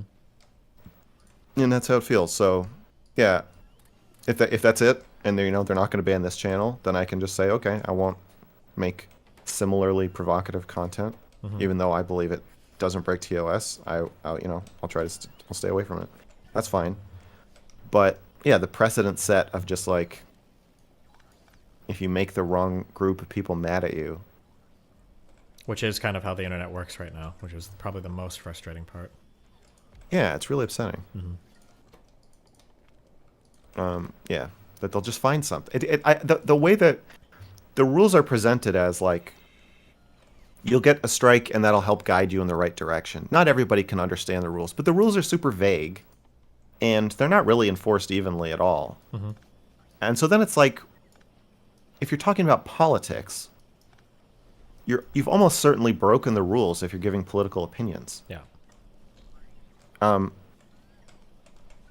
So then, especially if you're streaming, because you're just kind of talking. So like, yeah. So then they can just rug pull you whenever somebody wants them to. It just sucks. So I don't know. I don't know what my life looks like. I feel like I don't know what I'm doing with my life anymore. Yeah, it's stressful. I've been through that before. The first time when my Twitch account got departnered, I had like a massive panic attack that day because I never even considered that like I could get like permaban. So yeah, it's a spooky world. Yeah. Yeah. And like the art form is YouTube videos, and the profession is YouTuber. The profession is linked to the company. And no other company can really do it. Yep. Because they have a monopoly. And because they have the deep pockets to set themselves up like this. Maybe once data storage gets really cheap, because I don't think people are going to be like, I only want to watch a video essay in 8K. I think 1080p and 4K are going to be fine for at least a while. So maybe competitors will pop up then. But like, yeah. Yeah, maybe. Yeah. Yeah, it's a spooky one. I'm getting a request, a special request. Yeah.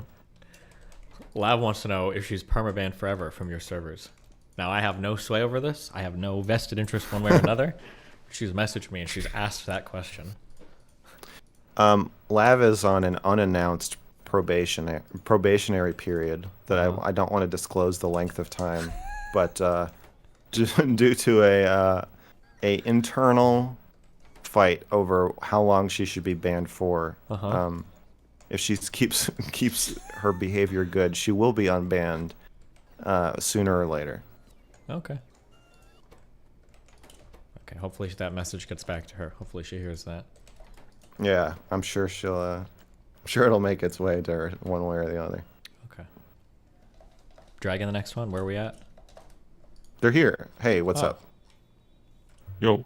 Yo. Hey. Can you hear me? Loud and clear. Yeah. Bud. Fantastic. So I came to talk mainly about Dr. Richard from yesterday, but there is one thing I want to say to Steven just before we start. Oh, joy. Steven, honestly, man, like, I don't care if you call Nick a Nazi. I don't want you to call him a Nazi. Call him whatever you want.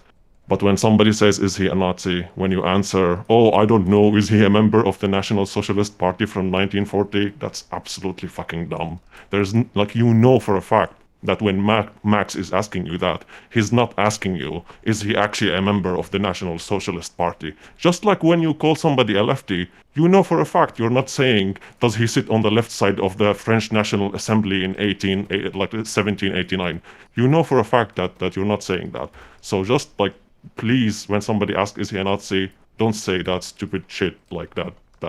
Is he a member of the... You want me to give you a cheat code to this conversation for every future person that wants to engage with me in this conversation?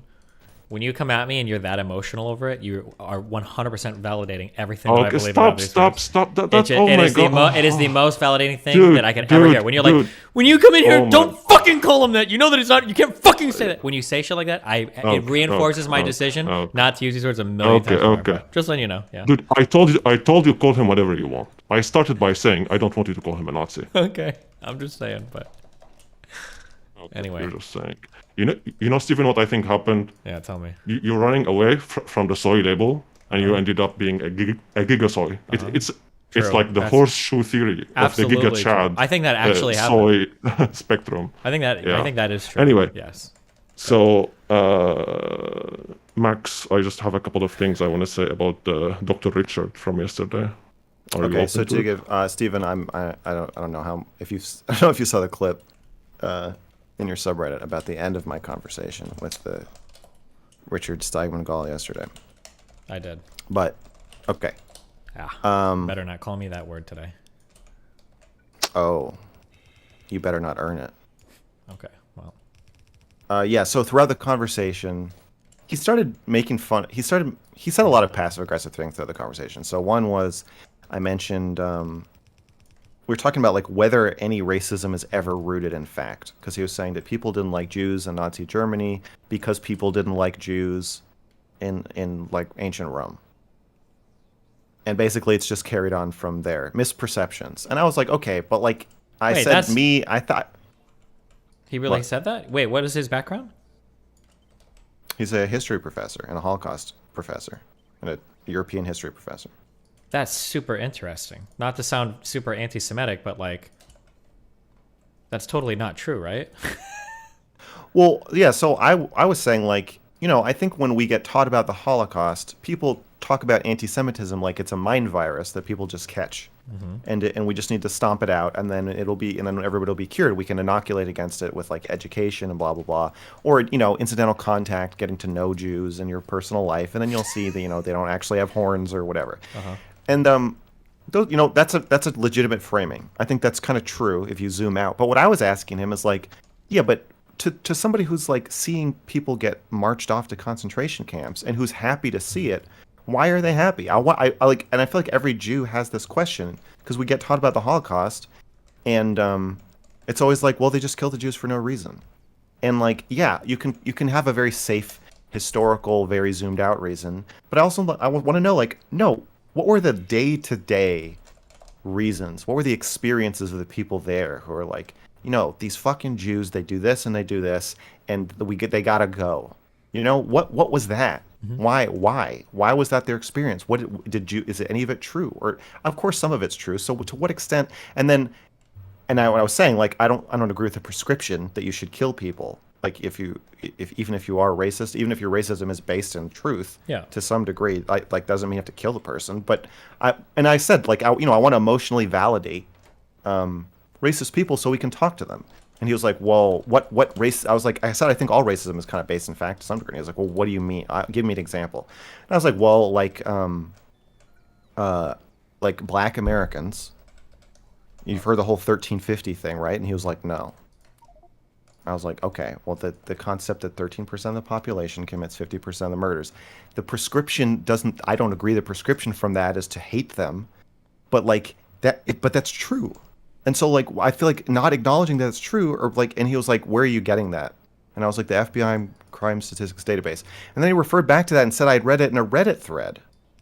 And I was like, no, I'm citing the FBI. Like, every time somebody kills somebody, the FBI writes down what race they were.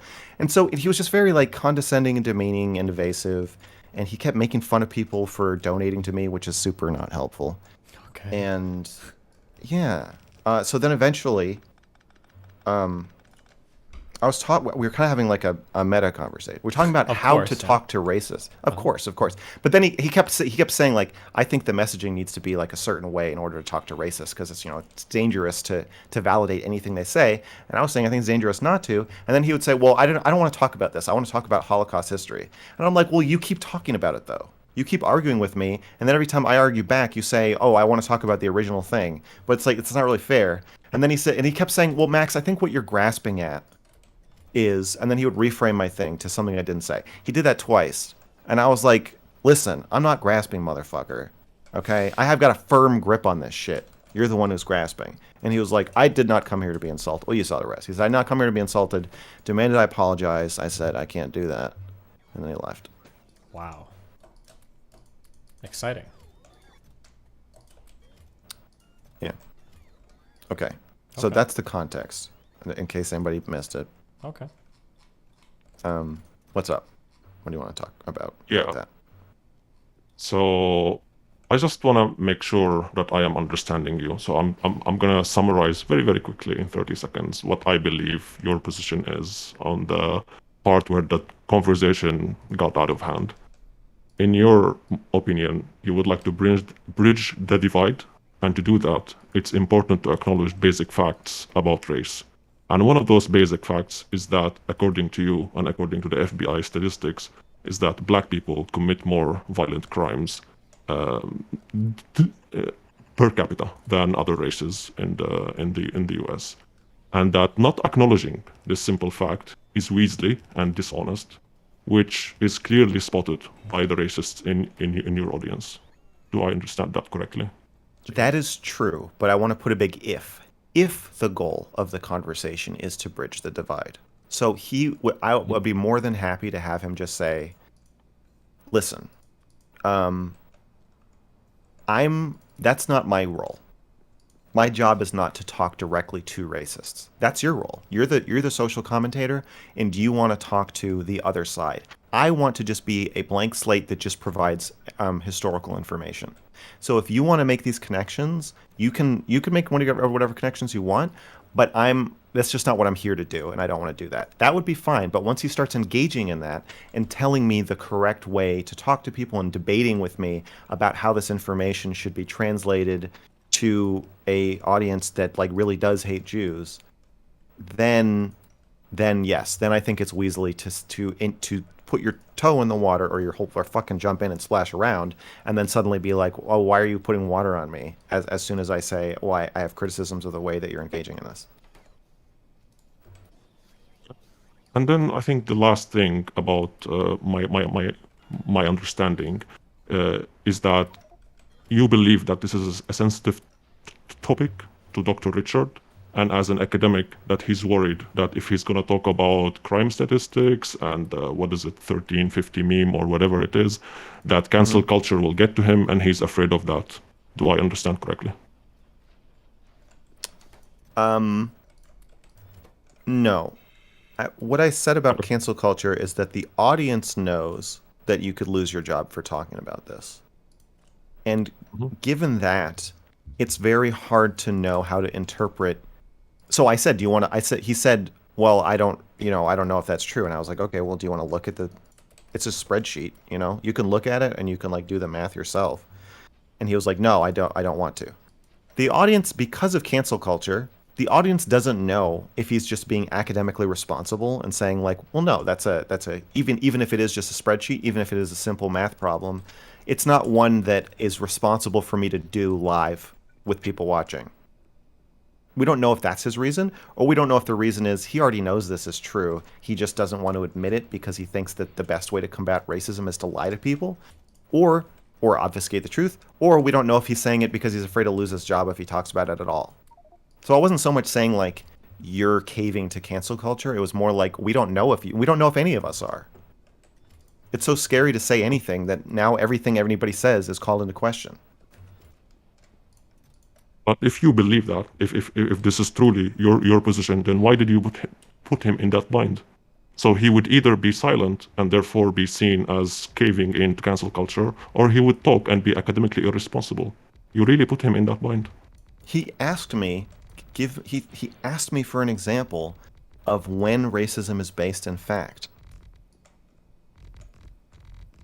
Yes. Also, and no then offense, after but you like, tell about... if he's a Nazi fucking historian, like, shouldn't he?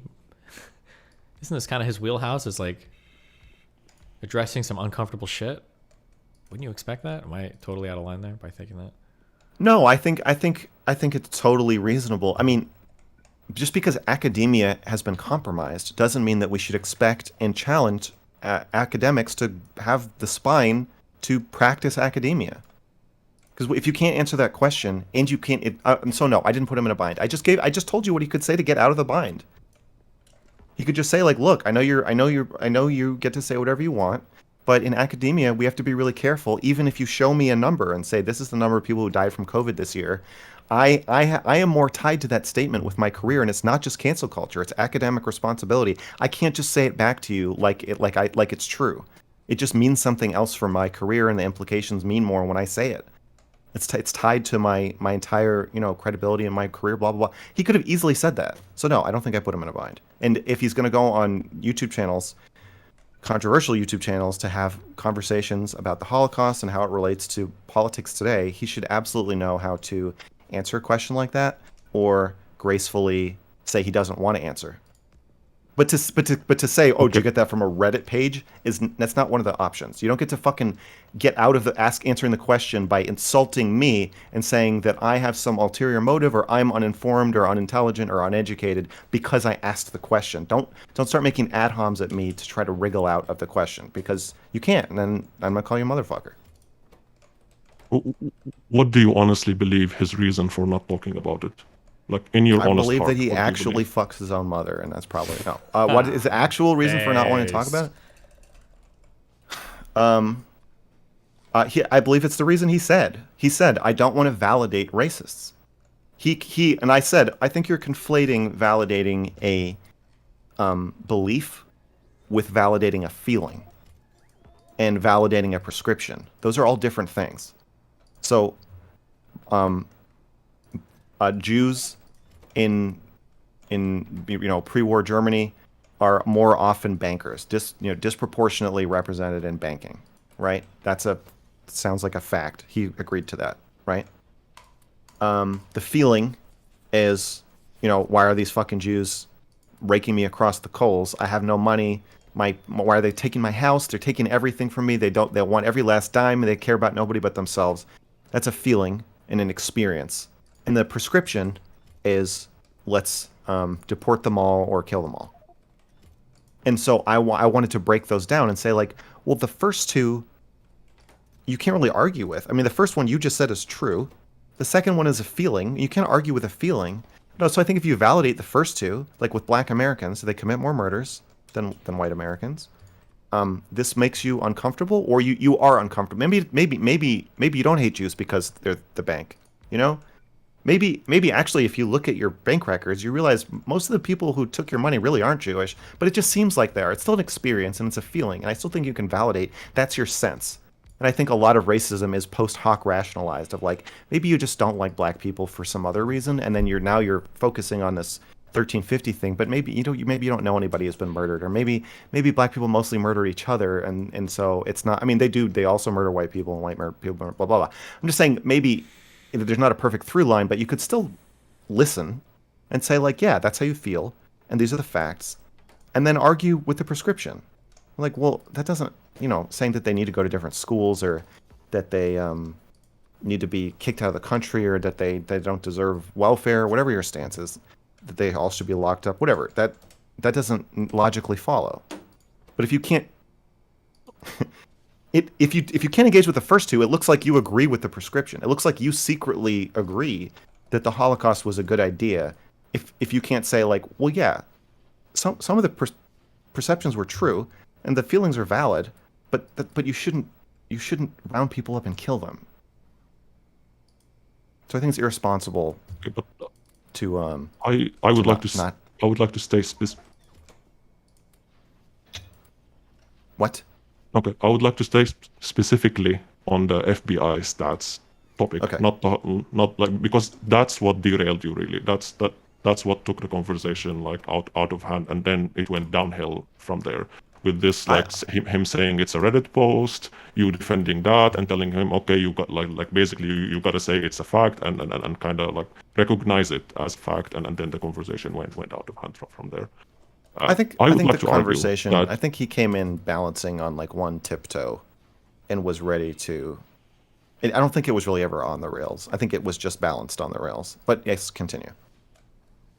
Okay, I would like to argue that he was absolutely correct in steering away from the FBI stats topic, and he did the correct, academically responsible thing. And I believe you should have recognized that, and you should have just let the topic go. I just fucking said that. I literally just explained that if he thinks it's academically irresponsible, I said how. Then why didn't you let it go? Because the way didn't you let it go then? Because the way that he steered away from it was not academically responsible. It was academically irresponsible. That's a meta conversation. You would like to talk to him about the Holocaust, not how to steer away from conversations. So just like you as an interviewer, it's your responsibility to just steer away from it. Okay, if I teleported into his house and punched him in the face, and then he said, hey, you just punched me in the face, would it make sense for me to say, that's a meta conversation? I'm here to talk about the Holocaust. Why are you bringing this up? What? Do you see how that doesn't make any sense? Yes, your example doesn't make any sense, man. Do you want me to draw a comparison so that you understand what I'm saying? Or can you do it? Do your best. Okay. When somebody does something in a conversation that is shitty and unfair, the verbal or psychological equivalent of punching you in the face, there is now a schism in the audience. Did they derail the conversation, or are you derailing the conversation by pointing it out? People who are fans of the professor are going to say, I derailed it. Well, he was perfectly reasonable, like what you're saying. And then people who are fans of me are going to say, no, it actually was, it was academically irresponsible to dodge a question by calling the other person asking it stupid. That's not academically responsible. What's academically responsible is to say, look, we're in different roles here, buddy. You're a social commentator. You get a lot more leeway with what you get to say and what you get to talk about. It's true. But it's not all cancel culture. I just gave you the speech he should have given. Do you disagree? No, I agree with you. Okay. So if you agree with so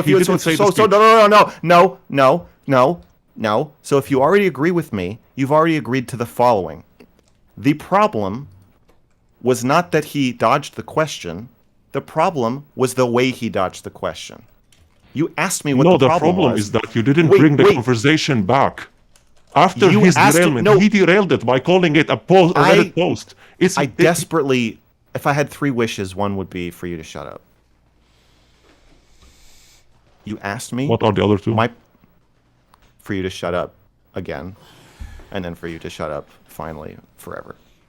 You asked me my problem with what happened. And I said my problem is that the way he dodged the question was irresponsible.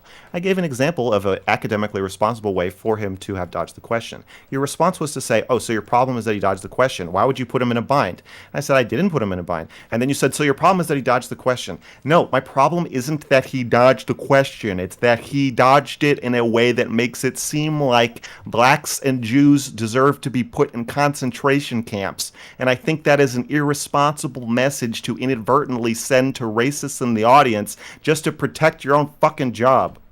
Can I Dude. Can I he derailed it. He dodged it badly. Can I penetrate this? Stephen? Okay. Yeah. Ready? Do it. Penetrate me, Stephen. Okay, let's say that I'm having a conversation on my stream about racism in the United States. And let's say that I bring on a person who is, I'll say they have a really big background in biology or genetics more specifically. And in the course of us having, but he's also a sociologist. In the course of us having this conversation relating to racism in the United States, crime stats and all this stuff, somebody asks the question in chat and they go, do you think that black people have a warrior gene? And I ask that. I'm like, do you think black people have a warrior gene? There's a few ways that he can address that question. He could say, I don't have a position on that. It doesn't matter.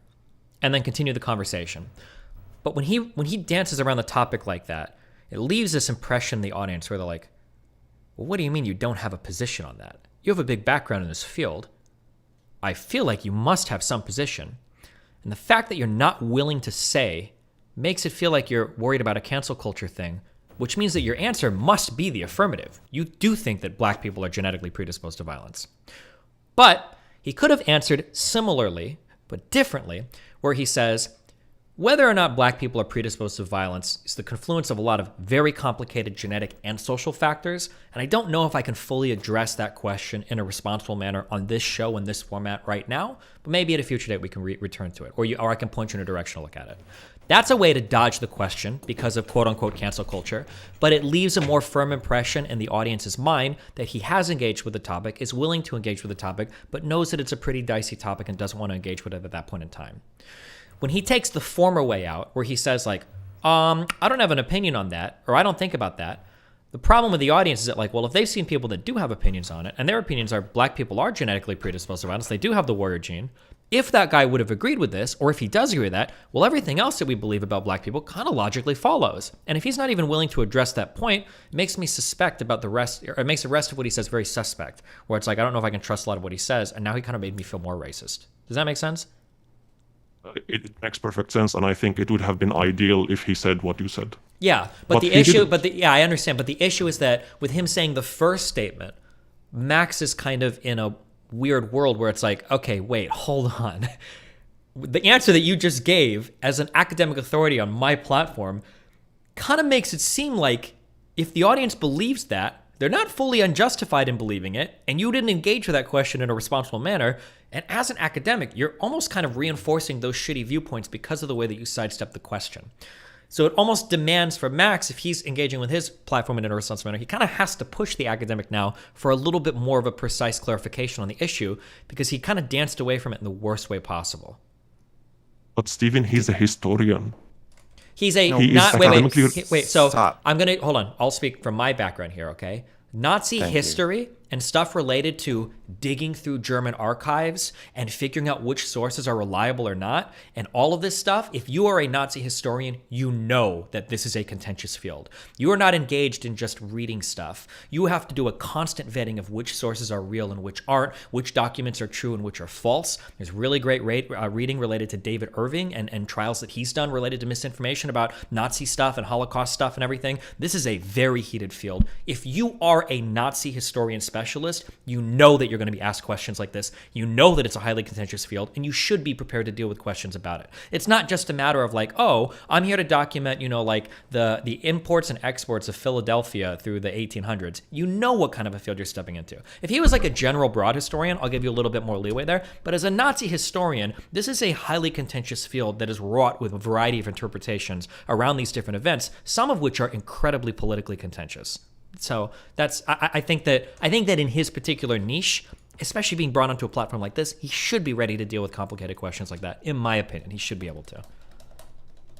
I mean, yeah, especially if the conversation is about relating the rise of Hitler to the current political landscape in the U.S., which is what I emailed him about when the conversation he agreed to have, and the conversation that we did have. And I think if you're doing that, and then I just don't. It's just so. For him to say, I'm saying, what were they thinking? Because if people were going to kick black people or Jews out of this country, or round them up and kill them, I know why they would be doing it. I'm in touch with the anti-Jew and anti-black and anti-white and anti-gay and anti-trans sentiments. All these different groups of people that other groups hate. I understand why they hate them. Because I live here and I talk to people about this shit, and I have all these, different viewpoints and feelings and perspectives represented in my audience that we talk about this stuff. And so I'm saying, like, I get why it's happening here. I get why it would have. I get how a Holocaust could or would happen here to any number of these groups. But I don't get why it happened there. And with the Holocaust, I think the biggest question is why? Because it looks like such an odd thing to do. But they did it. And so you want to know why. And I think that the historical answer is not that interesting or compelling. It's not something we can relate to now. How does ancient Rome have more of an effect over Germany 70 years ago than it has over the US now? Right? Or 80 years ago. That just doesn't answer the question of the comparison of like what, like, is the undercurrents that I'm sensing, are they real? Are they there? Are they similar? What was it like? And they literally asked me to make the comparison, and then when I do, he calls me stupid. Based. Just kidding. Sorry, no, it's not. Motherfucker. Okay, I would just like to give you just like a small window to the mind of an academic. So I'm a junior academic, and what I mean by that is that I have finished my PhD a couple of years ago, and I am being paid to do research in double capacity for a university and for a company. So I have been in academia for quite a while. Like I finished my bachelor's about. Why are you wearing a ski mask? 10 years ago. Well, that should be self-evident. Seems like he doesn't want to be revealing his fucking. Yeah. I think that's right? fair. Yeah. I'm just making. I'm not legitimately asking you. I know why you're wearing a ski mask. I'm pointing out that Do you think 20 years ago you would need to wear a ski mask to talk publicly about anything? It's not the topic. Like, I just don't want to be identified on the internet. Let's just move past it, man. Anyway, so No, I don't want to just move past. No, I don't want to just move past it. Let's dig into it. Come on. Yeah, let's dig into it. I want to dig. I want to dig into. into. I want to dig into. And this is what I was talking about with Dr. Steigman or Professor Steigman-Gall, that we are in a situation in society with social media where academics feel a need to wear a fucking ski mask. I feel like that's really, like, don't you see how this is not related? I just don't want to reveal my identity on the internet, regardless of the topic. Seriously? Well, the last guy revealed his identity. Yeah, and I don't want to do it. Like, what? Well, yeah, because your career can be yoinked out from underneath you just for talking. No, it has nothing to do with that. I just want to stay anonymous on the internet, dude. Come on, what the hell? Why? I just would like to do that. Like, why? Like, I have my own personal reasons. Okay, this is a boundary for me. This is a boundary. I don't want to talk about my anonymity. Okay, my sense is that people are anonymous on the internet generally. Hold on, he did just clearly state a boundary. No, I'm not. Yeah, I'm not saying you specifically. I'm just saying. Well, but if he states a boundary, then you talk around it. I mean, we'll respect the internet. Okay, I don't want to talk around it. I want to say, I'm trying to relate it back to the professor. I don't want to talk around your boundary. Okay. I want to say that it felt like he was wearing a proverbial ski mask. And that the question is always raised, whatever the person's reason is, that these are scary things to talk about, and anybody can say, well, it's not that, but it just feels like we can't talk. I mean, my fucking channel is banned. I don't know. Maybe I'm projecting. It just feels like nobody can talk about anything. Everybody's scared to talk about anything. Well, I can't even talk about how we shouldn't talk about. I can't even talk about how Steven shouldn't have chicken and waffles with somebody who talks about stuff like this. Because then those people will tell YouTube that I talked about something else, and then they're gonna ban me, and it's a nightmare. Okay. I wish you would recognize that what I do in my day-to-day life, I would like it to be separated from what I do at night at home. Anyway, so as an academic, one of the things that you learn either super early in your career or that you learn after making many mistakes is that observations are not the same things as facts. So if you have a dream that your mom is going to call you, and then you wake up and a couple of hours later your mom calls you, it doesn't mean that you can see the future in your dreams. If you look outside in the sky and you see the sun moving throughout the day, it doesn't mean that the sun is actually rotating around the earth. Observations are not the same as facts. You don't have enough information to make conclusions. Okay. I know. Yes. And this is a bias in our brains, and as an academic, as part of your academic career, you squash this bias. It's like it gets drilled into your head that single pieces of information cannot lead you to full conclusions about facts. And when you would like Dr. Richard to recognize the FBI stats as facts, that these numbers in the FBI database actually mean that black people commit disproportionately more crimes than other races. That is not what I was asking. That is not what I was asking him to do.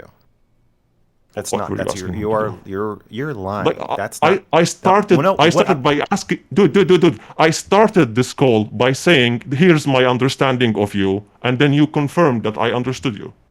Okay, journalists across the world make use of this word.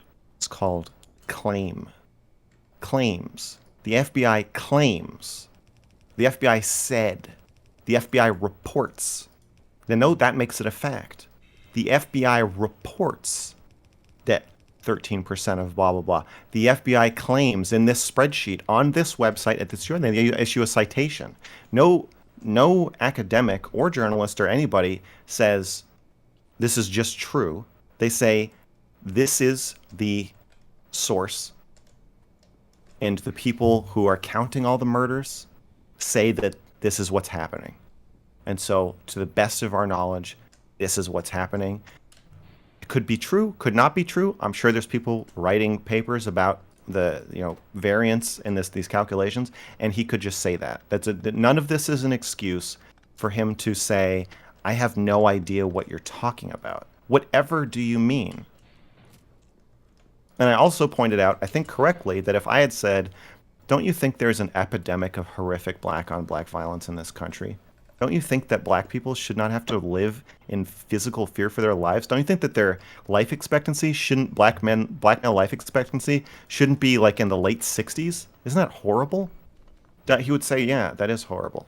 I don't think he would be like, I'm here to talk. I can't respond to that because you haven't proven that that's true.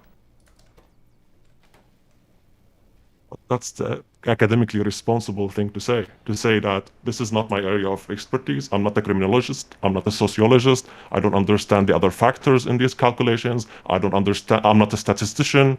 No, I don't think it's academically responsible to pretend that you don't know that black men live more violent lives, more in fear of violence, and are more likely to be involved in violence than white men. I think that's academically irresponsible. I think that's pretty obviously widely known by everybody.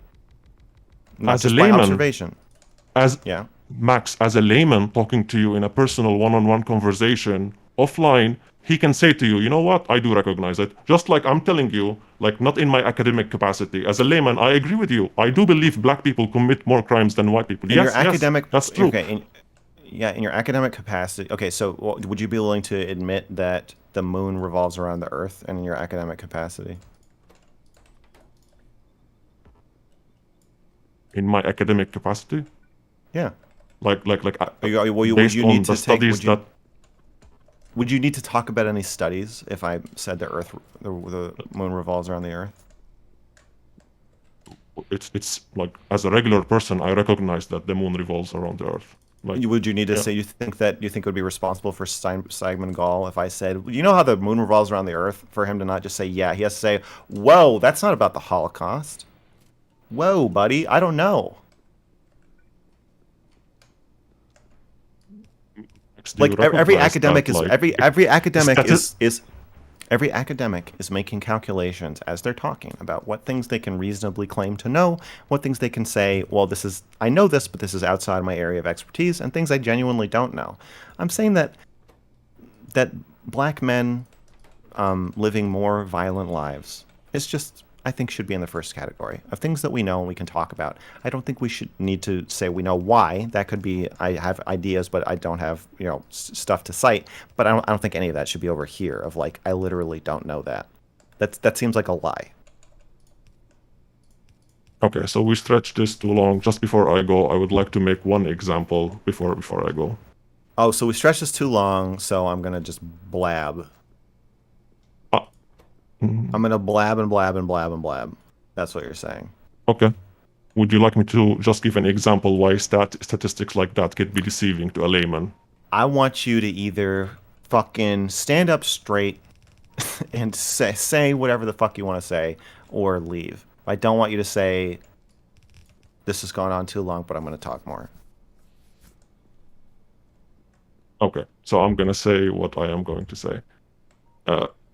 If you look at the rape statistics in Europe, specifically for ethnic Europeans, specifically for white ethnic Europeans, you find that ethnic white Swedes, they outperform all other ethnic white Europeans when it comes to rapes by a couple of folds. If you look at the statistics, outperform is the exact right word you're looking for. It's okay. ESL. You're good. Go ahead. They're high performer rapists. Go ahead. Yes. So then, like, talking about this number and bringing it up like that and acknowledging it as a fact, it would be very academically irresponsible. You know why? Mm-hmm. Because there are multiple other factors factoring into this number. You could rape somebody and no one would ever know about it. You could rape somebody 1,000,000 times in your house and no one would ever know. You could single-handedly bring up the rape average. I don't think there's many Jews in Oregon. I think I personally, if I were to rape somebody, a certain somebody, 1,000,000 times, I could make it so Jews are the most rapey group of people in Oregon, single-handedly, even only being 3/8 Jewish. Okay, I feel like you took the beginning of my point, you misunderstood it, and now you're answering on it. Can I finish what I'm trying to say? You can, but the point is that you can't kill 1,000,000 people without anybody noticing. Okay. So rapes and murders are different. So, okay, I'm not making comparison between rapes and murders. I'm telling you why statistics can be deceiving if you examine one factor. So when you talk to a criminologist or a sociologist about, not a historian, when you talk to a criminologist or a sociologist, he will tell you, oh, you know what? If you look at Sweden, what they consider rape is very different from other European countries. They have a lot lower threshold. There are a lot of acts that in Sweden they consider rape, but in other places they don't. I think the holes I was poking in this were pretty valid, because murder is really you died or you didn't die. I'll tell you why you are wrong. Murder is defined pretty similarly across the world. So there could be other factors as well when it comes to this rape statistics. So one example is that name in another Sweden, factor, and we'll name another. You're making an analogy. Name another factor. We'll line it up 1 to 1, and we'll see if it makes any. We'll see if it makes any goddamn fucking sense. But so far, my skirt is not exactly blown up here. Yeah. Okay. Stretch it out, Taffy. Other boy. factors include that in Sweden they have a lot of campaigns that encourage people to break the barrier for reporting rapes, the shame barrier, and to encourage more and more people to report those rapes. So that's confounding factor. So we need to encourage more white people to report it when their family members and friends are murdered. That's the problem. Max, not enough white people. White people don't. You see, if somebody drives by your house, somebody drives by your picnic with a MAC-10 and shoots your wife in the face, and then you're like, "Fuck! I guess I'll just bury her and not tell anybody. I'll tell everybody that she went on vacation and she just never came back." We need to get the reporting standards in line. Is there anything else? Any other analogies? Why are you arguing with me? Why are you arguing with me? Because what you're saying is irrelevant and doesn't make any fucking sense. Dude, you know why? You really want to know why? Because Steigman Gall left. Right. Steigman Gall abandoned me, and you're all I have left. So all my rage about that conversation is going to be directed at you. That's why I'm yelling at you. Okay. Continue. I understand. Hey, Max, there's space for your rage in this parasocial relationship. You can be enraged. Okay. Yes. So there could be multiple other reasons that Can you when name it comes one to that is the rape relevant? statistics. Can you name one that is relevant? So far you have. Dude, I'm not poking hole at the idea that black people commit more crimes. I acknowledge that from the beginning. I told you as a layman, I acknowledged it. Yes, but the argument we're having is whether you should acknowledge it as a academic. As an academic, as a historian. Is it as obvious as the sky being blue? Is it as obvious as the moon revolving around the earth? Or is it more like, I don't know, a more specialized knowledge that only an academic should be talking about? That's the argument we're having. I'm saying it is non-specialized common knowledge that we should all just be able to talk about.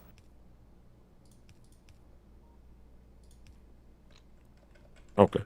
And when you bring a criminologist or a sociologist to talk about the FBI statistics in particular, he will be able to bring more context to you, or she will be able to bring more context to you. They will be able to bring more confounding factors. For example, the difference between how we don't need first-degree murders are. Okay, go for it. Racists don't want context or have context. That's the whole point of the conversation is people drawing incorrect prescriptions from how they feel or how they think they feel about statistics. And so in separating them, I don't think we should add a bunch of context. I think we should just say, yeah, that's true. How do you feel about that? And then what are your prescriptions? And then kind of attack the tenuous connection that probably exists between how you feel about that and your prescriptions. For example, that's why and bring Steven to talk about that. don't bring a fucking historian. Don't bring an academic. Because the academic will give you the academically responsible answer. Steven will not. Steven will dive into this conversation with you. An ad hom is an academically irresponsible answer that validates the views of Nazis and racists. And he was completely wrong for calling it a Reddit post. Yeah. Agreed. Yes, and you should have brought the conversation back. I don't want to loop that and go back to what we were talking about like earlier. But you are. I don't want to stretch it out, but blah, blah, blah, blah, blah, blah. I don't want to loop, but remember that time you said that thing? Okay, you got me. You got me. You got me. Okay. You're right. All right, any final words before what? Just the final word is that if you want to talk about FBI crime statistics, find a criminologist or a sociologist or a statistician and then push him on it. Tell him, as an academic, recognize this fact for me and explain it. Right, and so there's no way to talk about the Holocaust, people's perceptions of Jews, and people's perceptions of minorities in the U.S. today with an academic. No one person can have this conversation. I think that's bullshit. I think maybe it's a maybe bunch of if you bullshit. have like I'm pretty sure you will find a crime historian, and then maybe this is somebody who's specifically dedicated to history of crime statistics, and has dedicated their life for that topic. Then you will find somebody to talk about that. But a historian, a European history historian, like he's not gonna dig into FBI statistics with you. Come on, man. Oof. Thank you for calling MrGirl Hotline. Okay, no, thank you. there's no come on, man. May I What? please end with one thing? So at the end of the conversation, the moment he hung up, you said he wants to let Hitler win because he doesn't want to be called a motherfucker, and that was wow, man. That was so dumb to say, because he could turn it back at you and say you want Hitler to win because you don't want to apologize. That looked so weak when you said it. Yeah, but I'm not the one ending the conversation. So, no. Ooh. Have a good day, and I wish that the rest of the calls are more entertaining than this one. Ouch. Jesus. That guy just fucking went hard. Are you okay after that one? I'm a little shaken. I find it's very, very annoying to me when people defend somebody who's being an asshole. Like that. It's very, very frustrating. And then when they defend it by looping and saying, saying I said things I didn't say, and saying that me saying I don't want to apologize is the same as hanging up on somebody. I don't think that's true. I think if somebody's passive aggressive as fuck to you, I think it is totally reasonable and even good to just bring it out in the open and say, all right, if we're gonna be fucking assholes to each other, let's just do it. I don't want to do the thing where you're an asshole and I'm like being polite to you. No. We then need to become more comfortable, familiar, and aggressive with each other. And then if his response to that is like, "Whoa, this is way too much for me," then then fucking stop being an asshole. Okay, I got a couple super chats. There's one from Extreme Dad. Do you want me to not read it? Dude, fucking go for it. Sorry, Steven. I didn't mean it. And you were doing some stuff that was mildly upsetting. Okay. There's a little more to the story, but I apologize and hope you understand. Okay. Best apology ever. The more to the story is that he felt like my mods, when he initially contacted me, now apparently he's had this trouble in a lot of Discord servers, is he felt like mods were reporting him for pedophilia or something, and he felt like it wasn't a fair report. He felt like that wasn't actually what was going on. I didn't know because I don't moderate my Discord. That's up to other people to take care of. And so I was agnostic on it, and then it felt like he was like blaming me for being agnostic on it. That was the issue that we were running into, but... Okay.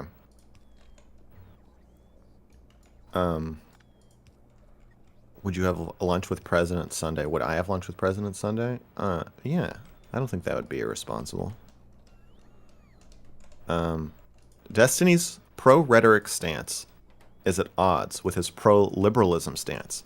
Using rhetoric to mind control people is antithetical to the humanist ethic that America stands for. We ought to treat our fellow citizens with dignity. I don't know What do you say to I don't that? know what we're using rhetoric to mind control people. We use He's saying rhetoric that all the time. you're too persuasive. Well, no, I think there's an air of dishonesty when somebody's talking about rhetoric like I do. Like, oh, like, are you trying to trick them? You're trying to debate them out of what their true beliefs should be? It's like, that's kind of what he's making it sound like. So or what like being what's your sneaky or response? manipulative. No, I mean, rhetoric is So just like that's the art wrong- of that's persuasion. wrong. Well, you should be persuasive in the things you argue about. Like, What do you think it's true you can be overly persuasive? I know you and I have argued about yeah, this before. actually, that is true. I try to be mindful of that. But for debates, it doesn't matter. That is a problem. I think only in, like, personal relationships where, like, I might be too, like, debate heavy, like over like an intimate problem with a partner. That might be an issue that I have. But in, like, debating on, like, public shit on stream, I don't think that's relevant. If you're persuasive, you're persuasive. I mean, unless you're engaging in, like, bad faith or, like, lying about stats or something, that's probably not good. But Yeah, I probably have more of a crossover of my ethics of, like, how one should, how persuasive it's okay to be in a personal relationship with how persuasive it's okay to be in a debate or a stream. Mhm. I think I probably view those as more similar. Okay.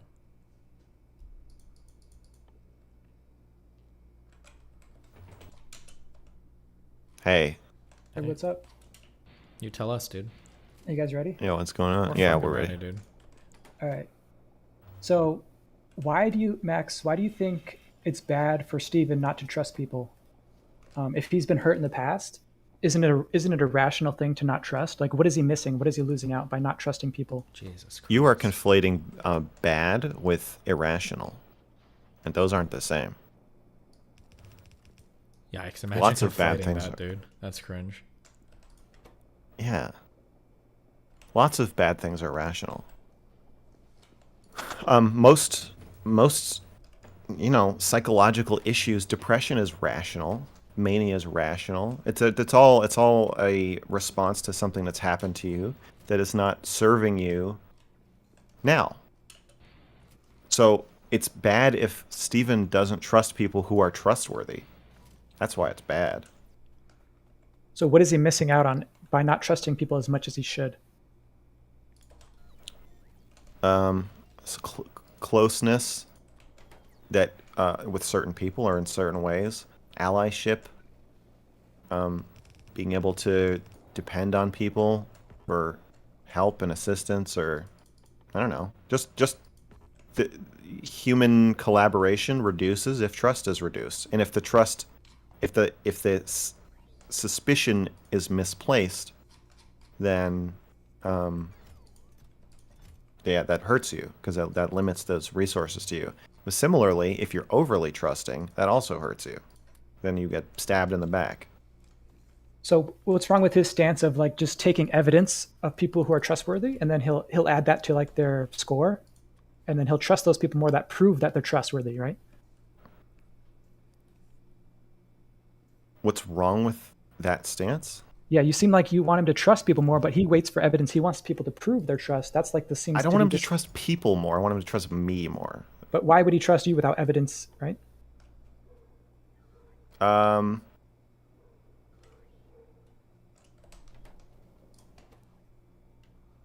I think I have given him evidence to trust. I think he does trust me at this point. But I think, but you're talking about when I said that a few months Yeah. ago. Yeah. I felt that I had earned his trust.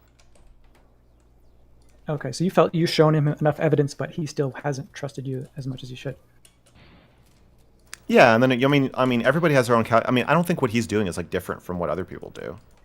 But when people like do their trust calculation of me, and they're like, well, I don't know. I'm like, fuck you. Yeah, you do. That bothers me. But I think that everybody does their own calculation, and there's like how much risk and how much risk is acceptable, and also how vulnerable are you? Like, are you in a position where people can really like fuck you over? And like, I think all those things go into. I don't think he's making a particularly unique calculation. I think he's probably just more open about it. But you said that he should. You said you wanted him to trust more, or you're just talking about yourself.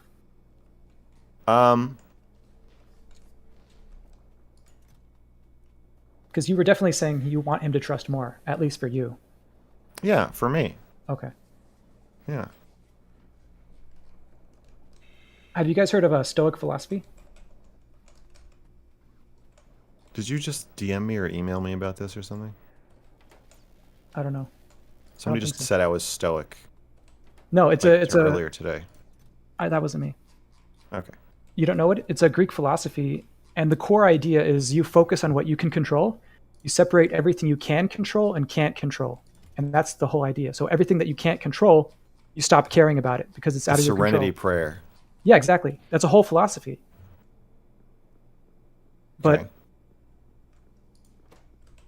yeah, do you think that's a good idea, or what do you guys think about that idea? I think that's impossible to choose what you care about. But don't you think you can get better at it if you practice? No. I think you can compartmentalize your feelings so that you are less aware of them.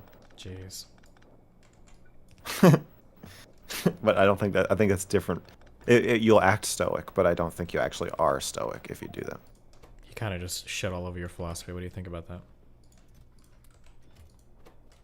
So, or how do you know that you're just repressing it? How can you tell the difference? Well, I don't think there's actually literally a physiological real difference. I just think that the model of repression is a better predictor of what people will do, because I've seen a lot of people snap. I've seen a lot of people, including myself, be like, "Oh, I'm not worrying about this. I don't care about this. This is fine. I'm not worried about this. I'm not worried about this. I'm not worried about this." I feel like that my life has been I've been a lot more psychologically stable since I've put a lot more effort into feeling my feelings and just accepting that they are there rather than trying to not have them.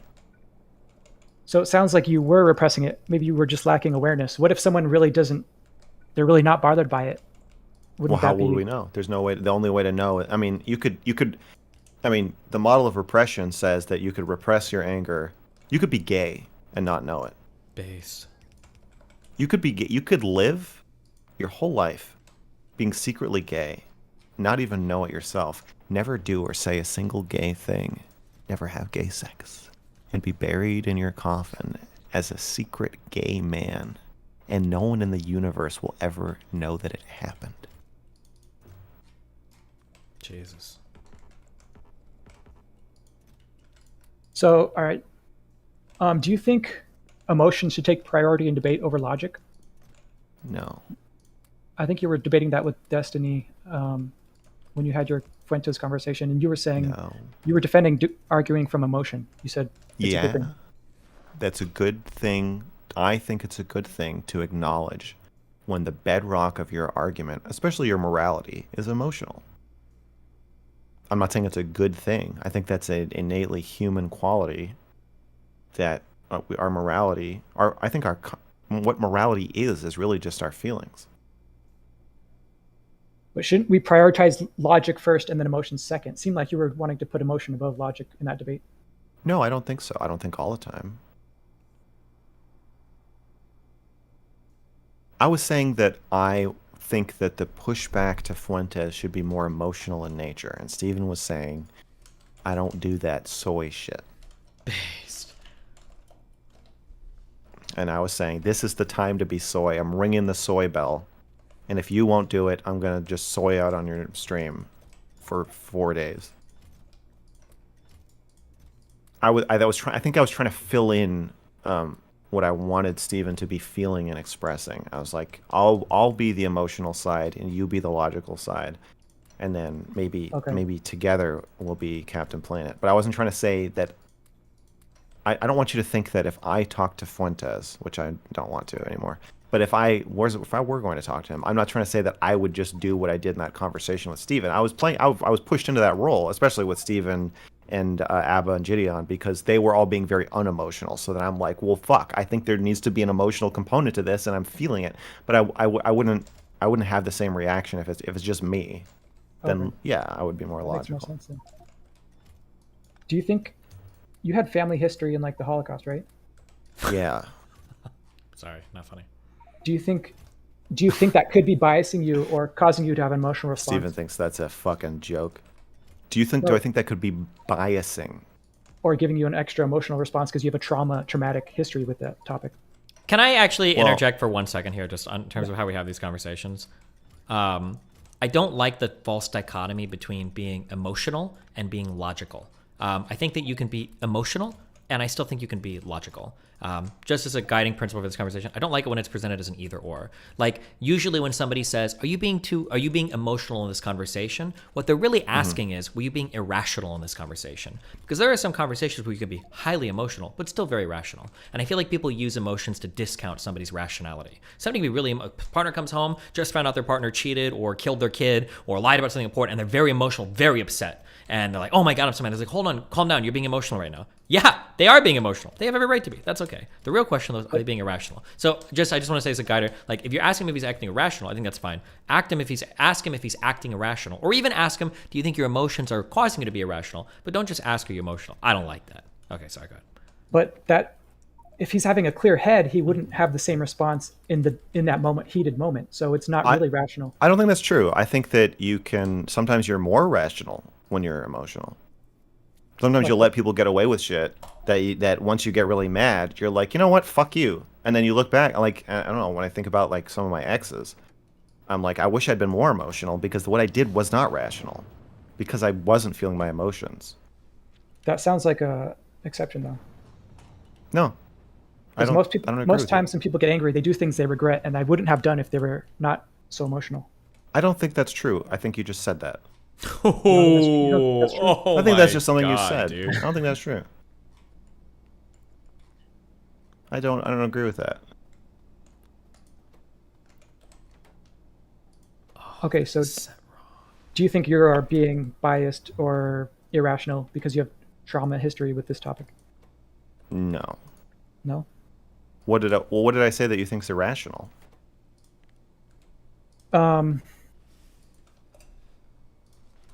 Just because you and Steven disagree on platforming Nick, right? So then... No. Or you disagree on how you platform Nick, how he platforms. Yes.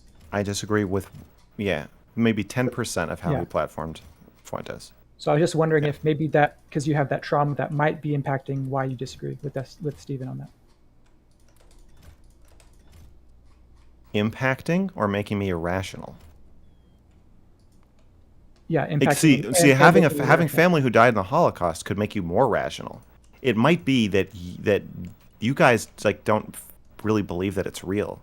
It might be that you guys don't have the sense of like, no, this can actually happen, and it's actually a real danger that you have to really think about and be responsible about. That could mean that I'm more rational than you. Or okay, maybe I'm overemphasizing the danger, because I'm being irrational. But I don't think. What did I say that was irrational? If I don't think I was being irrational, so I'm not going to say that my irrationality was caused by emotion when I don't think I was being irrational. Now that would be irrational.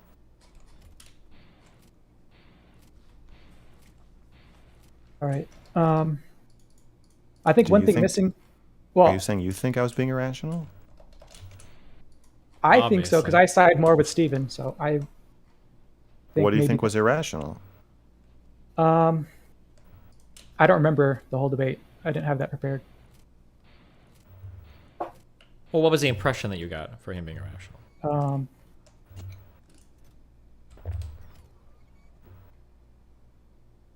Jeez. I don't remember. You just remember that I was irrational. You have a feeling that I was irrational. Do you think that your feelings around this debate could be making you irrational? Ooh. It could be that me and Steven, because we don't have a personal history, so we're less rational on this topic. That could be possible, yeah. But I think that emotions usually make it more cloudy, and logic is more clear. And I think emotions make things messy. That's my general stance. That's my bias.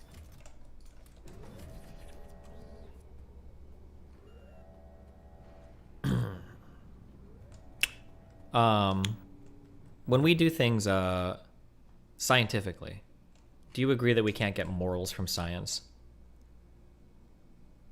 So for instance, I can't tell if a medicine is morally good, but I can tell if a medicine will make somebody healthy. And I could choose to... If we have like brain scans and then we can measure happiness, we can tell what's moral objectively. Fuck. Okay. Sam Harris fan. Kind of Sam Harris. Yeah. I mean... Okay, let's pretend that you don't believe that. Okay, pretend forget that. Let's say that like we can use medicines to make people healthy, but we have to choose to value the healthy part, right? I feel like emotions and logic can be used to inform each other such that there's not a total disconnect or one has to overrule another one. So here's like, I'll use a relationship as an example for some place where like logic can be like a thing that works on its own, but it doesn't. And then you have to use some emotion to like, some emotional part to figure out if this is a really good thing or not, okay? We'll talk about boundaries in a relationship. Let's say that two people start dating. Eventually they get married. Let's say the wife says, I don't ever want to give blowjobs. I hate them. And the husband is like, okay, well, I like going down on you, so I can do that. That's fine. And the husband says, logically, I have no problem with that. I can live without blowjobs. I don't care. I like going on her. That's fine. Like, logically, that seems to check out. And everything makes sense. Everything is A-okay. But what might happen emotionally is as the months and years go on, even though logically it doesn't make sense, the husband might actually start to feel some resentment towards the wife because of the uneven amount of like sex that's being given, even though it doesn't really make sense because they both agreed to it and he shouldn't mind. But like emotionally, he might start to get a different feeling. I think there are a lot of interactions that we can have with each other where emotionally we feel one way, and even if it doesn't logically make sense, at the end of the day, we're slaves to our emotions. We have to satisfy these or figure out a way to bring these in check. And to try to ignore them or to do everything with a logic brain, I think causes you to miss out on a lot of the human experience. Yeah. People that have like, maybe exercise is a good example of that. I don't know if I speak to everybody, but it's almost never the case that if you're feeling shitty and you're kind of tired or whatever, and you go to the gym, you will never, ever, ever have an experience where you go to the gym, even though you didn't want to. And when you leave, you're like, oh, fuck, I should have stayed home today. I shouldn't have went to the gym. Yeah. You always feel good that you went. You're like, fuck, I'm so happy that even if you have a kind of a shitty workout, you worked out. And you're like, okay, I'm glad that I went. Even though logically you know that every single time, right?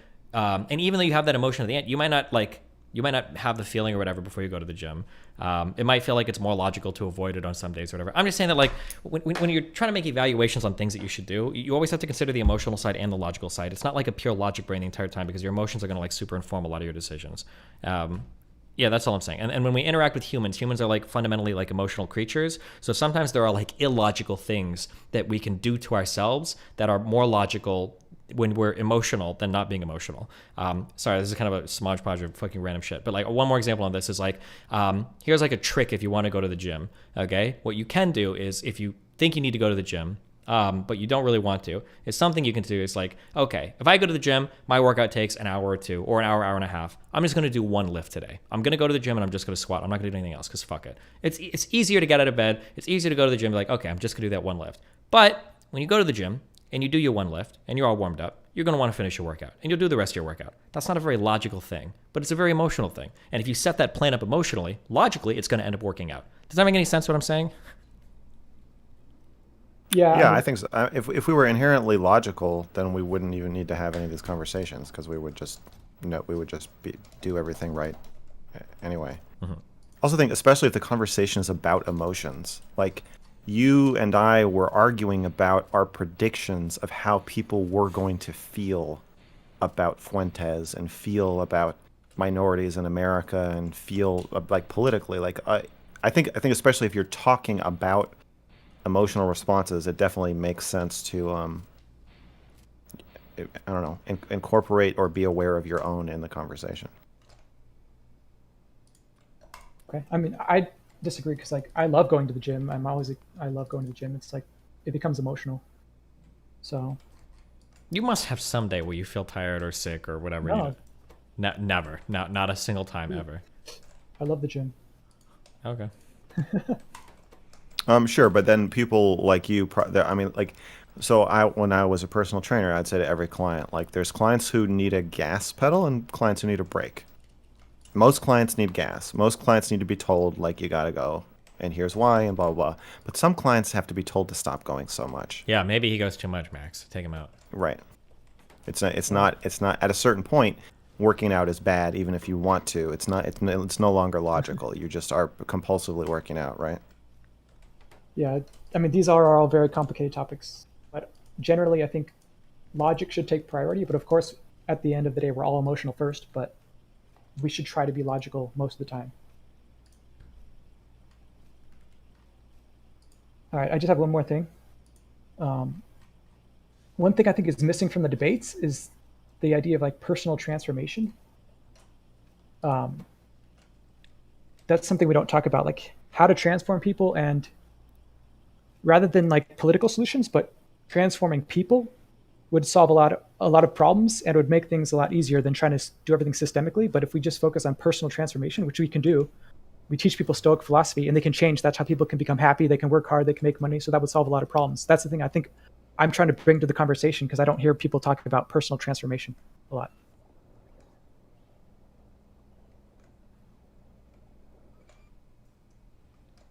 I have no response to that. Why not? I don't know. Well, he's talking I just to you. don't have any. How do you not have any Talking to both of response? you guys. No, he's Both of talking to you you. No, he's talking to you. No, You he's didn't not. He's respond. talking to you. He said both of us now because you made him feel awkward about it. No, you made him. He was talking No, to you mostly. That You was put him mostly on the for spot. Steven. That was mostly for Steven. Oh. Okay, you said that you feel like we don't talk about personal transformation a lot, and that Yeah. So there are different, it depends on the mode that I'm in. It depends on what I'm talking about. If I'm talking to an individual and they're asking me for advice, or if I'm giving advice to chat on like life things, it's always going to be geared towards personal transformation. But if I'm talking about like policy or like government stuff or cultural stuff, it's always going to be more like class oriented. It's not going to be personal at all. It really depends on the topic.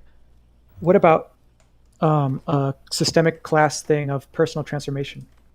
I don't That think, should be I the don't know if focus. that makes any sense. Like we should put our focus on transforming people, like teaching stoicism rather than giving people money, but teaching people Stoic philosophy, teaching people how to focus on what they can control.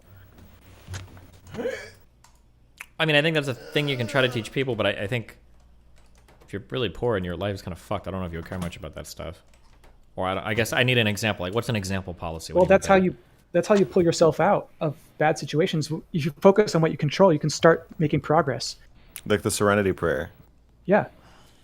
That's how you start making progress. You start small and you say, okay, my life sucks, but I'm going to focus on what I can control. I'm going to slowly make changes. And that's how you pull yourself up. Sure. I mean, I think I can agree on that to some extent, that it's good to teach people that stuff. So like financial classes or food classes or whatever for poor people is good. But we still have to address things like, I don't think everybody necessarily, I don't think it's reasonable to expect that everybody's going to be able to get out of those situations. I don't know if the average human is capable of that. I want everybody to snap before they die. Do you think I'm going to snap, Max? Yeah. You think this is all facade? No. I was thinking maybe you'll die unsnapped. So would that be good if I die unsnapped? No. I think that we should be free of our repression, emotional prisons, or hyperlogical prisons. Do you think I'm stuck? Do you think I'm stuck in a loop or a prison? Yes. You know I think that. I'm only saying it because you know I think that. How do I get out? Yeah, you have to watch a lot of MrGirl content. I don't know. No, I think you go to therapy, you know? People have been saying I'm going to snap, and I'm going to snap out of this for like years, and I never snapped. But well, then maybe if a volcano never erupts, maybe that means it's dormant, or maybe there's no lava inside. Wait, what is a snap shit? Like when I'm holding in all this emotion secretly, and I don't know about it. I have zero awareness of it. Oh, I don't think it's not secret. You're literally coming in here saying you manage your emotions by holding them in and trying to. What? Yeah. That's not holding it in. I process my emotions. I'm not repressing. I'm not trying to hold it back. I process it. I gradually go through. What does process mean? I examine something that happened. I say, this is out of my control. I stop, and then I say, okay, I shouldn't care about this. It's out of my control. Then the emotion goes away once you change the logic. Do you know? Are you aware that when most people say process an emotion, they don't mean I identify the emotion and then say to themselves, I shouldn't care about this. You know that's not what people mean when they say process. And are you also aware that when people say repress an emotion, that actually is what they refer to as saying, I'm not going to feel this feeling? Do you know that? I don't know if that's true. I mean, maybe it is. It's true. Okay. Don't let him gaslight you. So then what if? I'm not. So what if I'm it's not true? letting him gaslight me. No, you're gaslighting him. I mean. Yeah, I know. So if that's true, then what? Well, then go to therapy. That's it. Simple as, buddy. That's my question, though. What's the question? Oh. You think I'm repressing Yes, something? he thinks you're repressing everything. That you're actually a big emotional boy and you're But- hiding all of it. Yeah, you're not Stoic boy. Do people have no feeling at all? Or is it in the back of their mind that they're just not aware of? Or do I have no awareness of it at all? Everyone has emotions that they are not aware of. Everyone has emotions and values, beliefs, thoughts, and ideas that they are not currently aware of. And the only way is to therapy? No. Lots of MrGirl streams. What about Stoic philosophy? Well, the only way to do what? I'm talking about de-stoicizing yourself. So, obviously, Stoic philosophy is not going to help you do that. You don't want to do what I think is good, and that's fine.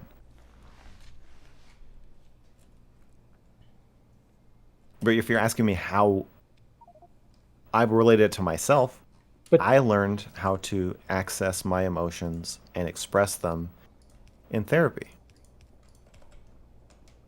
But did you know that cognitive CBT is based off Stoicism? Oof. I ain't talking about CBT. The only CBT I like involves a rubber band and a clothespin. Okay. What therapy? Are you talking Freud, psychoanalysis? I'm talking. I'm talking about the kind where you sit down with somebody and you talk about your life and your feelings and you get to know them, you form a relationship with them, and they help you learn how to interact with other people and feel close to others and yourself. That kind of therapy. What's that called? Well, there's a lot of different talk therapy styles or modalities or whatever that are approaches that would get that. I don't think CBT is. Well, I don't know. Maybe CBT would. I don't. I think it just depends on the therapist, honestly. But I'm not specifically. I'm not CBT. Yeah, I'm not talking about CBT, buddy.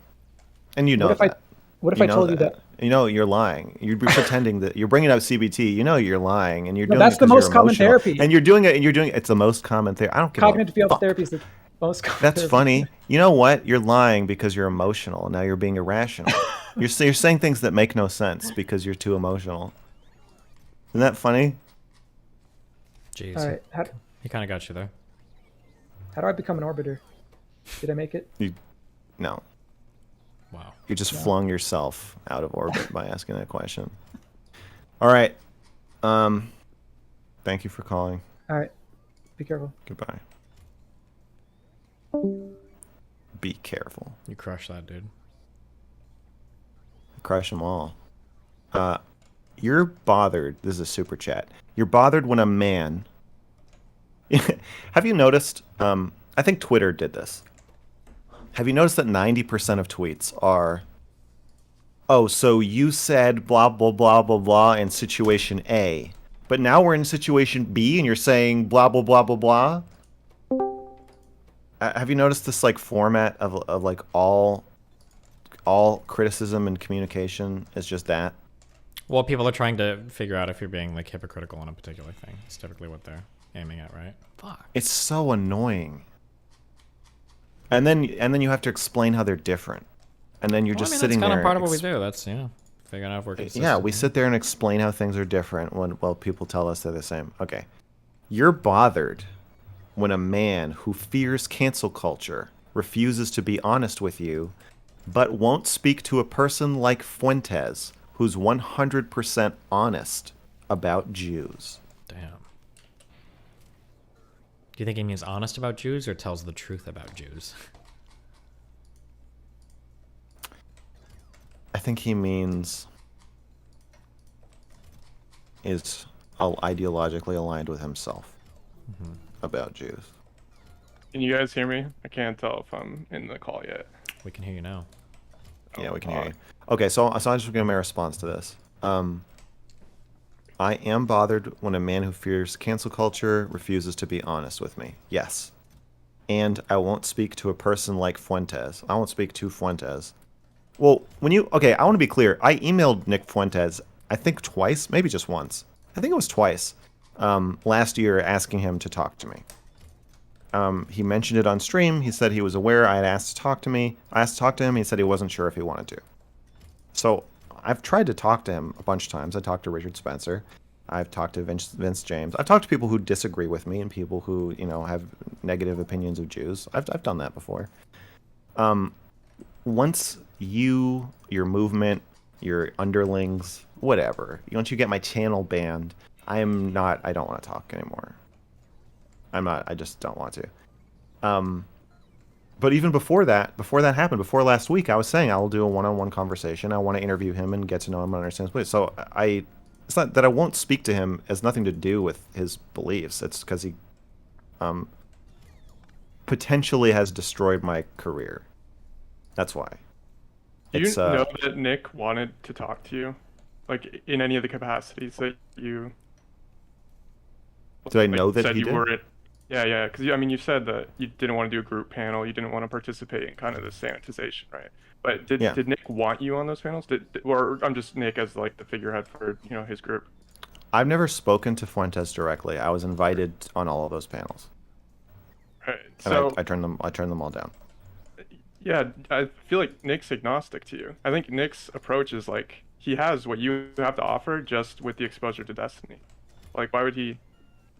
What do you think you're bringing from Nick's perspective? Do you think you bring something? Are you saying this like it's a response to what I just said, or are you aware that you're starting an entirely different new conversation, but in a tone of voice as though you're responding to what I just said? It's the second of those. Okay. What would you like to talk about? I don't understand what you're. I'm still contextualizing this and what we were just talking about. Is there a new thing you want to talk about? Yeah, okay. Something different. We can abandon the. No, but you can talk. I just don't understand what you're saying. Just as a heads up, I need a gym sim. This is my last topic, so go ahead. Last call. Right. Make it good. I was it is. I was just pointing out that it's not a coincidence you guys didn't chat.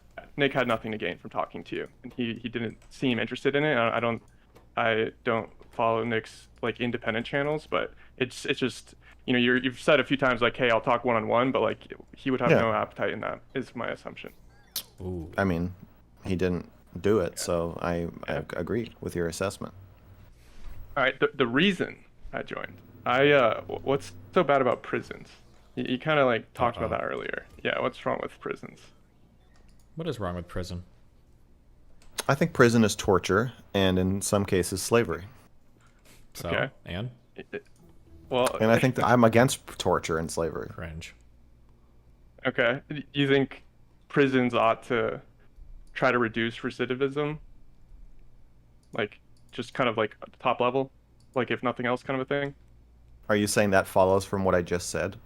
It doesn't. That's not what I'm saying. Well, and many things could follow. That is a totally reasonable version of something that follows. I'm trying to figure out I want to have a conversation where instead of you guessing what I think, okay, you either say what you think or ask what I think. Okay, yeah. So yeah, prisons are bad because they're similar to torture. They are torture. Oh no, they are torture. Well, okay. All right. Well, maybe we'll revisit that. What do you think prisons ought to do? I'm against prison. Okay. What do you think the judicial system ought to do? What is the objective of the judicial system? The objective of the judicial system is to prevent crime. Okay. Sure. Yeah. So is your mechanisms for preventing crime preventative, or is it to kind of like cure crime? What do you think is the optimal strategy there? Do you try to just kind of stop it, or do you try to like absorb it and cure it? Those two. I don't know. I don't know the optimal strategy. I just know prison doesn't do that. Well, you don't have any preference between? Well, I would assume you. It's very likely you probably have a preference away from stopping crime, because stopping crime kind of takes the shape of prison, right? It's like you go to prison. No, I don't think prison stops crime. Well, in fact, I would even others. Well, let's stop. Maybe when you're in prison, for the time that you're there, you will not commit crimes outside of prison, but people still commit crime in prison, and the people in prison still have relationships to people outside of prison. So it actually just doesn't stop crime at all. It just changes who the victims of the crime will be, and probably makes people more likely to commit crimes in situations where there's actually less oversight and less likely, I mean, more oversight, but less likelihood that those crimes will actually be stopped. Okay, so I would say prison increases crime. Yeah, the net crime potentially. So I want to try to draw a distinction though between like this prison. If I believe prison is torture, and I also believe prison increases crime, you could see why I'm against it. Well, yeah, I mean, I'm like, I think it's like so, like you're like on the opposite side of a kind of like charitable argument on behalf of prison. So I think to make such a strong stance on one side is leaving this like really lopsided. I could kind of take the opposing stances, but I don't think it'll matter yet. I think we're okay still, and we still kind of agree that the net amount of crime is potentially increasing. There's a lot of interesting. Yeah, you agree. You conceded that already. Yeah. So. The distinction I want to make is that everything you're talking about is prisons kind of being accidentally horrible. Like, it's not built into the concept of prison that there's an increase in that crime or that the conditions are so horrific that more crime festers there. That's not innate to prisons. It's just kind of the condition that we have of prisons currently. So I'm going to make an argument. You're gonna despise this. But I just don't agree with what you just said. All of it? Just, yeah, what part? Well, it's innate to prison that you can't, like, have sex with your wife in most circumstances. Yeah, right, unless she's in there. You can't spend time with your family. Right? Yeah, okay. Okay, that's innate. That's written in. Why are you not allowed to spend time with your family? Well, yeah, it's because it would make you too happy. You would like it too much. Yeah, right. They're punitive. Yeah, they're so. Yeah, so I would say actually it is written into it that it's torture. Okay, torture is like such a silly word to describe being withheld from seeing your wife or family or whatever else. Maybe the sum of all of these things and like the occasional rape makes it sufficient for torture. But let's real quick before we go farther than this. Wait, let's define torture. What do we mean by torture? The infliction of emotional and physical pain. Whoa! What? Come on, that's it. So by your you have to add more qualifiers. Like that's a very sloppy definition. There's so much. You gotta convince him why. Why? Wait. Why? Why does he have to add more qualifiers? Okay. Well, okay, yeah, fair. I don't think you have to do it. I think you ought to do it if you want torture to mean what it means in most cases. Wait, okay, hold on. Better guiding question, okay? Max, what you just described, what's the difference between torture and pain? The purpose of the act is the infliction of the pain. So the dentist isn't torturing you, he's inflicting pain on you. But if the dentist starts drilling teeth that you don't need drilled, then he's torturing you.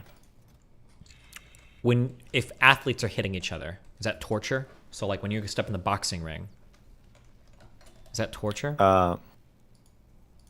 No. But if the ref says the round is over and then you throw one more punch, then yeah, it's getting there. Okay, I'm gonna stop Socratic methoding. Hold on, I'll suggest this and you guys can see if you agree with that. I feel like torture generally implies some inability for the other party to fight back. That'd be a power differential. Yeah. I think that's a big part of torture. So, a powerful entity or person inflicting pain for the purpose of inflicting pain on a weaker party. Well, that is still not good enough. Sorry. It's the power differential isn't sufficient either. You need to add. There needs to be a victimization. Because if you have a party complicit, like a weaker party and a stronger party, and then there's this kind of lopsided disbursement of pain, if the weaker party is complicit in it, would you still say it's torture? I don't know. Maybe. Okay. Well, yeah. Think of how far we are from where you started, though. Like you started with saying torture was just. We are nowhere near defining prison as non-torture, so I don't really. That's not my objective. It is your objective. It shouldn't be, but it actually is what you're trying to do. Okay, so if you agree prison is torture, then we don't really need to define torture. I think there are You know what you did? conditions. You did something. You're doing something a little I'm sneaky trying to be a here. little more deliberate with language. than I You're think not. No, you're saying you're doing a lot of things, but none of the things you're doing are matching up with what you're saying you're doing. So it's actually very slippery. What you're doing is you're trying to take the stance that prison isn't torture by saying like, "Well, we'll come back to that."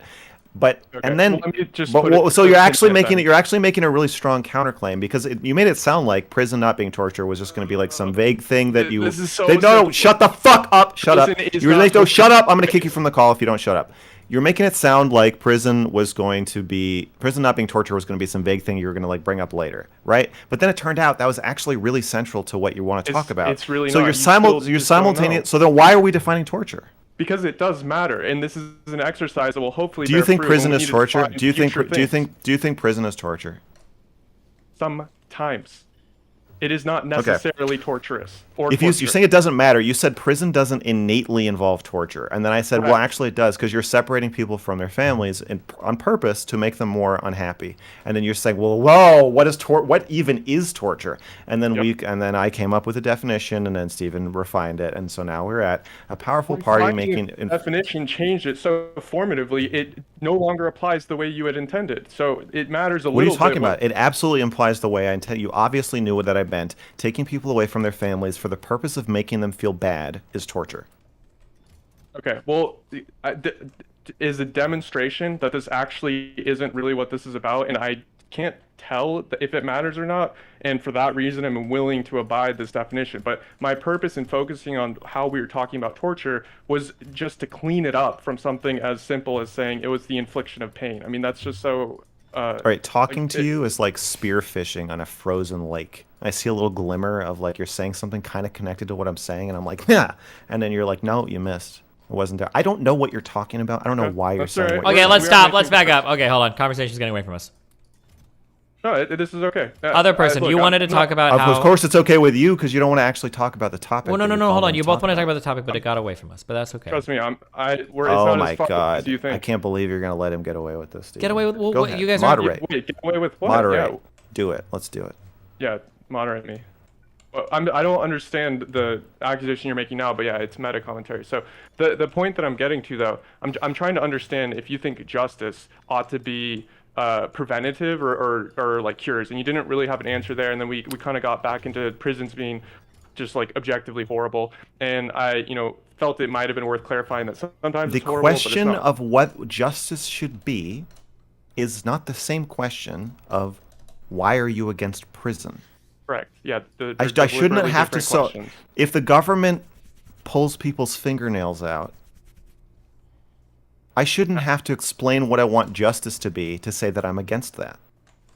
Okay, So I I'm don't against prison, agree and with if you you want with to the talk about anecdote. prison, I can tell you why I'm against it. It is torture and it increases crime. That's why I'm against it. If you're saying that to be against prison, to have this conversation with you, I have to supply you with a better replacement, I don't want to. I don't have one.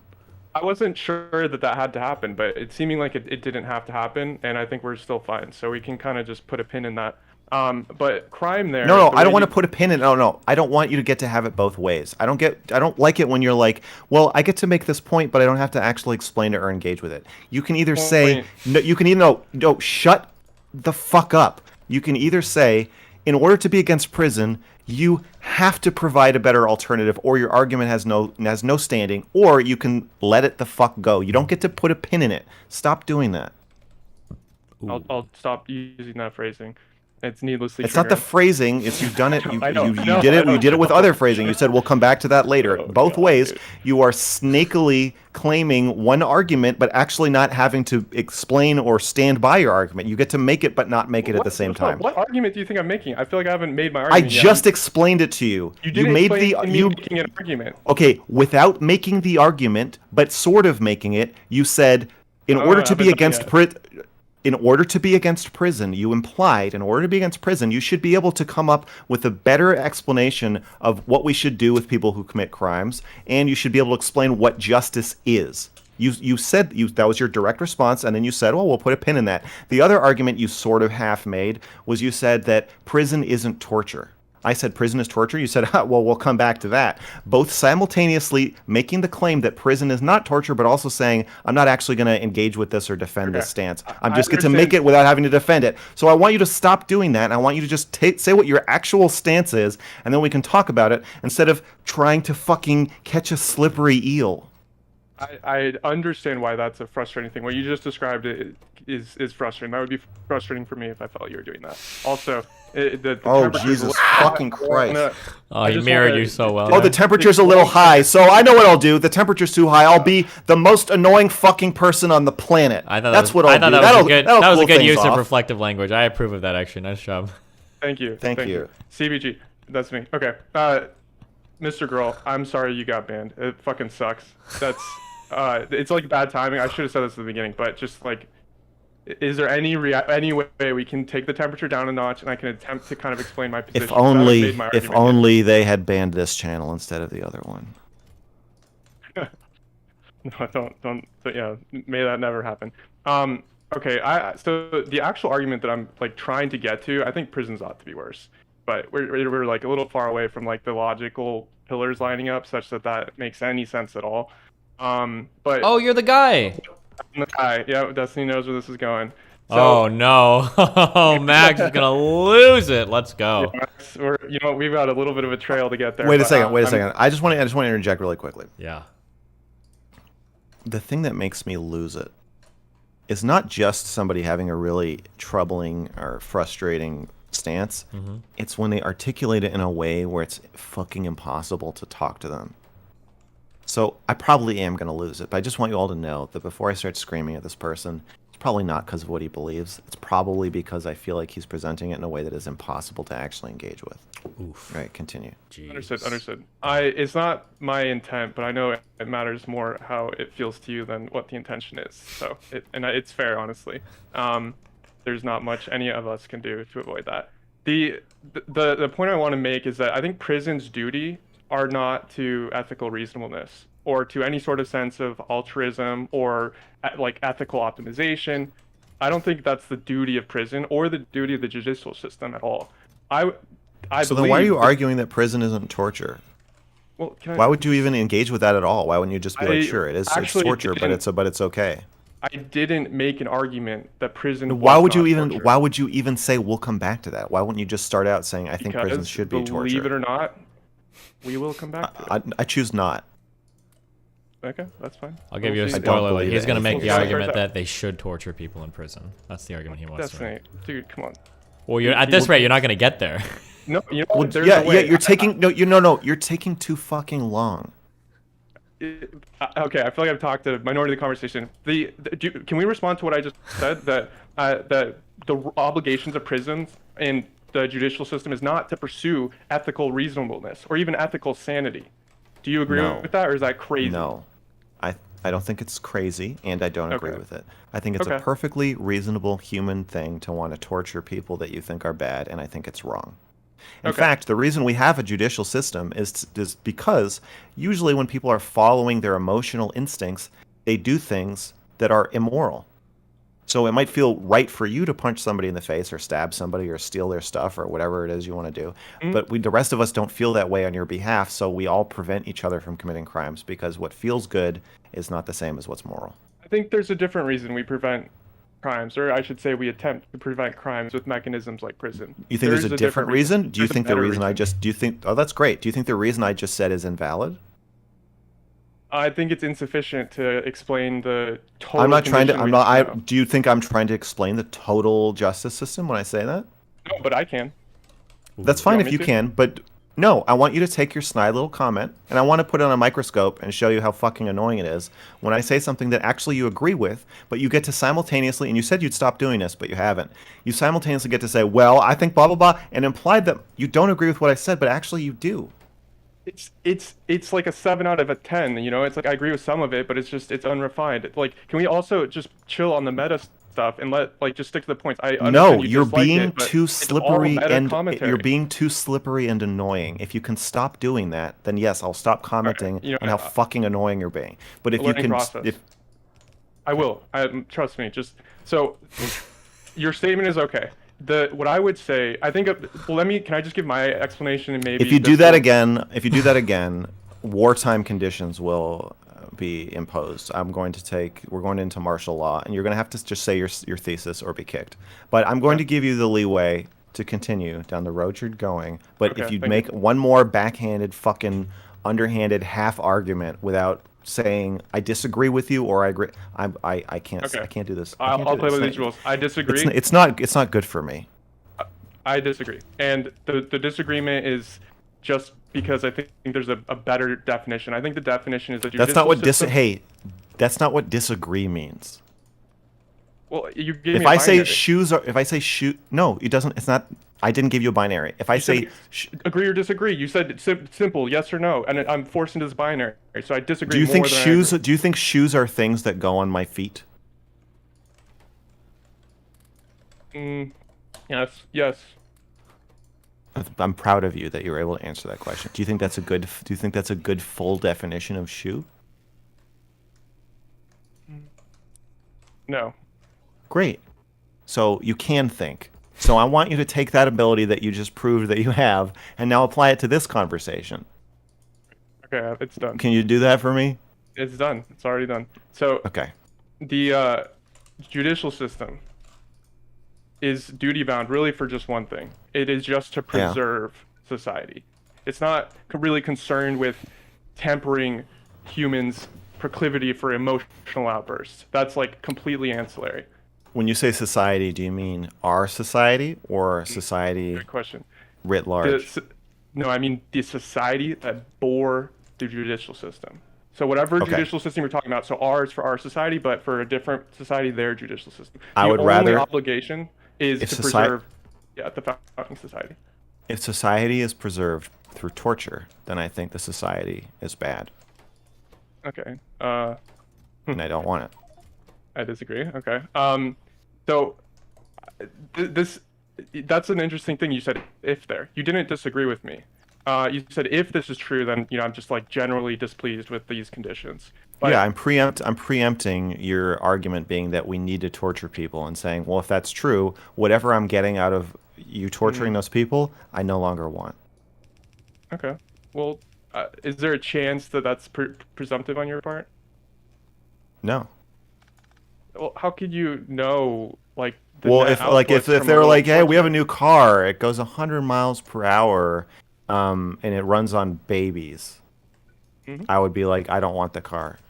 I don't think it's presumptive to just tell you like there's certain things that I think are so wrong that I don't want. I don't want the benefit of. I would rather take the risk of criminals running loose on the street or whatever the fuck you're talking about. I'll bite that bullet. I'm biting it. It's like my teeth are fucked up. I need to talk to the dentist you were mentioning earlier.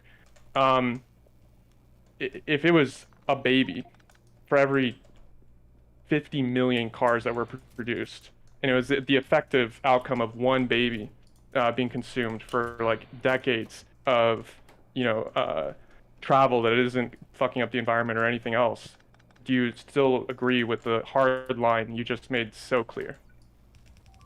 I think that this is, I mean, yes, but I think that it's a Okay. Yeah, I mean, I'm against killing. I'm really against killing babies. So. Yeah, I get it. So, do you think there's a chance though that like the way that cars work presently ever kills babies or contributes in some small percentage to the killing of babies? Do you think I could make the argument that the ratio of babies killed would actually go down by? Sorry, it runs on baby. It runs on baby pain. It doesn't just run on baby blood. It runs on baby pain. So the baby has to be to be tortured. I'll bite the bullet too. Yes. So it's one baby for every car on the planet. In perpetuity.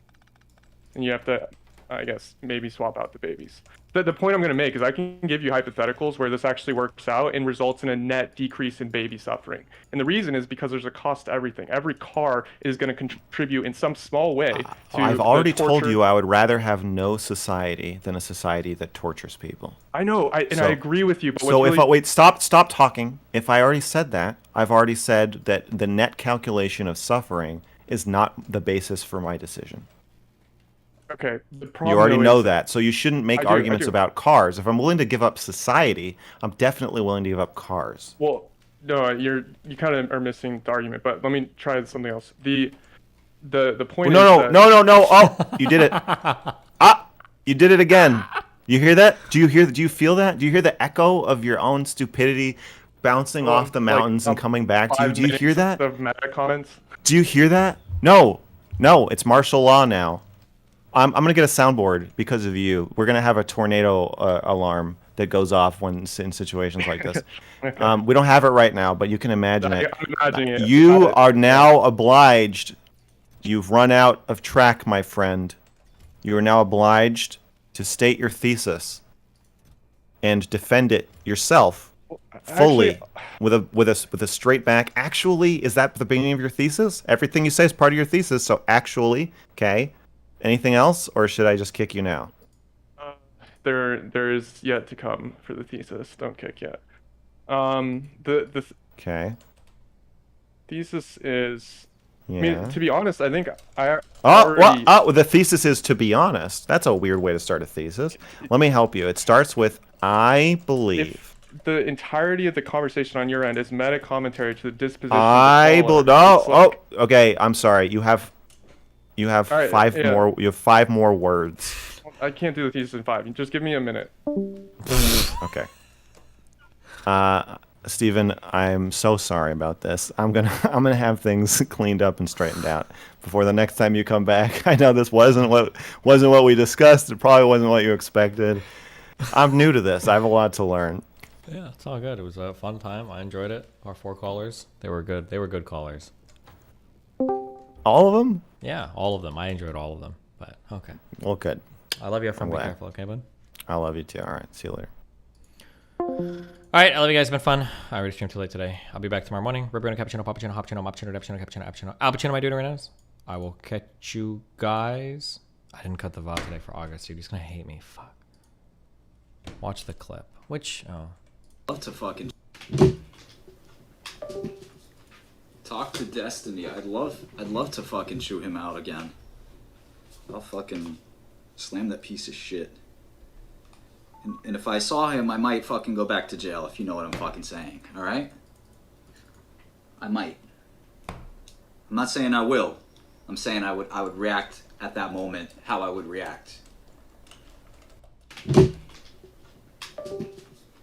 Talk to Destiny. I'd love to fucking shoot him out again. I'll fucking